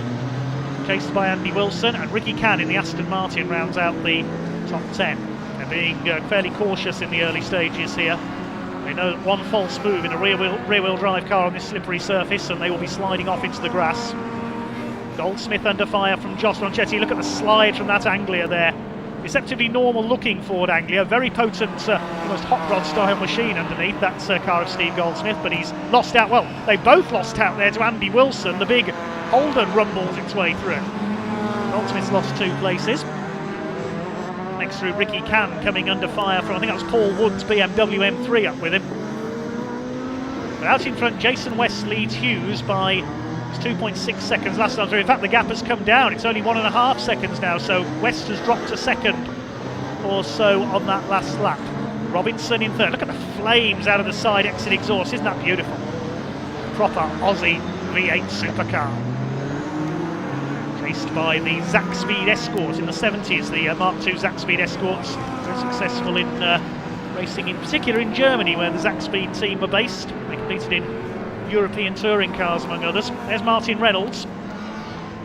Is he leading his class still in Blue Oval Saloon Series? Yes, he is. Class B. He's back in 18th overall, so Martin Reynolds looks like he's on to claim the Blue Oval title, provisionally. He's got James Dunkley up behind him, and here comes Daz Owen as well. Steve Waterman's Little Starlet under fire from Tom Abbott, the Capri around the outside. Ian Bauer's BMW in there as well, missed the first Classic Thunder race. Down the inside into Shaw's hairpin. He's going to take Tom Abbott as well. Ian Bauer's super touring lookalike BMW moves past the rather smoky Capri of Tom Abbott. I hope that's not a sign of mechanical dramas. Ricky Cann racing it out with James Everard. He started from the back after failing to finish race 1 in the BMW E30. Make a move on that monster Aston Martin. He goes through the Golf lookalike livery. That Aston, I think all is not well with that car. It's dropping down the order. There go the leaders, still fairly close together. Malcolm Harding's got 3rd place. He's got past Andy Robinson, and Andy Wilson is up to 5th. Watch for the Holden Monaro. He's just done the fastest lap. Well, he had done the fastest lap. Jason West just gone through and done a 50.50. Is Wilson going to better that this time through? He's up to 5th. Yes, a 50.074, by far the quickest man on track. Andy Wilson in the Monaro. He's running on the pace of the leaders. If he can get past these 2 Fords ahead of him, I reckon the Holden is going to be up there with the leaders fairly soon. Here he comes, and look at this. This is like V8 supercars in Australia. Ford versus Holden. Yes, admittedly in the Supercars Championship it's Holden Commodores, but through goes the Monaro. Straight past Andy Robinson as if he was standing still there at the S's. And now trying to catch Malcolm Harding. He'll still be leading the Blue Oval Saloon Series if he loses out to the big Holden. There's AJ Owen. He's still there in 6th position behind Robinson. From Chitty 7th, then it's Boyce 8th, Paul Wood 9th, Steve Goldsmith is down to 10th. Another fastest lap of the race by Andy Wilson, 49.660. That car just coming on stronger and stronger as the race goes on. We've still got 9.5 minutes to go. I reckon he's going to catch our leaders. They're lapping in the mid 50-second bracket. Now we're seeing what these big powerful machines can do. Malcolm Harding still third overall for the moment in the Zac Speed Escort, still leading the Blue Oval Saloon Series split. This will close him up in the championship on Martin Reynolds, but I think Reynolds is going to do enough for the title today.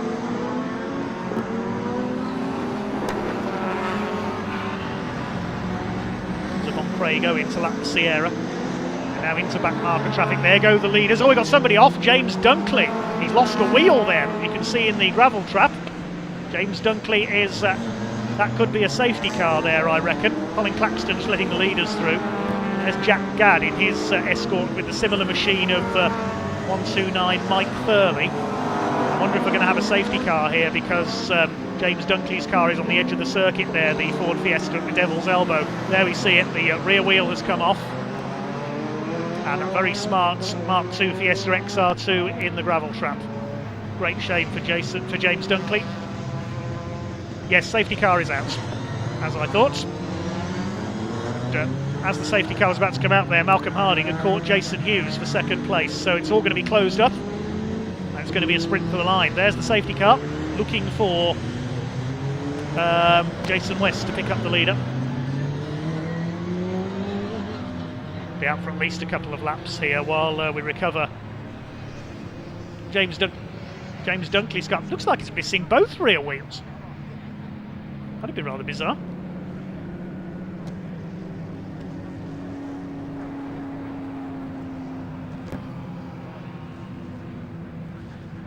I've seen a Red Bull Formula One car, of course, lose both front wheels at the same time. But I don't think I've ever seen a car lose both rear wheels at the same time. If that has happened, that's extraordinary. Well, you can see one side, yeah, and we saw the other side. That car's lost, I think, both its rear wheels. That is absolutely extraordinary.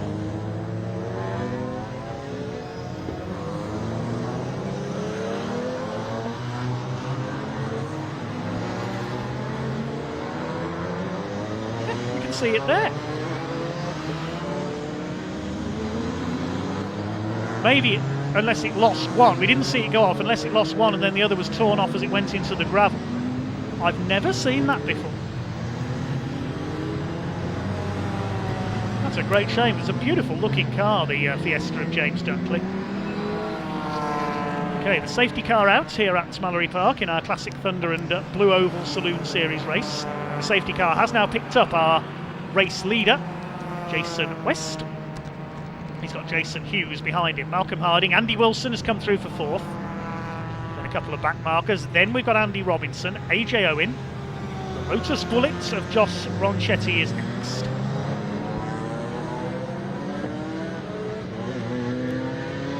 The rest of the cars will join up before we get the race back underway. We've got 6 minutes on the clock. The clock's still counting down. Hopefully we'll get some more racing laps in.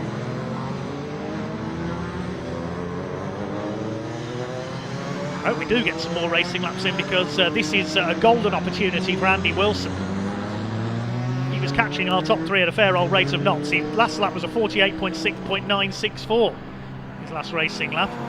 That's a second quicker than anybody else has managed. Next quickest Malcolm Harding with a 49.941, so even Harding was lapping quicker than the leaders.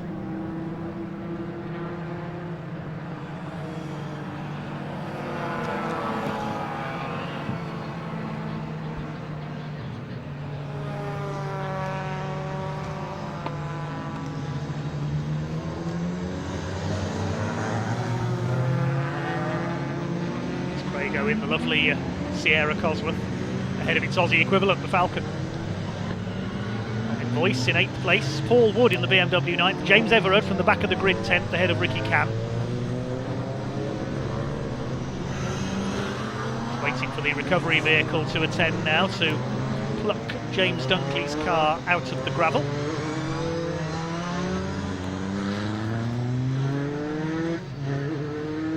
So I hope we get at least a couple of racing laps in here.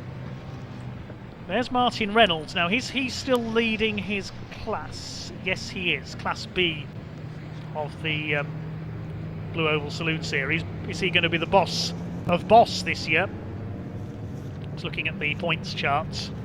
Yeah, class win in the earlier race. There's the recovery vehicle.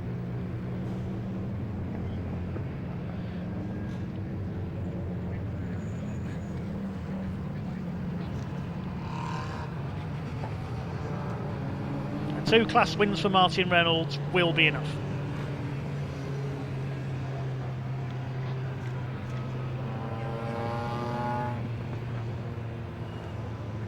Heard from James Dunkley via our marshals. Thank you for them for passing on the message. The rear axle did indeed suddenly snap on James's Fiesta. That must have been a Code Brown moment coming through Devil's Elbow.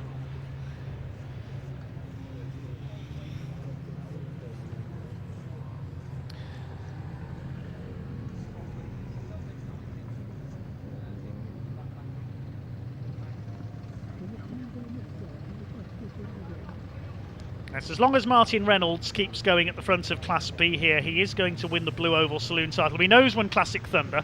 That's gone to Jason Hughes. His class win in race 1 confirmed that.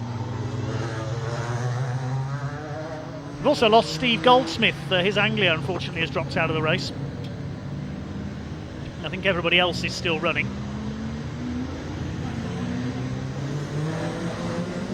Colin Boyce, Paul Wood, Everard. Can behind him. Steve Waterman going well. He's up to 12th in the Little Starlets. Most of them come through. There's Daz Owen in the number 8s. And the checkered flag is being shown. So that's end of race. The race ends a bit early. Of course, we are running a little behind time here at Mallory Park, so the checkered flag has been brought out early. It was going to take a while to pluck the Fiesta out of the gravel there, so the race ends early with a win for Jason West. Jason Hughes is your Classic Thunder champion, and provisionally I think that means that Martin Reynolds, flashing the lights there, is your Blue Oval Saloon Series champion.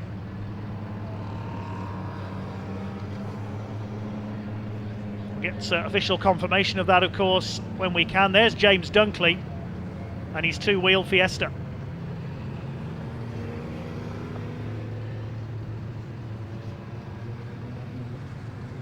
Well, the race ended early there by that off. Provisional result then, Jason West the winner, and Jason Hughes second. Hughes the new Classic Thunder champion in the ex-Jason Plato Vectra. Third goes to Malcolm Harding. He wins the Blue Oval Saloon Series. That will net him second overall in the championship.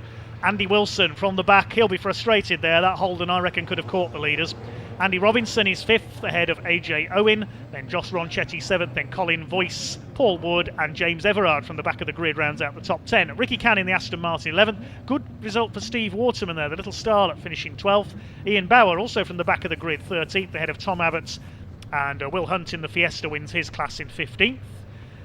Behind them, Dan Mackay in his Fiesta. Darren Owen, Deadly Daz, gets a result this time in 17th after failing to finish earlier on. Martin Reynolds is 18th and provisionally is the Blue Oval Saloon Series champion for 2021. There were 3 entries in that class at least, so he will get the full points for that one. So Martin Reynolds provisionally your Blue Oval champion. 19th goes to Sam Daffin, then Mike Thurley, Jack Gadd, Colin Claxton, a bit of a day to forget for him. Craig Owen, the final finisher. We lost Steve Goldsmith and, of course, James Dunkley. I'll head down to Parc Fermé in a moment to hear from our winners.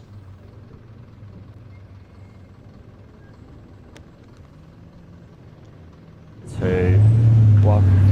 Well, you never quite want to finish a race under the safety car, do you? But it does happen. It is motorsport. Dunkley's okay. Just lost both of his wheels, unfortunately. And what it does mean, though, is that Jason West makes it a double bubble of wins here. Let's go have a quick word with him. And it's a tale of 2 Jasons, isn't it? Here's Jason Hughes second this time. Let's go grab Jason West over the line in the first place overall. Jason, you never quite want to win it under safety car, do you? But a win's a win, isn't it? Yes, yeah, but there's still 4 wheels on my car, which is better than and you were leading the race. The first half was, I mean, of course, there was another safety car as well. But how does that interrupt your flow when you're leading? Is it like, oh no? It does. Yeah, it definitely does, and everybody catches up. But then you kind of just want to get going, so it's not ideal. But you know, it happens, and you've got to be safe and careful around these things. So what I will say, that's been a pretty good day for you, hasn't it? I'm not complaining. I'm definitely not complaining. I can see that with that big smile. Congratulations, Thanks well very done, buddy. much. Right, I did want to catch up actually with Andy Robinson, if I can find him in one of those massive Holdens, because Andy Wilson somewhere around 2. The boys were going very well indeed, weren't they? In fact, Robinson, I think, was actually 4th over the line as they finished. I don't think he's actually up here, but what we'll do is go chat to a good friend of ours, Mr. Voice, up here. Let's go say hello to him. Hello, how you doing, mate? You all right? We just needed a few more laps. That was it. There's not a lot you can do though, is there really? It is motorsport, these things do happen. The tyres just come on song and I was really starting to push and that was it. You were go, go, go. Yeah, I was go, go this time. It's an absolute beast this, isn't it? Yeah. I'm a big fan. When are you going to let me take it out for a spin? Don't forget you're live on camera, so anything you say now I can hold you to. Snetterden. Deal. Got You can have a go at Snetterden. Okay.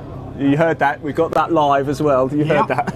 Well done, mate. Good day. It's good to see you again, isn't it? I think we might have a bit of time, so we may as well stay with us actually and just walk around and a couple of faces we've already spoken to today. Hello, chaps. Ian Bowie there and James Everard as well. Let's go have a chat with the guys down here too. Sure, don't run away from me, boys. How was that out there? I know it's not quite how we want to finish, is it? Well, but both back stub axles snapped clean off the car. Oh, no. I thought it was the whole back axle had come out from underneath like Wacky Races, but then the hubs are still in the wheels. I mean, I saw the back right off, and then Leon showed me that both had come off. That must be quite scary. it's a little bit scary, but it was alright once it got around the corner because I knew it was a big sandpit to land in. Yeah. So the wife was a bit shook up, but she seems alright now. She's laughing. So, and it's the last one of the year, so at least 6 months now. Sat in the seat. Well, I'm glad you're okay, and smiling. I hope somebody that's caught the most important thing. because it should be a good mantelpiece picture because it was properly up on the nose when it popped out. Well, make sure you check out the BARC YouTube channel. There you go. Well, I'm glad you're okay, mate. It's good to see you. There you go. And Andy's Dunkley there, of course, who had that lost both his rear wheels. Crazy, huh? Right, still got plenty of classic time car action to bring you though, haven't we? So I'm going to hand back to your commentator Dave Goddard to talk you through the Pre-66 race coming up. Thanks, Ian, and good to see James Dunkley is okay there. That must have been a frightening moment coming through Devil's Elbow. I've never seen that before, a car losing both rear wheels at the same time. Extraordinary. The Pre-66 touring cars will be up as soon as the circuit was clear, the grid based on the results of race 1. First of all, we can hear from a couple of the drivers from earlier on. I'm here with James a bit. So James, race 1 went pretty well for you, didn't it? Third overall. Yeah, quite happy with that. First proper podium. Is it really? Oh, congratulations! Yeah, congratulations. Yeah. I got a third at Brands, but it was due to a car with a false start, so I didn't really count it. Anyway, very happy with that. Over the moon. And in very difficult conditions. Now, race 2, we're expecting it to be a lot drier. Can you get past this man here? I'm not sure. He's definitely got power advantage over us on the straight. It's just gone. So, but yeah, we'll try. I mean, the imp is pretty good in the corners. So, it's an incredible car. What's it like to drive? Is it as fun as it looks? Oh, it's fantastic. I wouldn't drive anything else. Really? In this championship, no. Wow, fantastic. Unless someone threw me the keys, but definitely not a Mini. So. Yeah, me too. Actually, funny enough. Congratulations anyway. Just best of luck for race 2. Enjoy it, won't you? Thanks for talking to us. Cheers. Thank you. Well, I'm down here with Kevin Swan. Kevin, second in the race. Because you just said you've got to go to the Clark. Yeah, I don't know why. I did sort of almost overtake somebody under the yellows there, so whether it was that or they're going to just have a chat with me about it, but yeah. Look, what was it like out there? Oh, Because it was insane. It got worse as it dried. It actually got Really? slipperier. Yeah. It weren't dry. It's obviously just greasy. So. Where was the worst of it on the track? Because I was down at Yes's, it looked quite treacherous there. Yeah, it was. That was probably S's. Yeah, that was probably the worst bit. And out the hairpin, you couldn't get no traction out the hairpin. Really? It was just loads of wheel spin, but it was good fun. Yeah, I like driving in the rain. It just enabled Robin at the end just to get away, didn't it? Really. When I got tangled up, where I've probably got in trouble for is probably where I lost Robin, the biggest lot of ground on Robin as well. So. Well, I got some good news. Yeah. Race 2, you've got to do it all again, and it's probably going to be dry. Yes. Did you get him? I doubt it. He's far quicker than me in the dry, that is for sure, yeah. Okay. And all them big V8 things, they'll come trundling by as well. So no you might doubt. be doing a bit of a rain dance then? Yes, over the yes, lunch yes. break. I'm sure if you're chucking water about now, yeah. And look, Tom, I hope everything goes all right. We'll see you out for race 2. Thank you. Cheers. Bye-bye. Right, we're still in Park Ferme. Race 1 is finished because we've got race 2 still to come up, and it was a few sideways moments out there, wasn't it? I certainly did, yeah. It was great fun, though. Fantastic conditions, especially for the Mini. So actually, would you rather it stayed like this rather than it was bone dry for race 2? For me, I would, yeah. But unfortunately, my brother's driving it. Brother John's driving it in the second race. Yeah. So I've improved a few positions for him. So he'll start off in the middle of the grid. Does he prefer to dry then? Towards the front. Yeah, he doesn't mind either conditions. So he'll take whatever. He came second at Brands a few months ago in the wet. So I think keep an eye out for him. Yeah. It's probably quite good. But I think it's going to dry out, to be honest. Yeah, I think so too. Thanks for providing us some great entertainment in that race. Well, it was absolutely cracker, and of course, best of luck. It was to you in fantastic. race 2. It was really have to concentrate, especially with cars going off. A couple of cars went off in front of me, and Lotus Cortina into the S's went off right in front of me. So have to be a bit careful. You can go and have a nice bit of grub now and a cup of tea and enjoy the afternoon. Yeah. Cheers. Thanks very much. Cheers.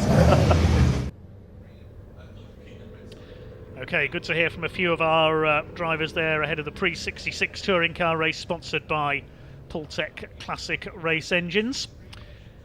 Well, going into race number 2 then, we'll give you the grid in a moment. Already confirmed the results of the the Classic Thunder and Blue Oval Saloon Series race. So their season is over, and now it's on to the Pre-66s. Their grid is set by the results of their first race.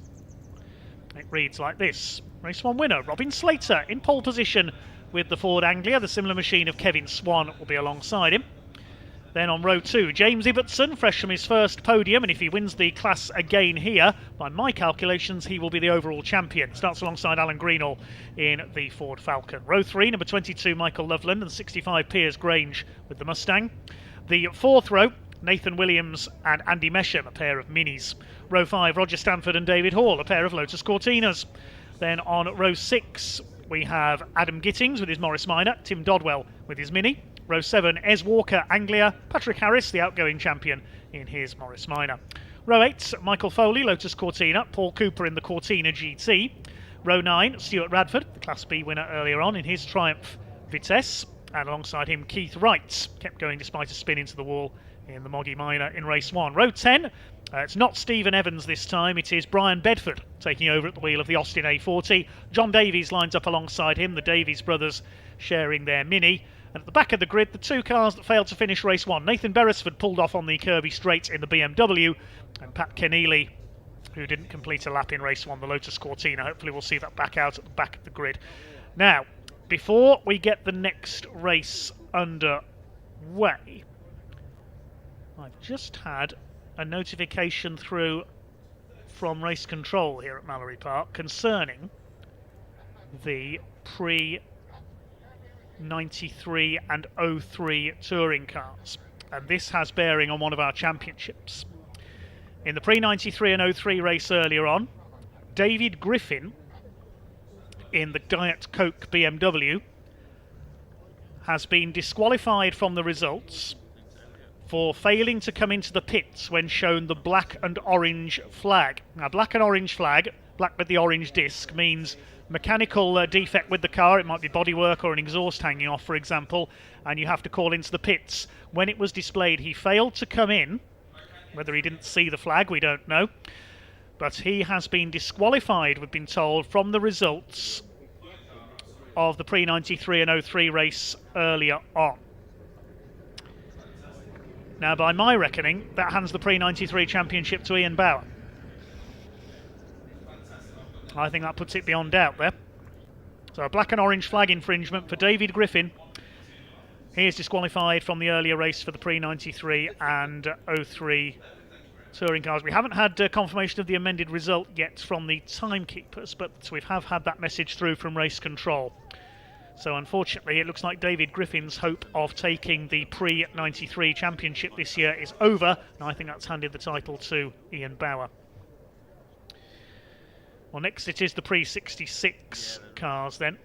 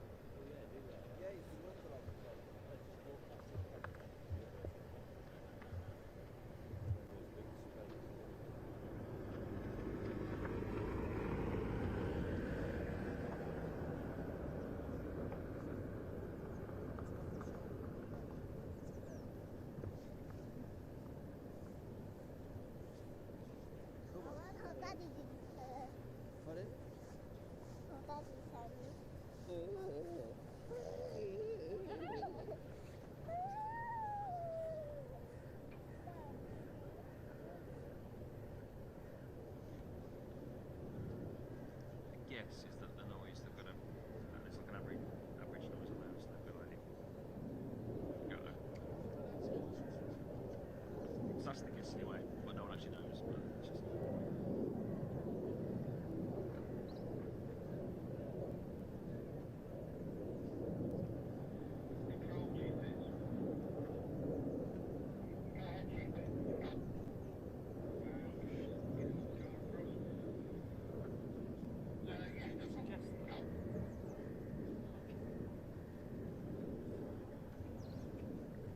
that's what some of the marshals probably would guess.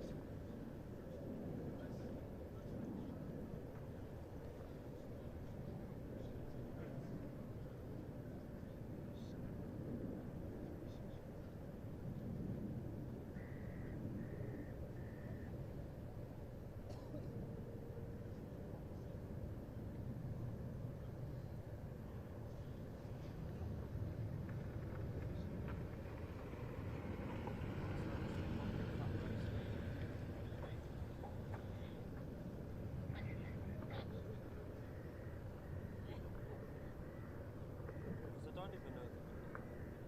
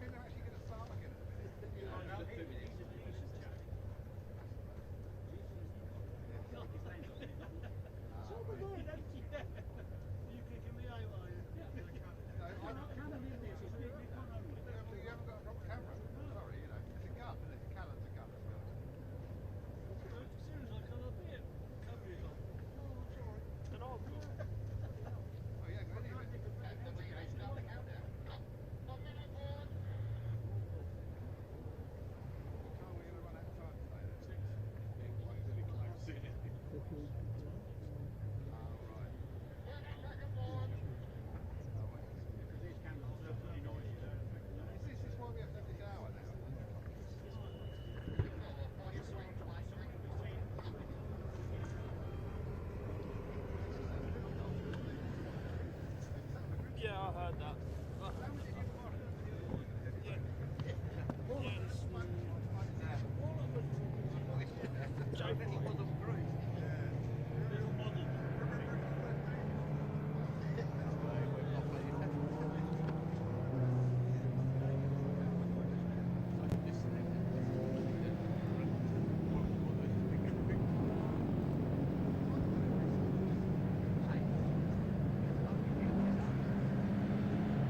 Okay, I think we now do have cars coming out onto track. Not too sure of the reason for the delay there, I apologise.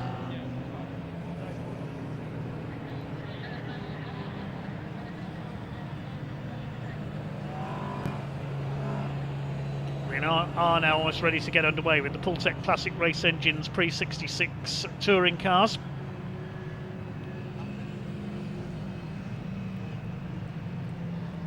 All Anglia front row, Robin Slater and Kevin Swan. James Ibbotson, the champion-elect in his Imp, alongside the big Falcon. What a contrast there on the second row. And on row 3, Michael Loveland with his Imp and Piers Grange in the Mustang.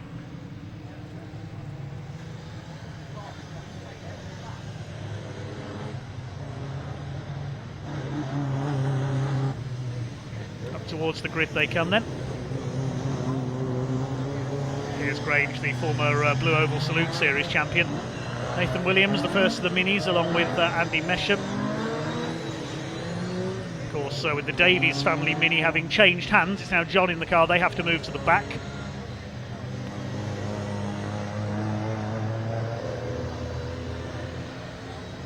Tina's out there, Morris Minor's the little Triumph Vitesse, effectively a coupe version of the Herald, driven by Stuart Radford.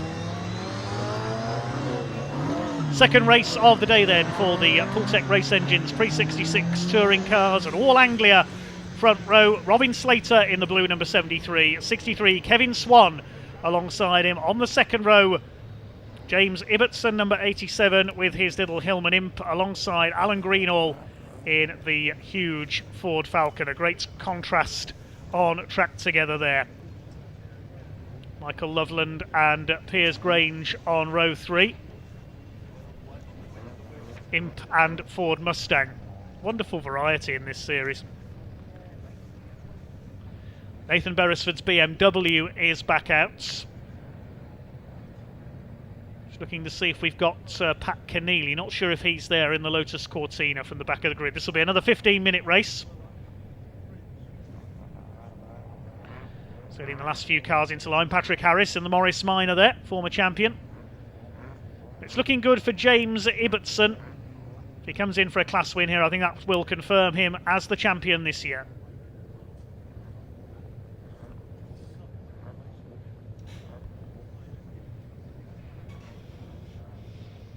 Last couple of cars in line at the back. Stuart Radford slightly out of position there, so just being signalled into place by the marshals in the Triumph Vitesse. Brian Bedford now at the wheel of the Austin A40 that was raced by Steve Evans earlier on. There is a Cortina there at the back. Yes, I think Pat Keneally is there, actually. I think that's his car we can see right at the back.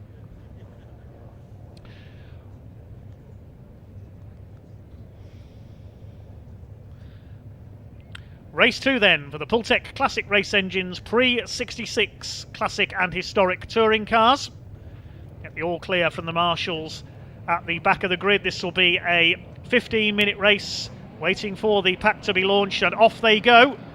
down towards the first corner. Good start by Kevin Swan in the white Ford Anglia. He's got the lead as they head down towards Gerrard's for the first time. James Ibbotson there on the inside, but he'll lose out to Alan Greenall and the other V8 engine beast of Piers Grange in there as well. Through they come then for the first time. A bit of a slow getaway for Michael Foley in his Lotus Cortina, with Swan in the lead. Slater's held second place in his Anglia. Greenall is up to third. James Ibbotson in the Impey's fourth, and Roger Stanford's on the grass. He's going to go round, coming out of Gerrard's there. Let's hope everybody missed him. Off goes Roger Stanford. Fortunately, nobody T-boned him there as he spun across and clips the tyre wall on the inside. Disaster for Roger Stanford. But he should take the Class F championship this year for the Lotus Cortinas. Meanwhile, here come your leaders. Alan Greenall moving through. He gets a bit of a tap there, I think, from Robin Slater in the Anglia. They've got past Kevin Swan on the run into the hairpin. It was impossible to know where to look there around the first lap. There was so much going on. Now, who's going to be leading as they come through? I think it's Robin Slater that's back in front in the blue Ford Anglia. It is indeed. Greenall second, side by side for third. Here comes Piers Grange monstering through, and Greenall retakes the lead on the outside. Now the track has dried. We can see how the V8 engines prosper here at Mallory Park. Ibbotson's dropped back. As long as he stays ahead of the other imp of Michael Loveland, he should do enough to take the championship this year. Slater in second place, sideways there, coming out of Gerrard's, and Greenall's lost it onto the grass there. Now, did he try and slow up when he saw the yellow flags, and that's why he's dropped back, I wonder? We'll wait and see what happened there. There must have been yellow flags there on the exit of Gerrard's because of that stranded car of Roger Stanford, surely. I couldn't see any flags, but I would imagine so. So Robin Slater locks up into the hairpin. It's Grange now in second in the Mustang. Greenall is third, then we've got Kevin Swan. And now the safety car is coming out again. I think the safety car is coming out again. Saw the board there as they came out of the hairpin. Yes, there is... well, Robin Slater comes through. I can see safety car boards, but I don't think the car has come out as yet, unless it's further round Gerrard's. So yeah, safety car boards and flags. James Ibbotson has lost a couple of places there to two of the minis. That's Williams and Mesham. There's the reason for the safety car. Roger Stanford in the Lotus Cortina, spun coming out of Gerrard's for the first time and has hit the tyre wall. Very fortunate that nobody was close enough to T-bone him as he went out of control. There's the safety car, so it has picked up the leader. My apologies there. Didn't see it come out of the pits. Piers Grange is second in the Mustang after Alan Greenall made a mistake coming through Gerrard's last time through, dropped to third place. And Ibbotson is down to 7th in his Hillman Imp. He needs to stay ahead of Michael Loveland to win the class here. There's the other imp. I think if Ibbotson wins the class here, he will do enough to take the championship. I'm going to do just a quick bit of mental arithmetic while that's going on.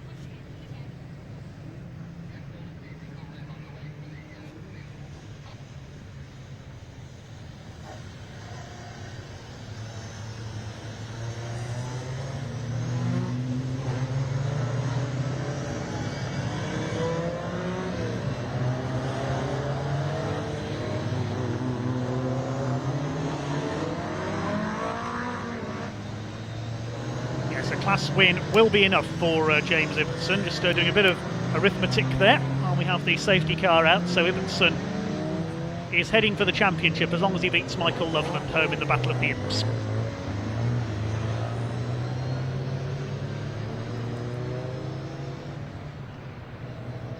Piers Grange in the Mustang can sense his first overall victory possibly here. The Anglias, then the Minis, and there is James Ibbotson, the young gun from Milton Keynes, in that lovely little Hillman Imp Super prepared by Shrigley Engineering. I'm not sure if we've seen an Imp win the overall title in this series before. Alan Greenall's won it in the past in the Ford Falcon. We've seen Minis win the title several times. We've seen Maurice Miners win it many times, Patrick Harris and the late great Tony Preston. I don't think we've seen an Imp winning it. Normally the dominant Hillman Imp in the championship is that of Freddie Brown, the Surrey-based racer, but engine problems have kept him out of racing for much of this year.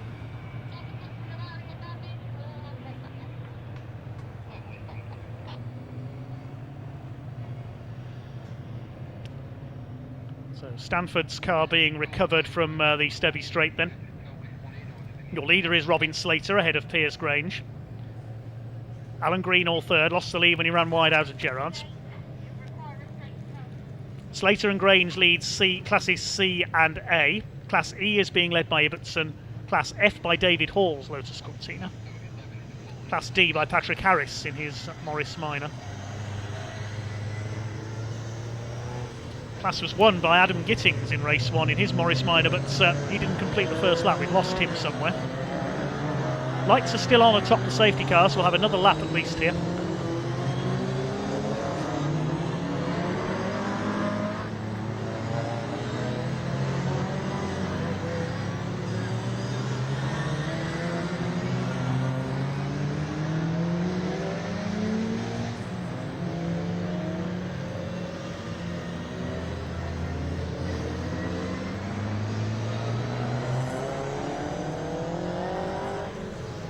See what the situation is round at the exit of Gerrard's.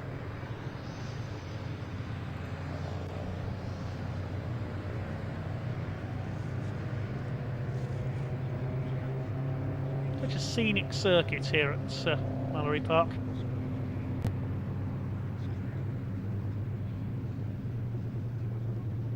Slater, Grange, Greenall, and the rest of them. There's Patrick Harris leading his class in the Morris Minor. Ez Walker with his beautiful Anglia behind them. He's raced all manner of things on circuits and ovals in the past. There's Tim Dodwell in his road-going Mini. I believe he's owned that car since it was new back in the mid-60s.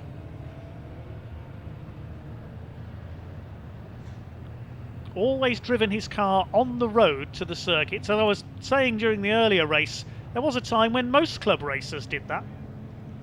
And there was even a couple of championships, these super road saloons, sponsored by Slick 50 among other things, where the car had to be driven on the road to the circuit and back home again. That was eventually, I believe, ended on safety grounds.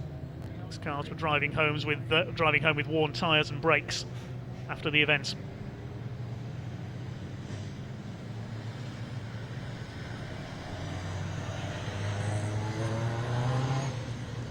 Keeping it steady here. We're past halfway.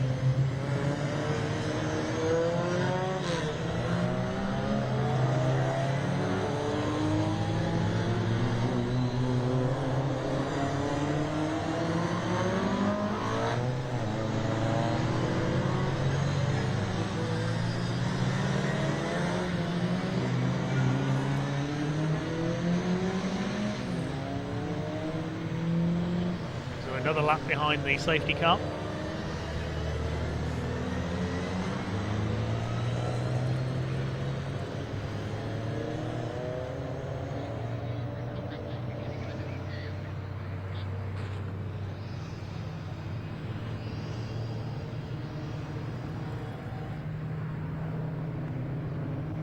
Class B being led by the BMW. We get our first proper look at Nathan Beresford there, ahead of Tim Dodwell.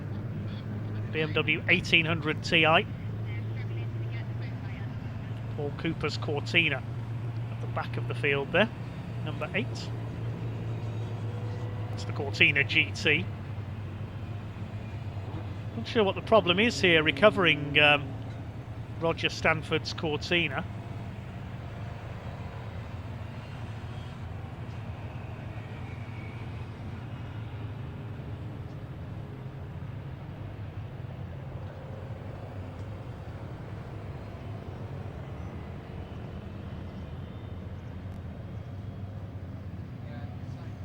It's going to be craned onto the flatbed here. They probably tried to push it out and couldn't get it to move.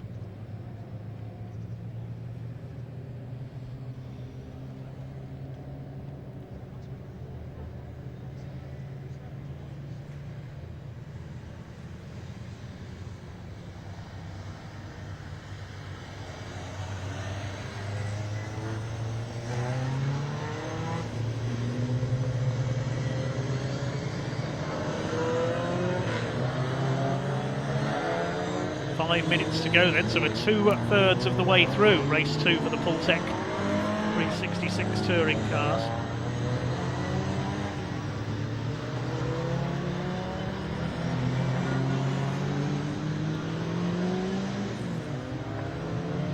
Patrick Harris leading Class D in the minor. Class F is being led by David Hoare, a couple of places ahead in the Lotus Cortinas. Class B by Nathan Beresford, as we mentioned. Class C by the overall leader Robin Slater. Class A by Piers Grange. It's ironic that we've only had safety cars since the circuit has dried out, really. Patrick Harris, a two-time champion in that Morris Minor.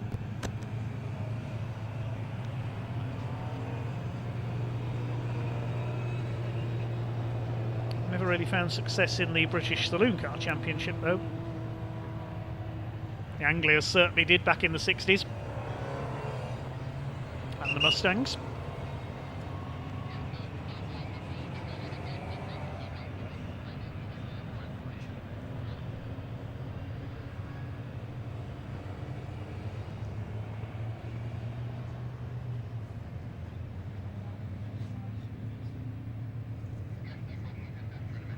Oh, and now the red flags come out.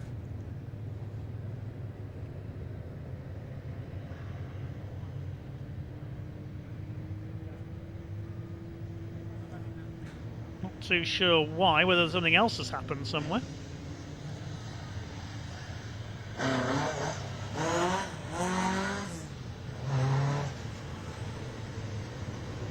We're about ready for a restart, so I don't know why the red flag has come out.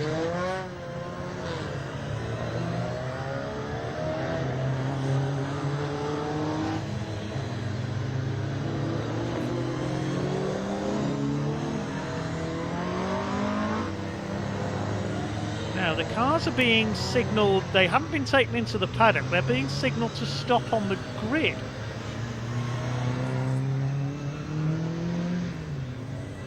I'm not sure why.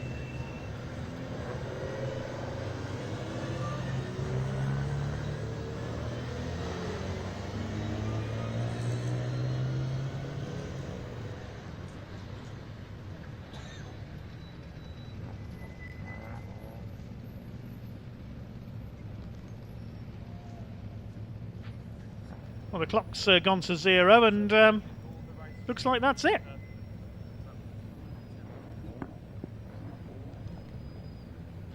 Strange way for that race to end, but it does looks like it's come to an end. And that will be a win for Robin Slater. And more importantly, a class win for James Ibbotson if the result is declared at that point. And therefore, James Ibbotson, provisionally, is the champion.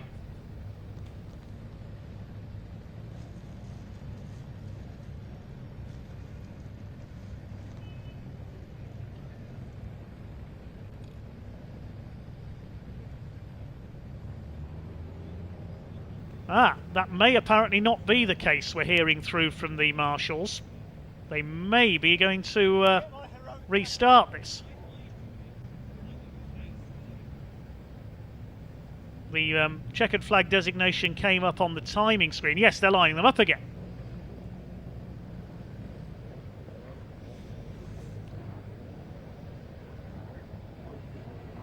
So at least we might at least get some racing laps, which is after all what we want to see. It's not exactly what Robin Slater wanted to see, because he's now got a Mustang and a Falcon behind him.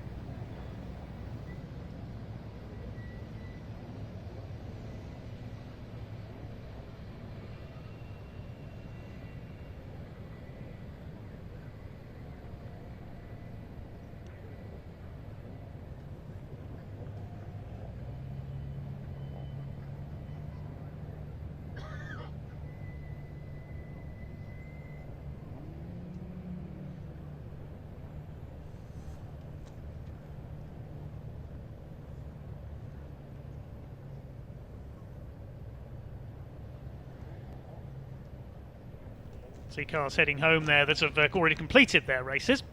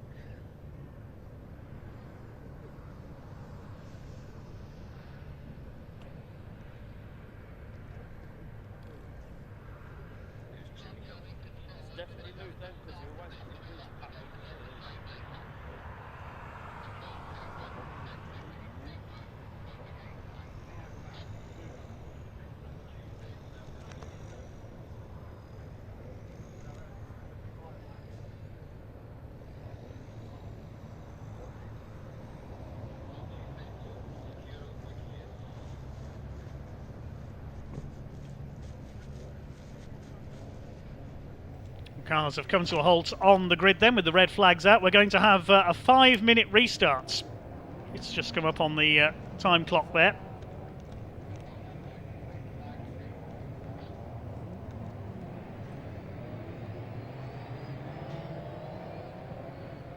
The cars move off then, and the clock hasn't started, so presumably this is another warming up lap. Yes. There's the green flag on the right of your screen.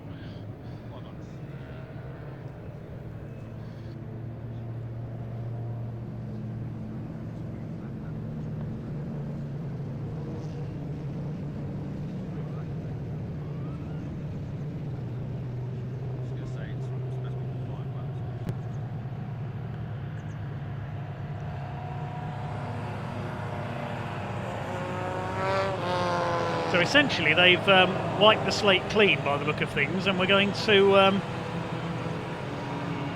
try again over 5. Now it says 5 laps, not 5 minutes.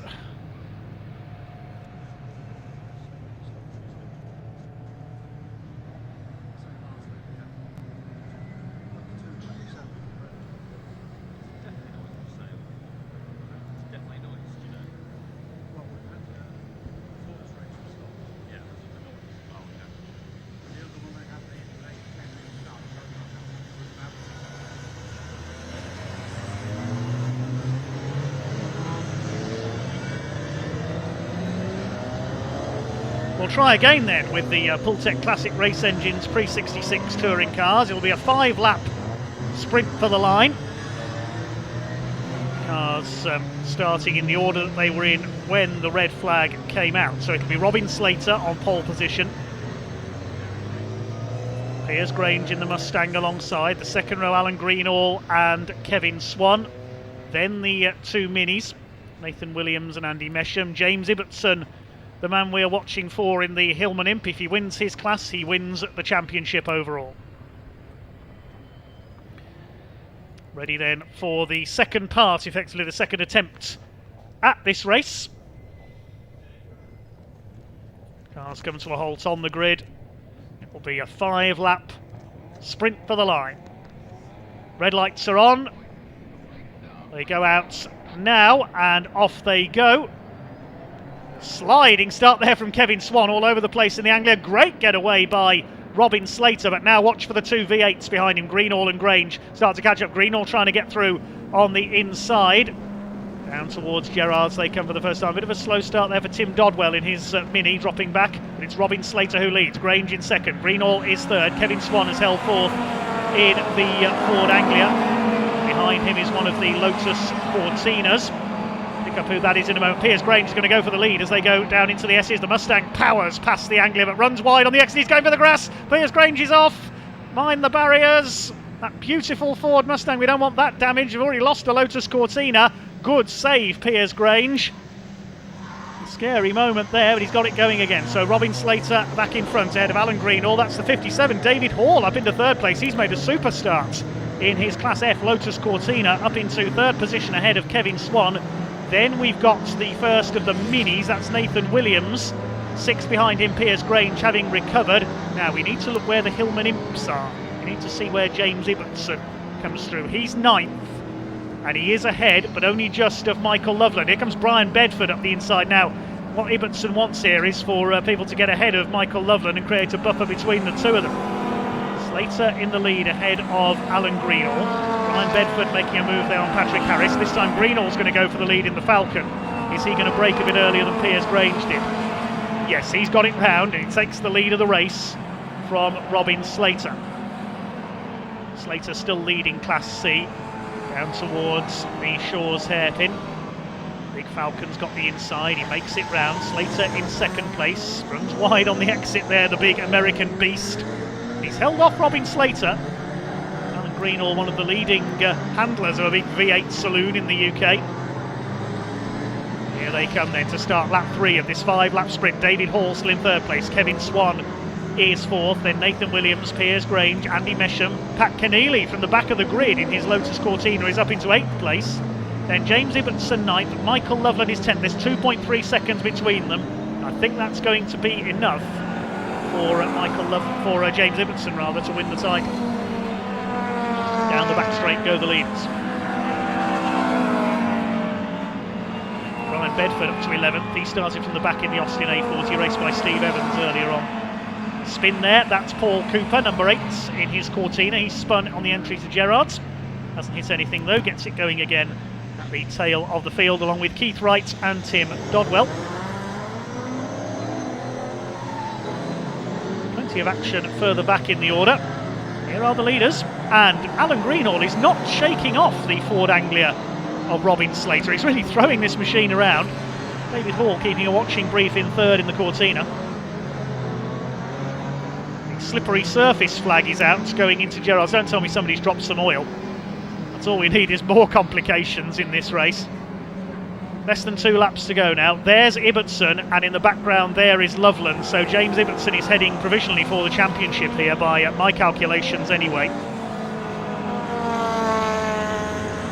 Over the line they've come, and the gap between the two imps is about 2.3 seconds still.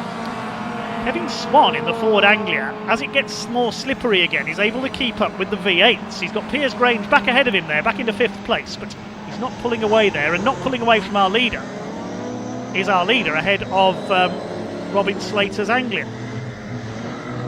They're still nose to tail, the big Fords of very different kinds. Coming into the last lap this time. 3rd is still David Hall. The battle for 4th between Swan and Grange, side by side over the line. Further back in 9th, James Ibbotson. Is he heading for the championship? He's only a youngster. We heard from him earlier. 3rd in race 1. There's Nathan Beresford in the BMW. There's a slowing Cortina. That's being lapped by our leaders. I think that's Paul Cooper. It's going to be Alan Greenall. He has now pulled away a little from Robin Slater. It's going to be a win for the Ford Falcon. There's Patrick Harris, the outgoing champion in number 1. He's got Michael Loveland ahead of him. James Ibbotson in the navy blue Hillman Imp is your champion-elect. Michael Foley about to be lapped, but they're coming up to the checkered flag this time in what's been a chaotic race for the Pre-66 touring cars, sponsored by Pultec Race Engines. It's going to be won by Alan Greenall in the Big Falcon.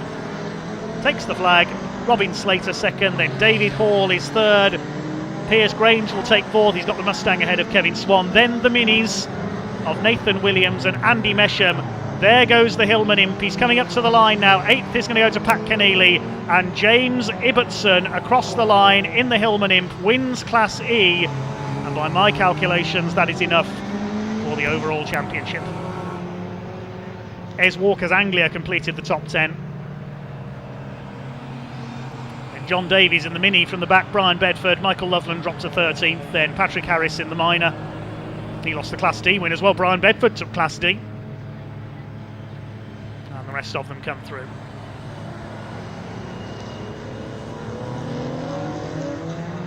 Alan Greenall wins the race, but subject to official ratification, only by my calculations, it looks to me as though James Ibbotson has done enough. He'll score 7 points for the class win, and he got the fastest lap in the class as well.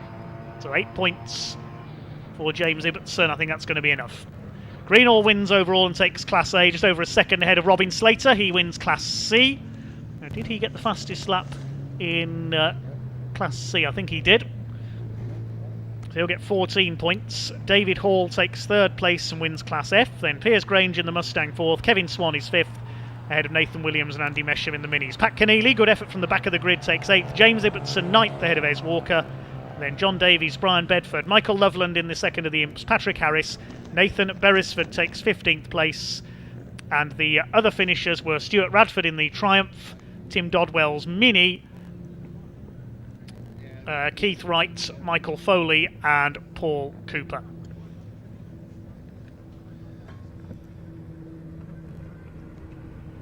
I think we can head down to Park Ferme to hear from our race winners with Ian.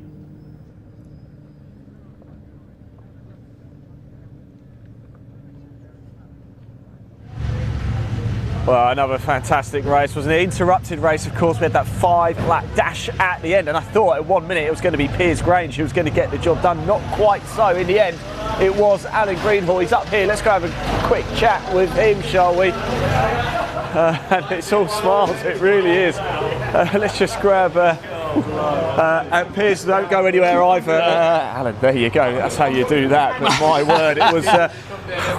you were out there for ages, weren't you? Well, yeah, we were out there for ages.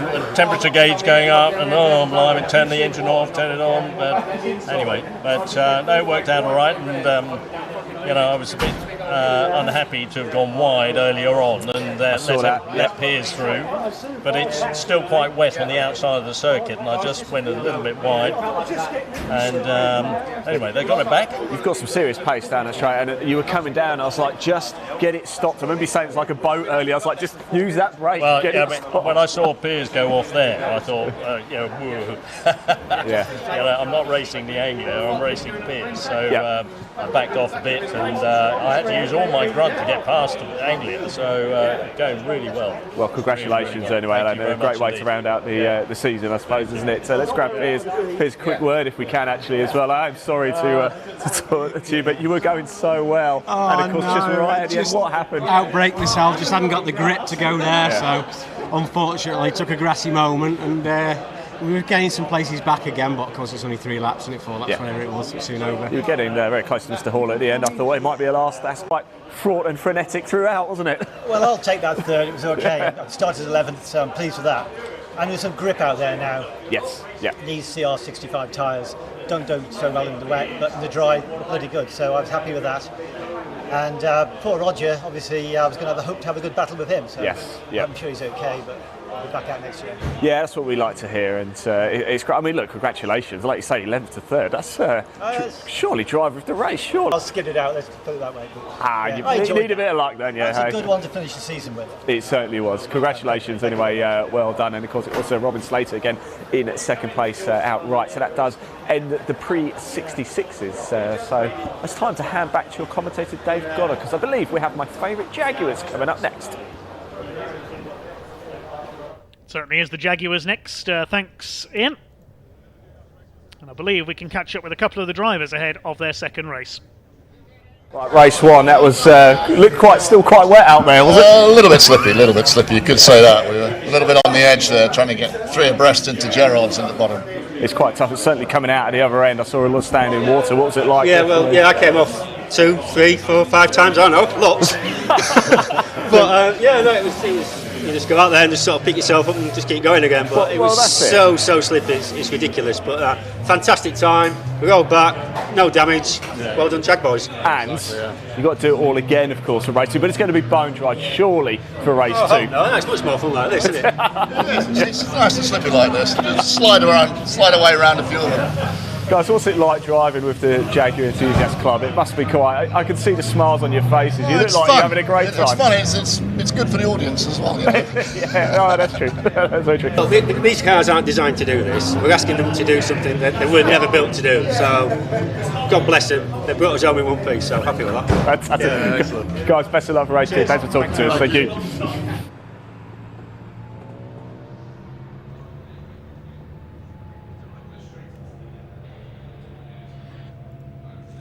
Okay, let's have a look at the grid for our Jags then, based on the results of race 1. So it's Tom Robinson, number 4, on pole position, alongside number 24, Michael Seaborn. If he wins Class B here, he wins the overall championship. Second row, number 44, Guy Connew, and number 11, Michael Holtz. Third row, 54, Rick Walker, alongside 65 of Simon Lewis. Hopefully he's fixed his transponder.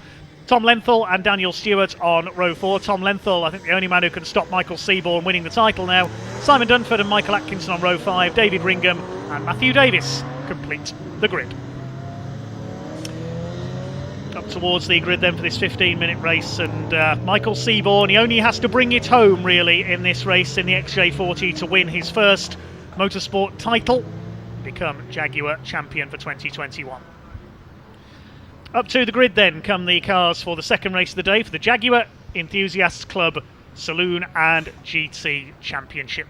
Tom Robinson in pole position, fought back from an off at the hairpin to win race 1 in much wetter conditions than this. Alongside him, the champion-elect Mike Seaborn in the XJ40. He only really has to get a decent result in Class B here to win the title. His main rival, Tom Lenthal, was pegged back to 3rd in Class B earlier on in the XK8. He starts back in 7th on the grid. Second row, Guy Connew, number 44.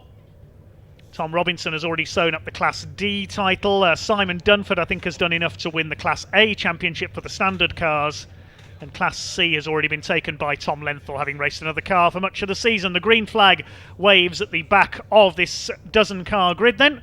15 minutes of racing about to get underway when the red lights go out, which they do now.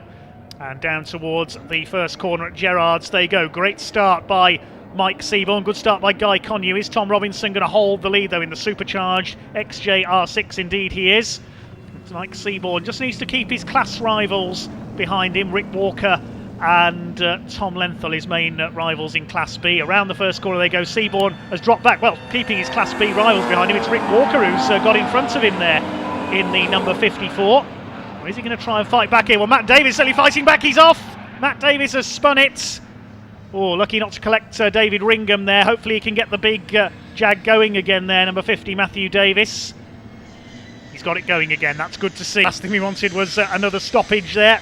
Matthew Davis is off and away in number 50. There are the leaders. Mike Seaborn has dropped right back there in the number 24. 2.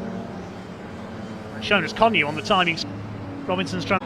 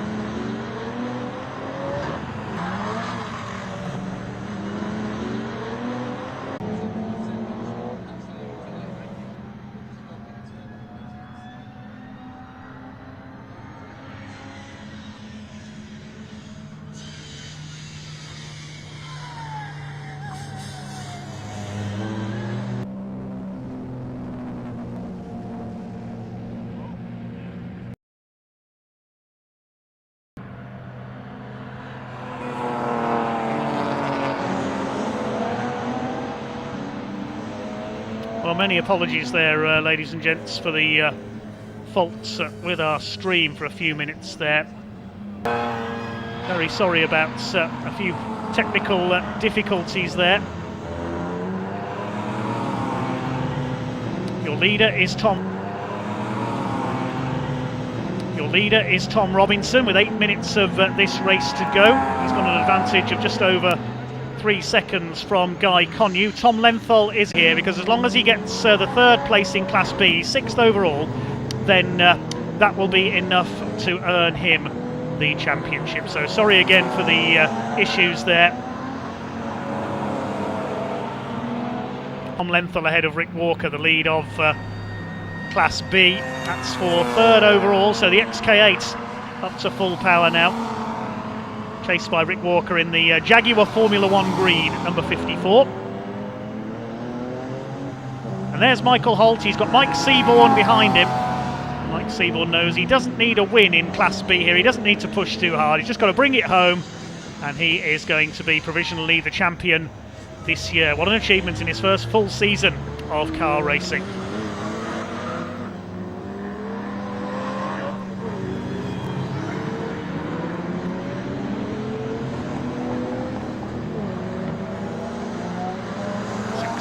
Just over 6.5 minutes to go. Here's a battle further back. That's Simon Dunford in 9th place. He's got ahead of Simon Lewis in the number 65. Michael Atkinson in there as well in the 92 with the X300. Gets around the outside, so Lewis is dropping back here.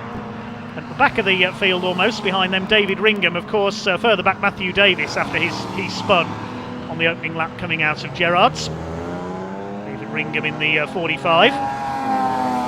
To remember, David started off his career in the car that Simon Lewis is racing. Quite a few different drivers have raced that machine over the years. Still your leader is Tom Robinson. He's completed 9 laps. He's 4 seconds ahead of Guy Connew. They're the two more powerful Class D cars. This is the fight further back. There's Robinson in the background. He's coming up to lap this little lot fairly shortly.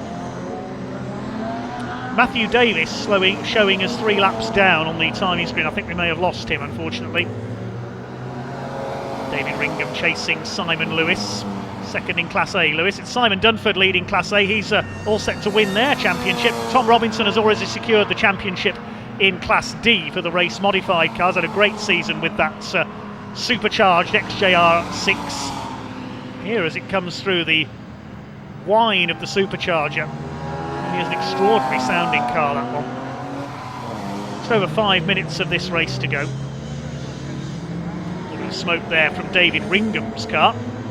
That a bit of tyre smoke perhaps, or is it? No, that's not oil smoke. Power Bell Services prepared XJS.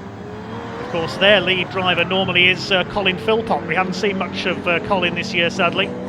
Former champion. Now Tom Robinson has got to negotiate this little lot. But it's going to be celebrations for Michael Seaborn at the end of this race. He's 3rd in Class B, 6th overall. That will be enough to bring him the championship this year. Michael Atkinson all over the back of Simon Dunford there. There's Matthew Davis. He spun on the first lap.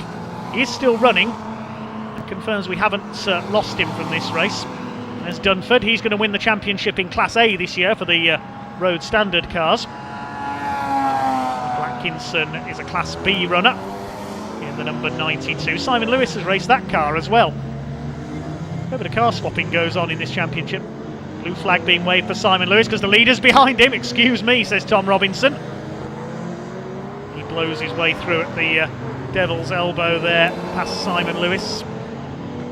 Well clear of Guy Connew in the Group 44 replica in the background. Number 44, yeah, over 6 seconds down now, so Robinson been lapping nearly a second quicker than Guy Connew over the last few laps. So a bit slower that time through because he had the back markers to contend with. Tom Lenthal still leads Class B. Switched cars into Class B for the last couple of rounds to try and take points off Michael Seaborn. With that class win in race 1 with Lenthal taking only 3rd in class behind Rick Walker. It's pretty much sealed it for Mike Seaborn. He's still 6th in his XJ40. Oh, big lock up there from Robinson. Look out, back markers, he's coming for you. Gets past Michael Atkinson there, the 92. Blue flags waving frantically to tell the slower cars the leader is there.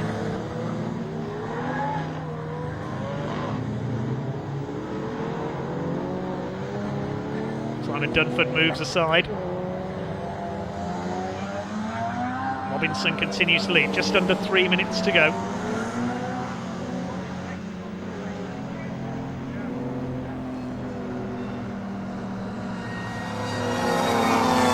There you hear that incredible whine of that supercharger.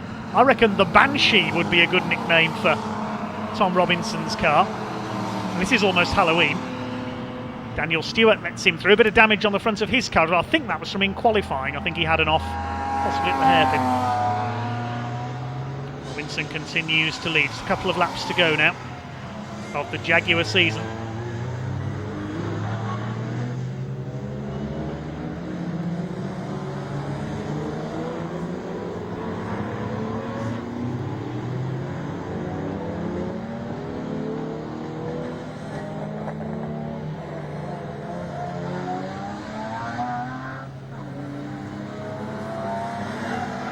Connew still second in the 44. He's got Tom Lenthal. If anything, he's closing down on him. Where is Mike Seaborn? There he is in the background. Heading for the championship. Still in a safe 6th.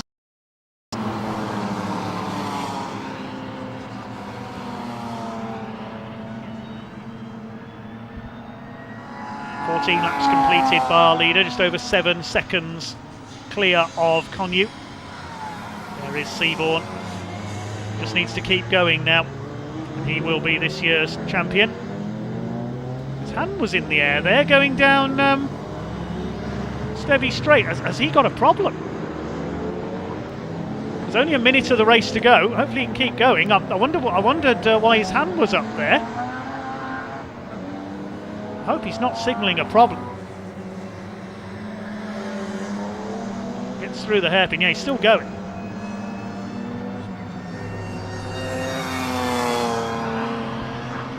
It's going to be a win for Tom Robinson. He's already secured the title in Class D.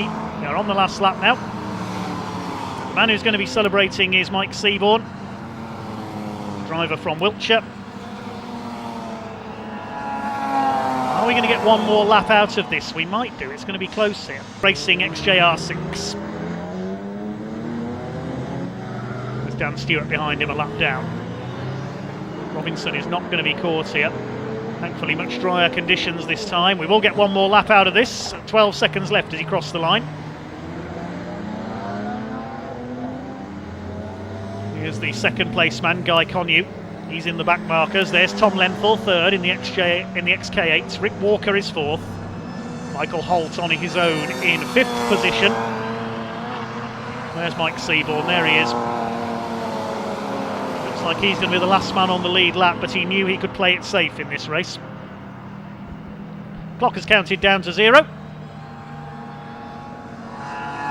up towards the hairpin for the last time. The end of the Jaguar season is almost upon us. This man of the overall winning this year, except when James Ram was in town for a few rounds with his XJS. It's going to be another win, and the Class D championship for Tom Robinson. Here he comes out of the final corner to win the final Jaguar Enthusiasts Club race of the season. Guy Connew comes over in 2nd. Tom Lenthal wins Class B in 3rd place. Rick Walker is 4th. 5th, it is going to be Michael Holt. He will win Class C. Tom Lenthal's already sealed the championship in Class C in an earlier round. And here comes Michael Seaborn. 3rd in Class B is going to be enough, surely. Here he comes. He weaves across the line in celebration. Mike Seaborn is the champion. Congratulations, Mike Seaborn, in his first full season of car racing. The Wiltshire man wins the title in the XJ40. Daniel Stewart in 7th. Simon Dunford 8th. He wins Class A and the Class A Championship. Michael Atkinson 9th. 10th for David Ringham. Matthew Davis, I think, with the final finisher. I think we've lost Simon Lewis somewhere. And well done to our big cat tamers. They've certainly had some of the worst of the weather this season. And we'll give you the provisional results in a second. Tom Robinson, the winner and Class D champion this year, beating Guy Connew by 4 seconds. Tom Lenthal takes 3rd. He'd already won the Class C championship in an earlier round, running in Class B today. Rick Walker in 4th. Michael Holt wins Class C in 5th position. Mike Seaborn in 6th, your Class B and overall champion provisionally for this year. A lap down, Daniel Stewart in 7th. Simon Dunford, the Class A champion, wins the class in 8th place. Michael Atkinson 9th, then David Ringham.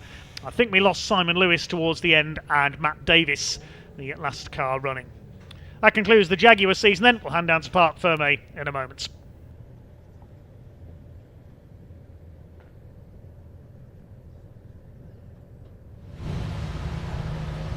Right, everybody, welcome down to Parc Fermé, and that time round it was Tom Robinson who kind of had it his own way, didn't he, a little bit in that race. Mike Seaborn in the dry, unable to really We keep making a bit of a habit of this. I'll let you get your helmet off first. Yeah. Yeah, I think every time I've seen you this year, I end up talking to you in first place. Congratulations. Thank you very much. A little bit more comfortable that time, it looked. Yeah, it was. Yeah, the dry definitely played to my advantage that time. And the track now, is it completely bone dry out It there? is, yeah. There's a couple of little areas, patches, but on racing line, it's Well, look, obviously you wrapped up the championship as well, of course. What a season it's been for you. Describe it for us. Well, just really happy, to be honest. It's just a shame that, as you know, James, Ram and Colin are my closest players. They haven't been here the last 2 rounds, but we've found some pace in the car near the end of the year, and I'm really excited to get ready for next year. Hopefully we'll have a proper shot at the championship next year. There you go, mate. Well done. Congratulations. Lovely stuff. Let's go grab a word with Guy over here as well, shall we? Coming home in second, number 44, same as a certain Mr. Lewis Hamilton, isn't it, as well? It's brilliant. That's pretty. That's better. No. Suits the car far better, getting the power down. And having faith in it all, stopping and going and cornering. It's night and day between obviously the wet and the dry for every driver, but just far more easy to drive, although harder work, more intense. Absolutely, and of course Tom, you know, he wasn't going to let you get away, was he? No, I saw them there. I think he was battling with Rick behind me, and I could see him at the hairpin. I thought, oh, am I not pulling away? But obviously that's where you close up and then just got going again. But they were having their own battle, so my battle was really trying to catch Tom, which obviously I couldn't do. He drove so well, and just a different beast. But no, I really enjoyed it. Well, really congratulations, enjoyed it second place. Good stuff. Lovely, Well thank done. you. And here he is, Tom, very quickly. Did everything you could, didn't you, really, there? I couldn't have tried any harder. And at least we had a good dry race. We had a bit of fun, but just a shame it wasn't 2 dry races, and it might have been a different story. Might be a different story. Yeah, but that's what next year's for, isn't it? Exactly, and you're still smiling. That's what matters. That's it. I had a good race. It's great. Top man, well done. Thank you very much, Tom. Right, there you go. We've still got 2 races to come today. It's now time for the pre-93 and 03s. So I'm going to hand back to your commentator, Dave Goddard, to talk you through the action. Okay, cheers, Ian. Getting ready for the Laser Tools Pre-93 touring cars and Simply Serviced Pre-03 touring cars, the grid based on the results of the earlier race. Now, we did bring a notification from race control. David Griffin, the BMW pilot, had been excluded from the result of that race, but he's still shown as 4th place on the grid, so we're going to have to wait and see where he lines up for this one. The cars are on their way out now. And pole position will be our earlier winner from the Pre-03 touring cars, Andrew Neil, in the Peugeot 106, alongside James Everard, the Pre-93 winner in his BMW. The second row, Gary Preble, number 191, and David Griffin, 34, is there. So whether that has not been upheld, I'm not sure. We did get that notification through earlier on. But David Griffin lines up on the second row of the grid. Row 3, 169 Ross Craig and number 90 Ian Bauer. Simon Ward on row 4, number 71, alongside 25 of Paul Hinson.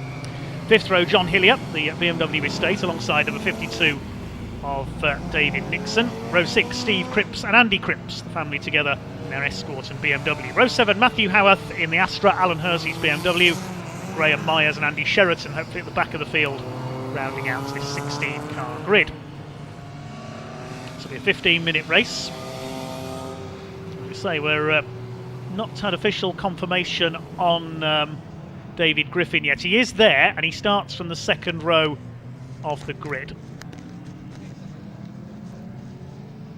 Ian Bauer behind him. Those are the pair fighting for the Pre-93 championship. Gary Preble has sewn up the Pre-03 championship with that second in class in race 1. There are the Cripps family, Howarth, Hersey. Yes, Myers and Sheraton are both there at the back.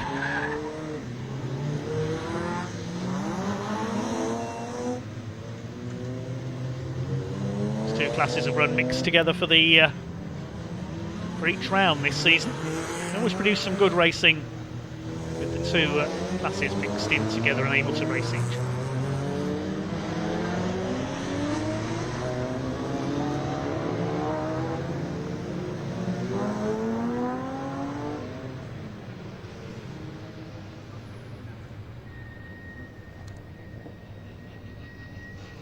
Cars coming to the grid then for the second race today for the Laser Tools Pre-93 touring cars and the Simply Serviced Pre-03 touring cars. It was a win earlier on for Andy Neil in his Peugeot 106. He starts on the front row of the grid. Fellow Yorkshireman James Everard starts alongside him in the Pre-93 winning from earlier on E30 M3. Second row, Gary Preble, now confirmed as the Pre-03 champion this year. He looks determined. He's got the headlights on. David Griffin alongside him, number 34, with the Diet Coke BMW. Row 3, Ross Craig alongside Ian Bauer's BMW. the champion-elect in the pre-93 touring cars, looking to defeat David Griffin here. Simon Ward and Paul Hinson will start on row 4, Vauxhall Astra and BMW Compact. Last few cars being moved into line at the back of the grid. There's Alan Hersey, the Monster Energy liveried BMW. Graham Myers failed to finish the earlier race, as did Andy Sheraton, the E30 there at the back.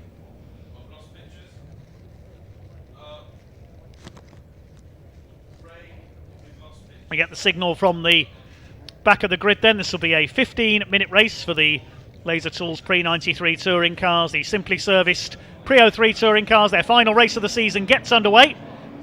And across there, James Everard, and that blocks an attack from David Griffin. They slid off the line there. Gary Preble already trying to move through into the lead as they come down into Gerrard's. But it's Everard round the outside of everybody. What a start by the E30. I think he'll have the lead as they come out of Gerrard's for the first time. Yes, it's the BMW that leads the way from Gary Preble. Andy Neal, rather caught napping there, is down into third place. It's Ian Bauer with a super start as well up into fourth. As long as he finishes ahead of David Griffin here, he will take the Pre-93 Touring Car Championship for this year. Away goes James Everard in the E30 though. Can the ex-Stanford family car take a winner? Hopping its way down to the hairpin there, chased by Gary Preble. Neal is third, then Bauer. Griffin's up to fifth. He's got ahead of Ross Craig there. Over the top of Devil's Elbow for the first time they come then. This is going to be a spectacular thrash to the flag. Gary Preble already having a look. We saw these two having a bit of a scrap earlier on, but that was for second place behind Andy Neal. This time it's for the lead. Neal down in third and under fire from Ian Bauer, who wants to put as much distance between himself and David Griffin as he can. There's Simon Ward, the local man in the Astra. James Everard, the ex-Classic Alfa Romeo racer, holds his lead. Here comes Gary Preble, former king of Castle Combe in the Honda Civic. Up the inside, he's going to take the lead surely into the S's under braking. He goes through. Preble leads, and the BMW relegated to second place. Down towards the right-hander at the Shaw's hairpin. A flash of flame out of the exhaust pipe of the Honda Civic there.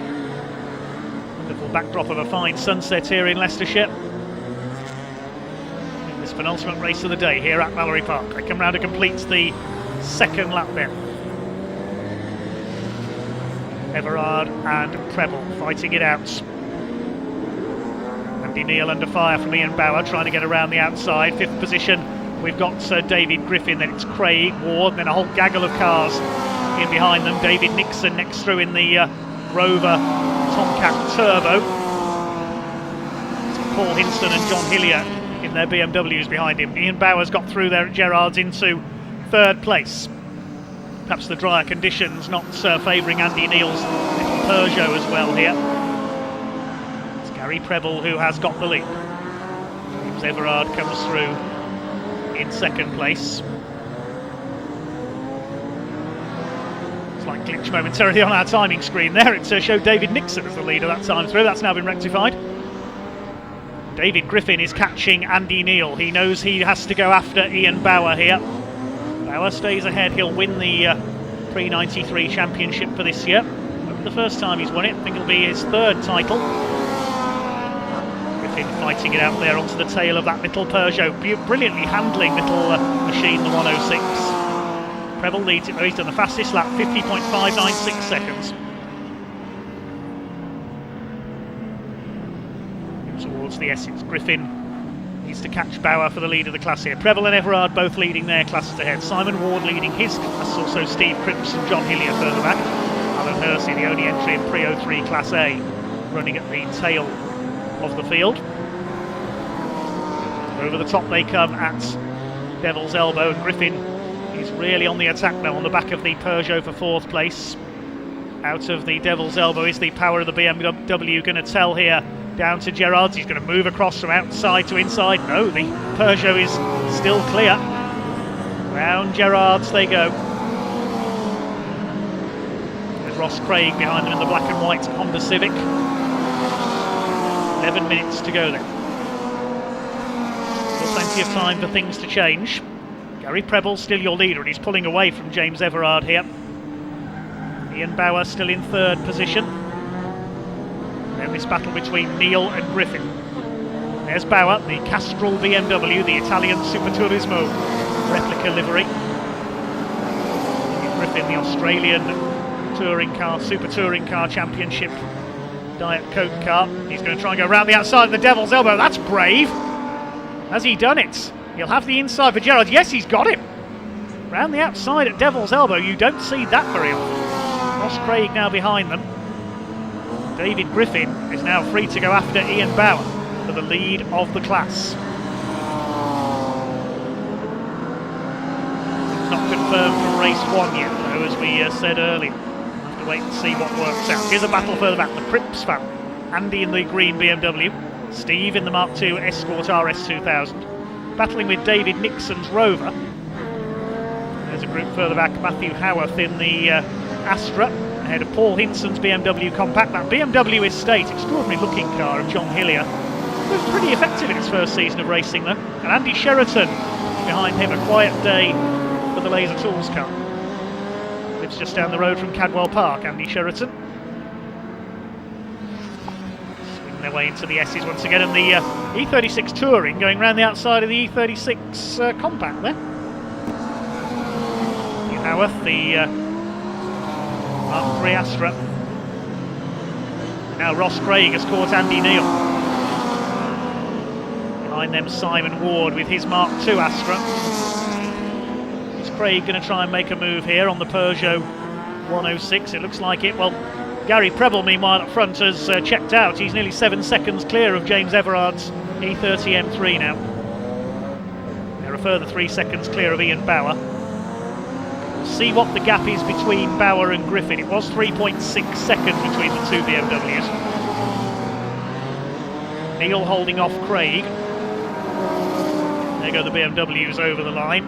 Bauer and Griffin separated by 3.8. Ross Craig looks to make his move into Gerrard's. Yes, he's got him.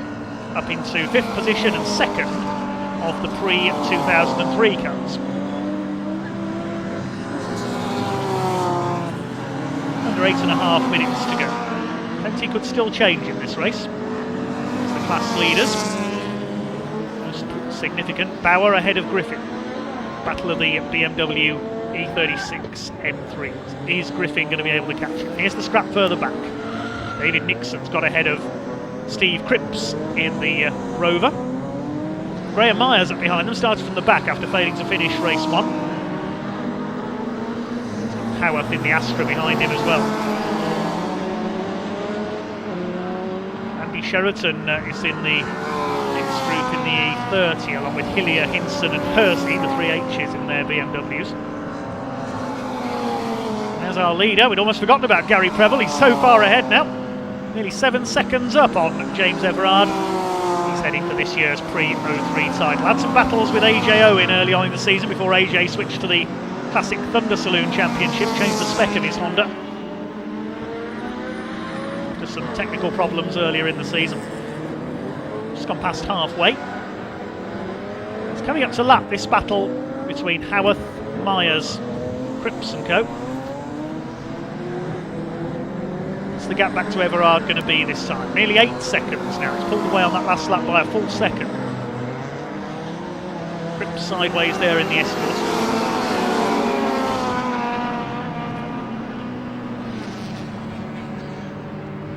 Steve Cripps all over David Nixon here. This is for 9th place overall. Cripps fishtailing the Escort there into the S's. There's James Everard just lapping John Hillier's BMW Touring. Ian Bauer still in 3rd place. What's the gap back to David Griffin? Yeah, still just under 4 seconds. So I think Ian Bauer's going to be on a safe run to the title here unless a miracle happens. We don't want to put the curse of the commentator on. No, it's Preble gobbling up the back markers there.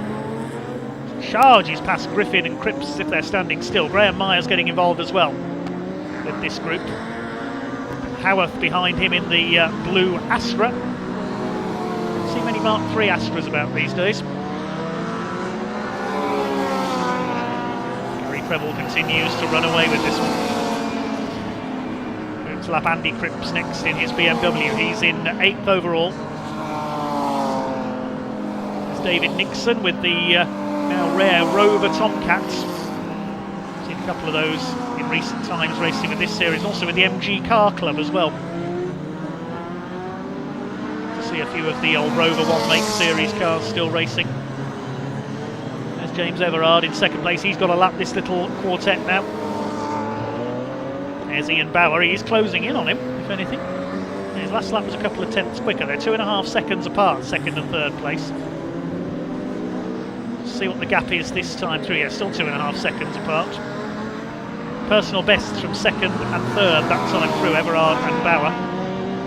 The lead is still 8.5 seconds for Gary Preble. There is David Griffin, 5.7 seconds down now on Ian Bauer, so the championship slipping away. It's looking good for Ian Bauer to take the title here. There's Preble down into the hairpin, another flash of flame out of the exhaust. Way up towards Devil's Elbow. Randy Cripps has just been lapped in the green machine. Wait for the second place fight to come through. There is James Everard in the middle of the back markers. There's Ian Bauer. Now, gap was 2.5 seconds. Has Bauer been able to close in with Everard negotiating the back markers? Yes, down to 1.8 seconds now between second and third place. Castrol liveried BMW is on the attack here. He wants to win the pre-93 segment overall.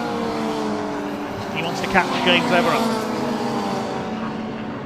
Well, Steve Cripps goes... well, the Mark II Escort famous as a rally car, of course, and Steve Cripps nearly did a bit of rallying there, trying to get out of Ian Bauer's way. That's allowed Graham Myers to close in on him. This is for 10th place. Howarth having a go in the Astra as well. Everard, that beautiful Fina liveried BMW. To the old Bugatti team cars that raced in touring cars in the 80s. Spa 24 hours on a couple of occasions. The Bugatti E30s and E36s, for that matter, in the Bastos livery. He's 11 seconds off Gary Preble now. He lost a couple of seconds due to back markers on that last lap. There is Bauer. The gap's gone back out to 2.8 now. I don't think we're going to see any major changes barring any major problems in this race, other than amongst the battles further down the order. All 16 cars at the moment I talk to you are still running. We don't want to put the curse of the commentator on things.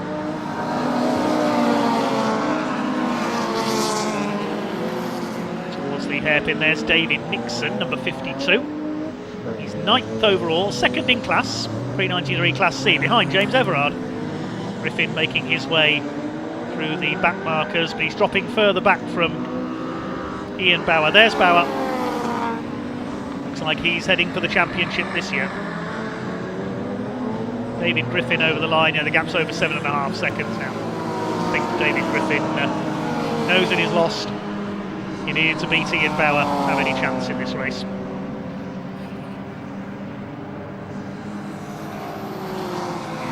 Andy Neal, the race 1 hero, is still going incidentally. He's down in 6th place, nearly 9 seconds off Ross Craig now. He's dropping back into the clutches of Simon Ward in the Astra. There's only a couple of seconds between those two. 6th and 7th looking at the timing screen. 2 minutes to go for Gary Preble. He's probably wondering where everybody else has got to. Swings his way into Gerrard's. Great to have a driver of the calibre of Gary Preble with the Pre-03 touring cars this year. He is going to waltz away with the title. Nearly 12 seconds up on James Everard now. He is going to be a really potent threat for the Pre-93 title if he does the full season next year at the M3. David Griffin laps David Nixon. The gap increasing between 3rd and 4th all the time.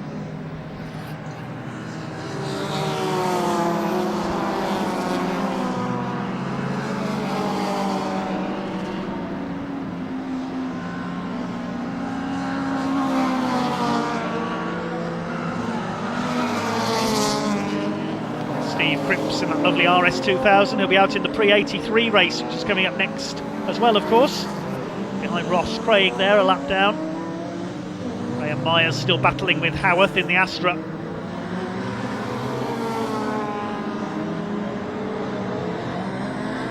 Will be last lap this time, I think, for Gary Preble. Will it be checkered flag this time? There's less than a minute on the clock. He's coming out of the S's now. This is going to be close. We might get one more lap out of this. Preble still well clear. Dominant season he has had, Gary Preble.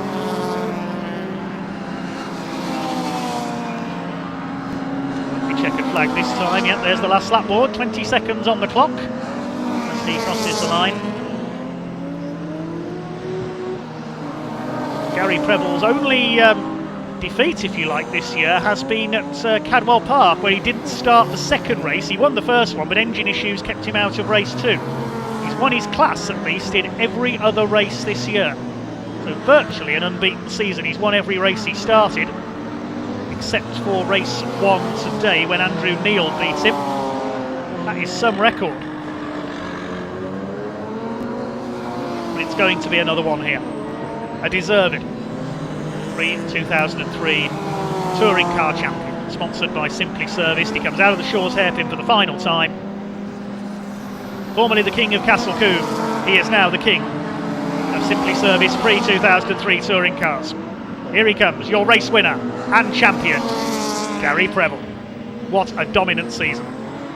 He backed off around the final lap there. James Everard closed in by a few seconds. He takes second and wins the pre-93 split. Ian Bauer comes over in third. He got to within 1.7 seconds of Bauer at the end of that race. He is provisionally the pre-93 champion, Ian Bauer.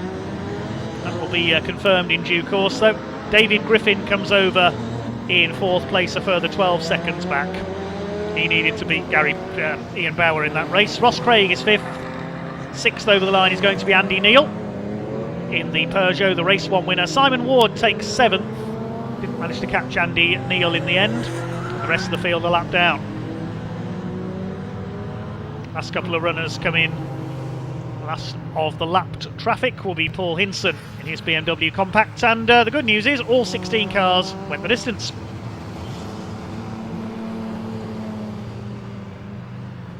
So congratulations to our champions Gary Preble and provisionally Ian Bauer. Just one race to go here at Mallory Park in the sunset today, the pre-83 touring cars, with the provisional results of the Classic Touring Car Racing Club pre-93 and 03 touring cars. Gary Preble takes the win by nearly 7 seconds, having backed off towards the end. James Everard wins the pre-93 split in second, and Ian Bauer, a class win. Provisionally, he is the pre-93 champion this year. David Griffin takes fourth ahead of Ross Craig and Andy Neal. Simon Ward wins his class in seventh. Then Andy Cripps with his BMW, a good 8th place ahead of David Nixon and Stephen Cripps. He wins his class. Graham Myers 11th from the back of the grid. Then Howarth taking 12th in the Astra. John Hillier 13th in the BMW estate. Then Andy Sheraton gets a finish this time. Paul Hinson and Alan Hersey completing the runners. Congratulations to our pre-93 and 03 Touring Car Championship racers. And we'll head down to Parc Fermé with Ian Waterhouse in a second.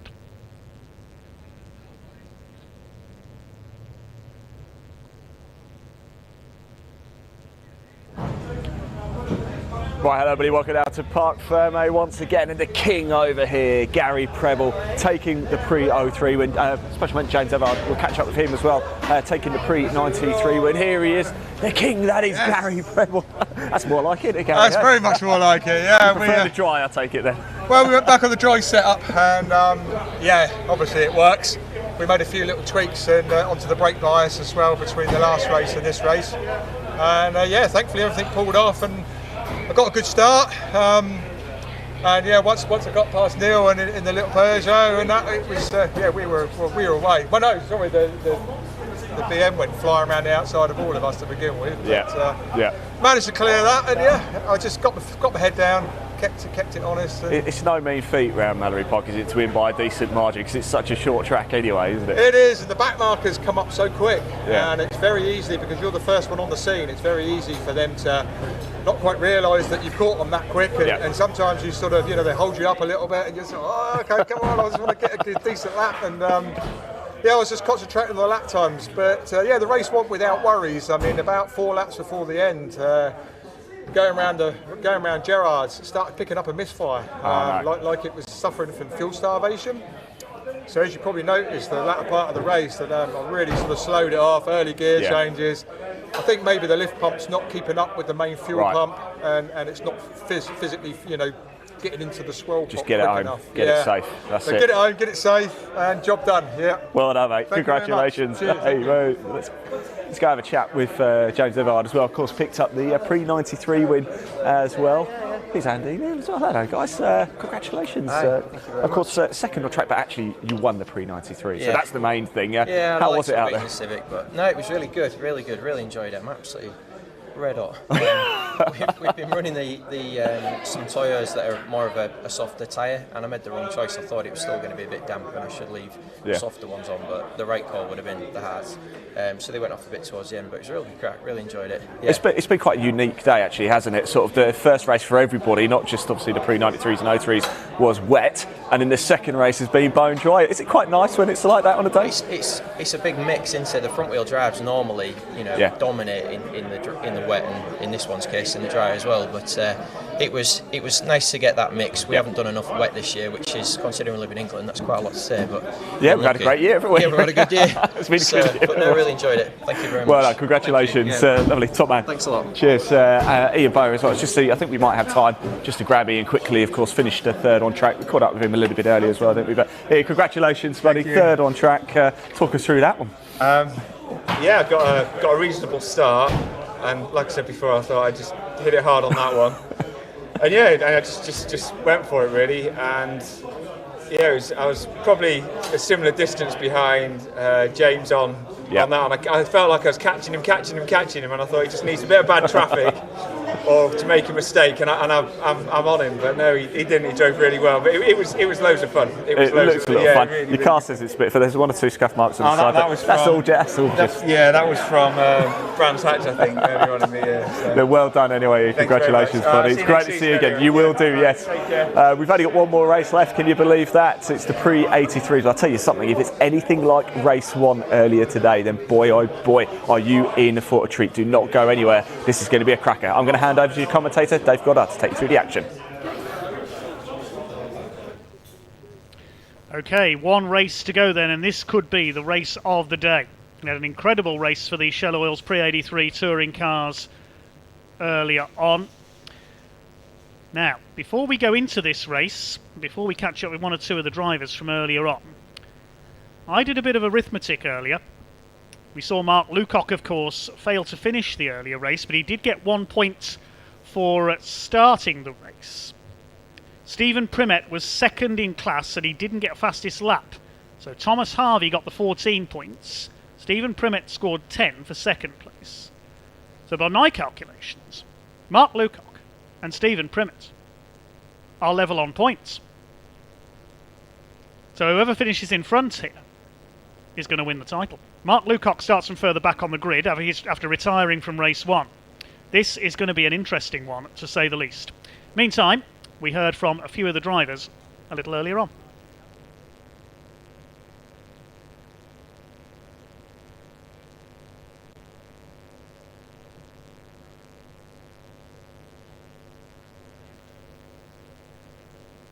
Sorry, not able to bring you that at the moment. My apologies there. We'll hear from some of the drivers, though, later on, of course, when this race has been concluded. But earlier on was the race of the day, without a doubt, so far. Can they top it here in our last race of the season for the Classic Touring Car Racing Club? Thomas Harvey, an incredible win, going around the outside of Stephen Primet into Gerrard's for the last time. Before that, it was like watching an ice race, the way he was flinging that BMW around. He really is an incredible young talent, Thomas Harvey. He starts from pole, Stephen Primet alongside him. On the second row, Mark Osborne and Mark Chollerton, Triumph Dolomite and Escort Mark II. Steve Cripps will be on row 3 alongside David Howard in the Jaguar. Row 4, Peter Millington and Keith Evans, Hillman Avenger and Alfa Romeo. Row 5, Martin Reynolds in the Ford Taunus. Hopefully he's out there. Broke down on the last lap of race 1, unfortunately. Mark Lucock, of course, retired from race 1, as did Colin Claxton. Got into a bit of a scrape on the first corner and hit the barriers. Hopefully they've repaired to take part in this second race. We'll wait to see if the other two cars that didn't make it out for race 1 appear here as well. Tony Palmer's Rover SD1 and David Claxton in his Triumph Dolomite Sprint. Hopefully we'll see 13 cars instead of 11 for this one, but we'll see what emerges from the assembly area very shortly. This is our last race of the day. We are back racing next weekend here on BARC TV. Of course, we're at Donington Park, the final rounds of the Goodyear Brick Car Endurance Championship. The endurance and trophy categories, plus support from Donington. Then 2 weeks after that, the first weekend in November, is the final of the British Truck Racing Championship. Is Ryan Smith's run of Division 1 titles going to be ended? David Jenkins and Martin Gibson challenging for the title this year. It's not been the best of seasons for Ryan with his new Mercedes, so tune in to find out what's going to happen there on Bonfire Weekend. And then after that, of course, we will have the night races for the Brick Car Trophy category, non-championship at Brands Hatch the week after that, our final weekend of the season on BARC TV. Beautiful sunset here at Mallory Park on our first visit this season on BARC TV. Thanks to everybody who's made it possible. Thanks to the volunteer marshals, the medical crews, recovery crews and so on. Thank you to all of you for watching. Hope you've had an enjoyable day with us, and we hope you can all join us next weekend as well when the brick cars are back at Donington Park. We await the cars then for the final race of the day. And I'm really looking forward to this one. As we say, by my calculations, Mark Lucock and Stephen Primet are level on points. So whoever finishes ahead will win the championship. David Howard, the winner of race number 1 in Class A, he got 90. He's now on 91 points because he got 8 points for that. He's the only entry in his class. No, 7 points. Sorry, he got only 1 entry. So he is on 90 points. Lucock and Primet on 98. So as Howard's the only entry in his class, he can only finish 1 point behind Lucock and Primet. So he won't quite win the overall title, even if Lucock and Primet don't finish, because they get a point just for starting the race.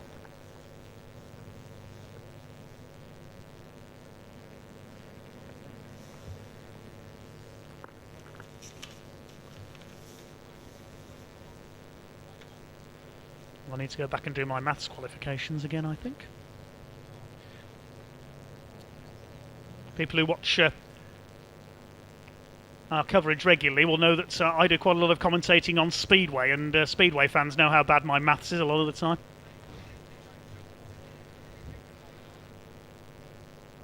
We know Anton Martin has won the Class D title. Keith Evans was 37 points down on him coming into today's meeting, with only a maximum of 28 points available, so Anton Martin could not be caught.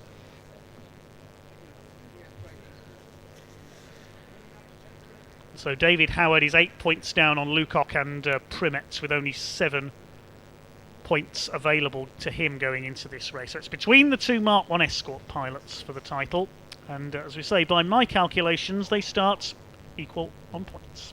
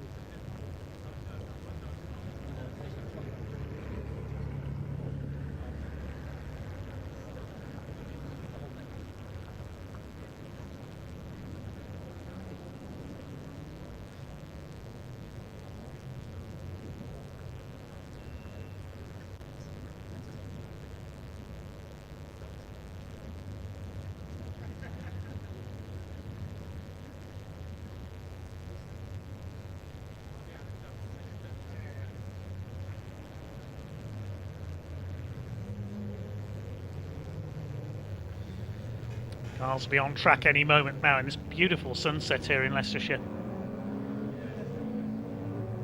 This could add to the atmosphere here in this final race. Tom Harvey leads them out. There's Primet in the white corner.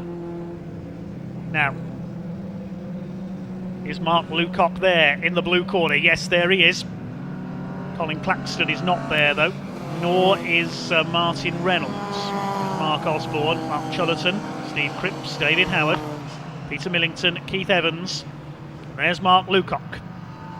So a couple of the cars that would have been starting around him, Martin Reynolds and Colin Claxton, not there. This slightly depleted grid. Mark Lucock has got one objective: to beat Stephen Primet in the Battle of the Mark 1 Escorts. This is going to be a cracker.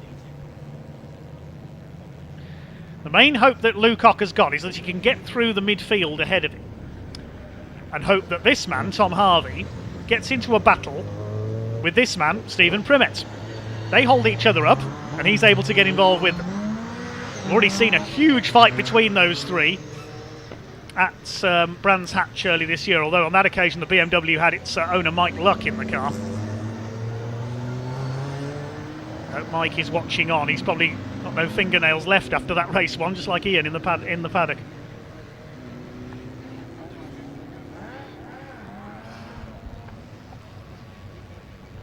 There he is, lurking at the back of the grid, headlights ablaze.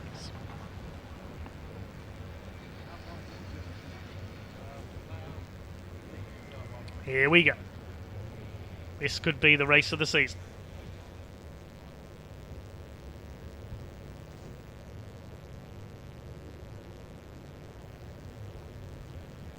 Cars on the grid then for the last race of the day here at Mallory Park, the Shell Oils Pre-83 touring cars. Tom Harvey, after that sensational win earlier on pole in the BMW. But the cars to watch: the white Mark 1 Escort of Stephen Primet, the blue example of Mark Lucock at the back of the grid. They, by my calculations, are level on points for the championship. Whichever one of those cars finishes ahead of the other will win the title. Here we go. 15 minutes of racing. The red lights are on. Revs rise. And off they go. Here we go. Down to Gerrard's for the first time. It's a good start by Mark Osborne. Look at the way the Triumph is coming through.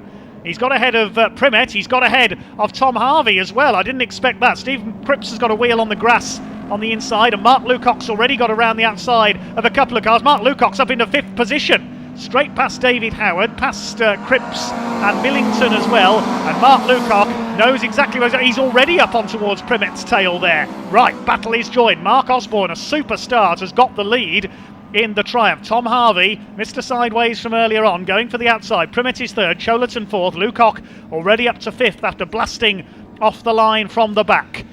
Here we go into Shaw's hairpin for the first time in the gathering gloom here at Mallory Park. It's Mark Osborne who leads. Primet up the inside trying to take 2nd place away from Tom Harvey. He knows he's got to push hard to try and get away from Mark Lucock.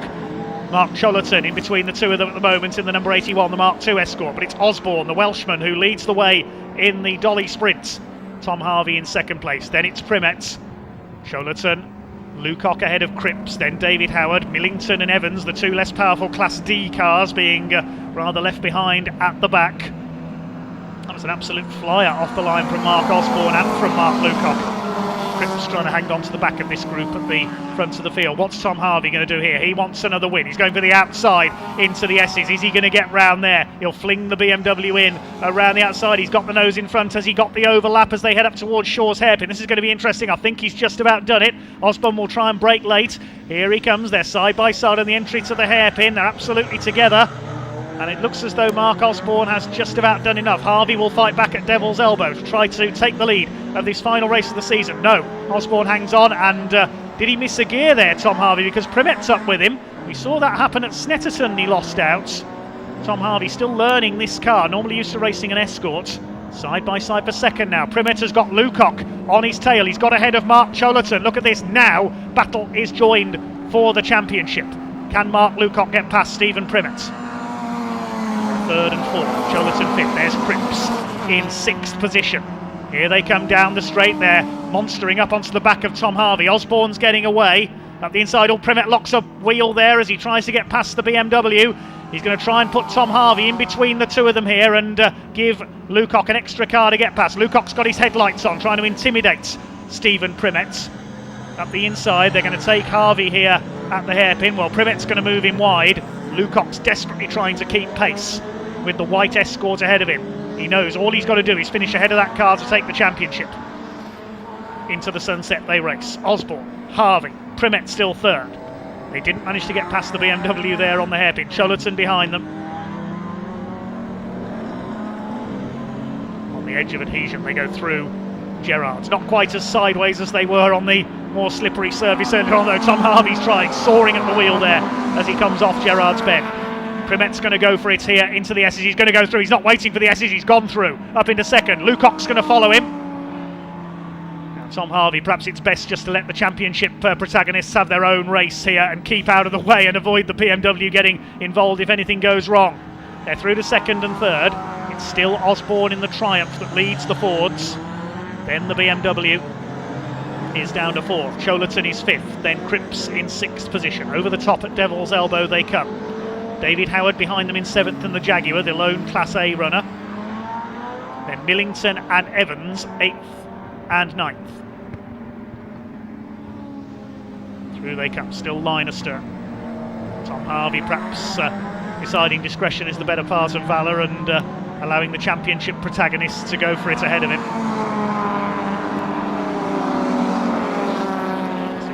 Not in contention for the championship. It's all about the two. Mark 1 Escorts, and Primet's going for the outside on Mark Osborne. I don't think he's going to get through there. No, he doesn't. He's going to have another go on the run to the hairpin, though. Primet wants to win back his title here as Mike Luck, the owner of the BMW, who won the title last year after Primet crashed in the last round at Silverstone. He wants that title back, but Mark Lukoc wants his first title for many years as well. He's come through from the back into third place, lifting a wheel there as he comes over Devil's Elbow. Could almost be watching racing in the early 80s here at Mallory Park. This is brilliant. Down the straight they come, just over 10 minutes of the race to go. Flames spitting from the exhaust of the Dolomite there. Racing in almost twilight like this really does show up a whole different facet of some of these cars. They almost seem to go faster as the light fades. It's wonderful. Primet's all over the back of the Dolomite again here of Mark Osborne. They've had a great rivalry for many years, these two. Osborne has beaten Primet to the title on a couple of occasions in the past. He's going to try and go around the outside of him. He's almost got him on the run up to Shaw's hairpin, but again, Osborne defends the inside. He's almost edging in towards the grass there. Something's got to give here on the run down into the hairpin, and Osborne somehow has held his lead. And Lukoc's up the inside because Primet lost momentum there as a result of Osborne defending, and Lukoc's seen his chance. Here we go as they come down onto Kirby Straight. Lukoc is really in attacking mode. They come onto the straight. It's still Osborne that leads it. No time to even look at the timing screen in this one because Lukoc goes for it. Primet defends. Harvey 4th, Cholerton 5th, Cripps in 6th. They're coming out of Gerrard's now. Who's going to emerge in second place? It's still Primet. Still Osborne that's got the lead. Now, this is where Primet is stronger. He's going to try and slipstream the Triumph ahead of him, but Lukoc's going to try and do both of them. He's going to go to the outside. They're almost on top of each other. Primet's going to sling it down the outside into the S's. He throws it, everything he's got at him. He's got the lead. He's got it this time, Stephen Primet. Brilliant bit of driving. Now Lukoc's going to have to try and do the same thing. He's got two cars to get past. Mark Osborne is not feeling like he's getting in the way. He's got as much right to be up there as the rest of them have, and this is allowing Tom Harvey to close back up as well in the BMW. Mark Lukoc throws the Escort through at Devil's Elbow. 8.5 minutes of this incredible race to go for the Shell Oils Pre-83 touring car. Stephen Primet leads the way. Down the straight into Gerrard's. Osborne in second place. Mark Lukoc, you can see a bit of panel damage on the left side of the Escort there. That's a legacy of the incident at Cadwell Park earlier this season when he spun into the tyre wall in the rain.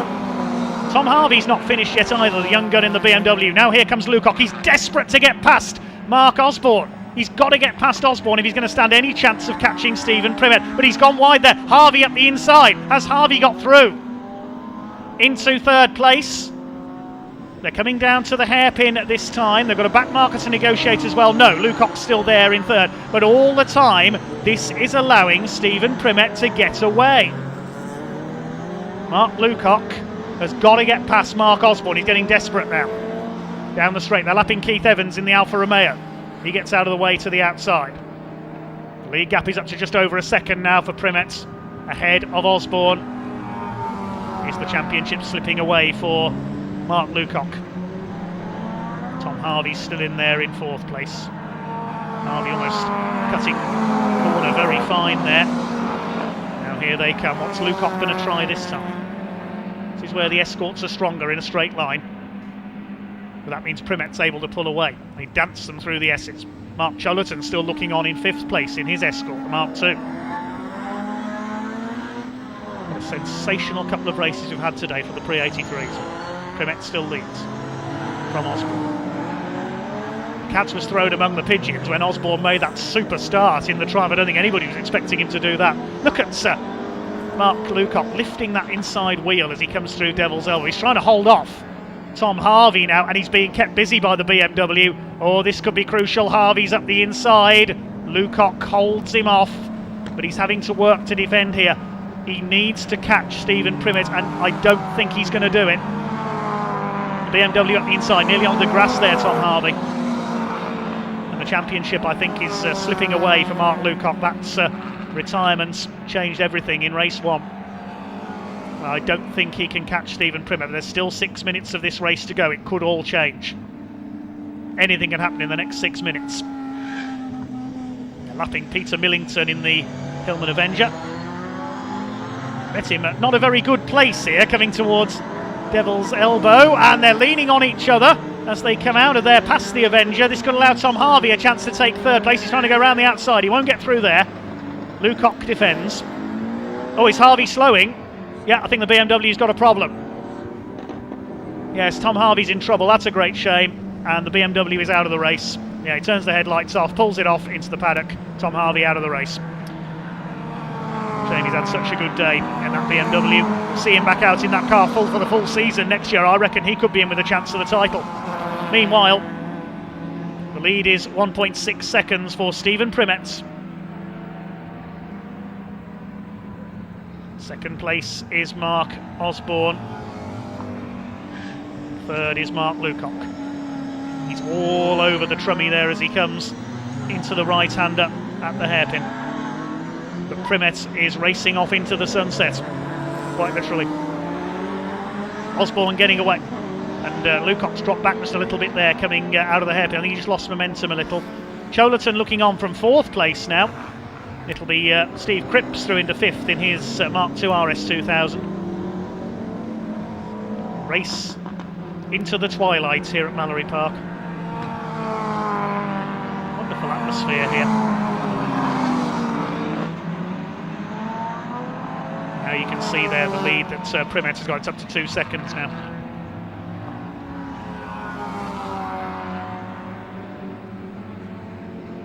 Mark Lucock is probably turning the air inside that Escort as blue as the car's paint job at the moment as he tries to everything he can to get past Mark Osborne in the Triumph Dolomites.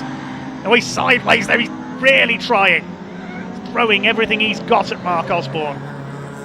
But it's not enough. He's got to catch Primet as well once he gets past the Triumph. Stephen Primet is heading for the championship provisionally. Mark Cholerton behind him, the Norfolk man in his Mark II Escort.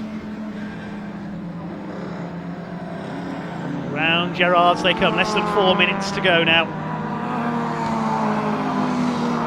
Further back, David Howard is still in 6th place in the Jaguar. And Peter Millington leading Class D a lap down, ahead of Keith Evans. It's all about this fight for the championship. Lucock still dodging around on the tail of Mark Osborne.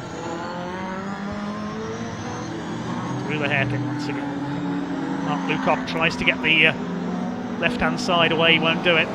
He's trying to confuse Mark Osborne there as to which side he's going to go, but he's not close enough. 3 minutes to go. The Classic Touring Car Racing Club season here at Mallory Park. More flames spitting from Mark Osborne's Triumph there. There's David Howard. We've not seen much of him in this race. He's heading for the Class A title. Who's got the fastest lap of the race? It is Stephen Primet, so he'll get the extra point for fastest lap as well. Through the S's they come once again, and Mark Lucock just cannot do anything about Mark Osborne.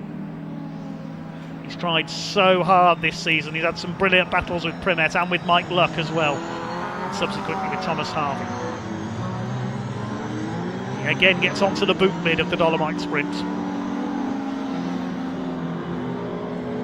As the clock counts down towards the end of the Classic Touring Car Racing Club season.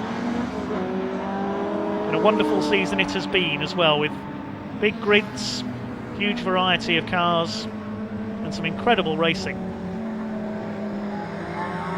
Certainly race 1 for the pre-83s today here at Mallory Park, one of the best races of the season. Here in race 2, Mark Lucock trying everything to try and rescue his championship chances, but if he gets past Osborne, he's then got to catch Stephen Primet, who leads by over 2.5 seconds. I don't think he's going to do it now, sadly. He's put in a great effort. He's driven the wheels off this Escort in this second race. Such a shame the car let him down in race 1. Oh, and I think it's let him down again. His headlights go out, he's out. That's it. The headlights suddenly went off there as he came towards the hairpin. The car has shut down on him. Mark Lucock's championship is over. Stephen Primet is the champion. Oh, what a sad way for that battle to end. A cracking race between Mark Osborne and Mark Lucock. The problem from race 1 has returned. Mark Lucock is out. What a sad way for that battle to end. So Stephen Primet is heading for the pre-83 Touring Car Championship once again.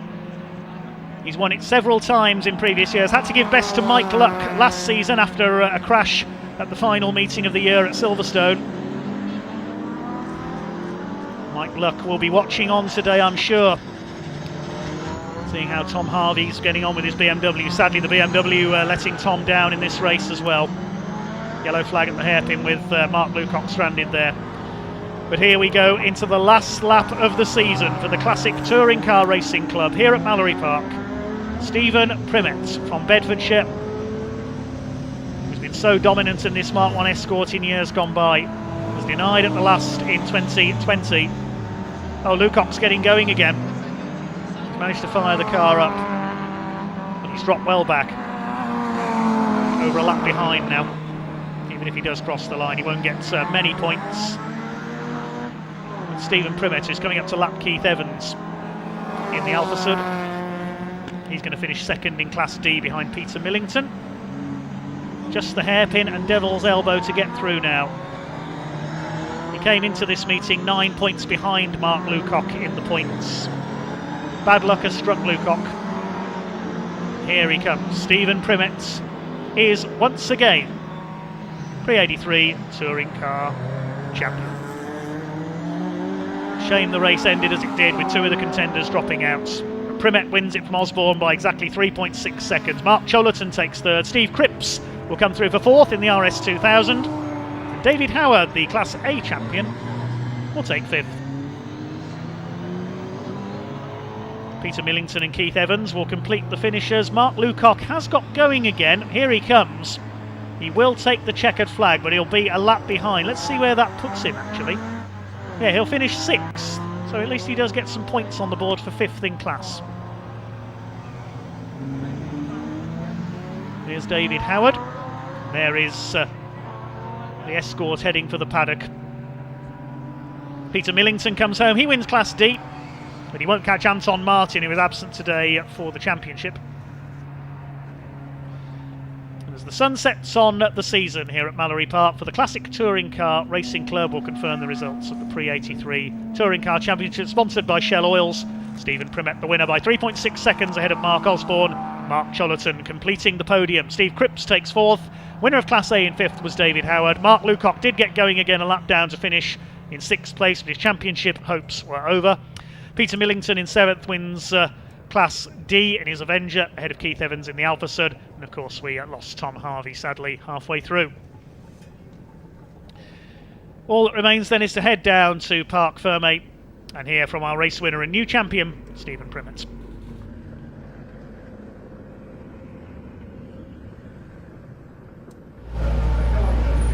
Well, everybody, welcome down to Parc Fermé. I've had to lie down after that because what an incredible race. No, in all seriousness, I really did. That was quite incredible, wasn't it? This man, though, Stephen Primmett, he did get over the line, didn't he, in front. Bit of a shame, wasn't it? We did lose Tim Harvey and Mark Lucock from that race, but never mind. It was an absolute cracker, wasn't it? Stephen, that's even one better than last time. Must be even happier than when I last spoke to you. Very, very happy, mate. It was an incredible race, wasn't it? And actually, when you got out in front, the group behind kind of battling, it probably let you get away a bit. Yeah, I think it done me a right turn. Mark Osborne was just hold. I mean, Mark was super quick, but I thought, if I could get by him, I've got some pace. But he's brilliant at defending, but snuck him in the end down the S's. So he was quick, wasn't he? Happy days. Look, well done, big smiles, great way to finish the season, isn't it, mate? Well done, top man indeed. No, he's never moody, he's always happy, isn't he? Let's grab some of the other drivers, shall we, whilst we're walking around here. I did want to find Mr. Osborne, I think he must be over here. Let's grab a word with the drivers whilst they're over here. We've got Mark Lucock as well. Mark, it's good to see you again, but perhaps not quite how it wanted to go today, has it? No, it just wasn't my day today, unfortunately. The car was going really well, but I just had a big trouble. I was going to say, running well in the first race, and then the throttle jammed open on me, which isn't clever. You were so quick in that second race, though. I thought, here we go, this is the one for Mark. That's it. And then obviously Mark sort of was holding me up, really, to be honest with you. I think I could have gotten Steve again, to be frank. But then the throttle jammed open on me again, coming into the hairpin. So I mean, for so long of that race, though, you, Mark Jollerton was involved, of course, Tom Harvey. It was a great race, but it's just frustrating from a championship point of view to have it effectively wrecked by the throttle jamming open. But there you go. That is motorsport. That is motorsport. It is racing. It's never done it before. It probably never do it again. But it's done it today. I'm sorry about that, Mark. But thanks for providing us great entertainment and talking to us. Always been full of smiles, isn't he? He really, really is.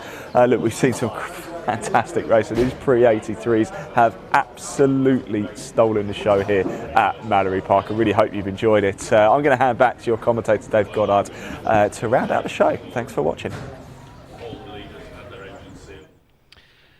Well, thanks very much, Ian Waterhouse, our man down in the paddock today. And that's as the sun sets here at Mallory Park. It sets on the season for the Classic Touring Car Racing Club. That's the end of their season. So first of all, thank you very much to all of their competitors and their backup teams and mechanics in the paddock for everything this year. Congratulations to all our winners and all our champions from the Classic Touring Car Racing Club and the Jaguar Enthusiasts Club who've raced with them this year as well. That's about all from Mallory Park here today. So we say a big thank you first of all to all our volunteer marshals. Couldn't go racing without them. They braved the rain in the early stages today. Thanks to all the St John's ambulance staff, the recovery crews, the race control staff here at Mallory Park, all the British Automobile Racing Club officials as well. Thank you to all our camera crews here at Mallory for bringing us the action as well. Again, many apologies for a few problems with the stream at a couple of points today. But thanks to our team here who rectified them. Sorry about the picture problems at times. We're back next week at Donington Park, home of motorsport in the Midlands, for the Britcar Endurance Championship finale, sponsored as always by Goodyear, and support races to be confirmed as well. A great weekend, 2 days of race action next weekend from Donington Park. So on behalf of Ian Waterhouse and everyone here at Mallory Park and all our backup camera crews and everybody else, thank you very much indeed for watching, everyone. We hope you've enjoyed the action. We will see you next week from Donington. But until then, this is commentator Dave Goddard signing off here on BARC TV. Thanks again for watching, everyone. We'll see you next week. Bye for now.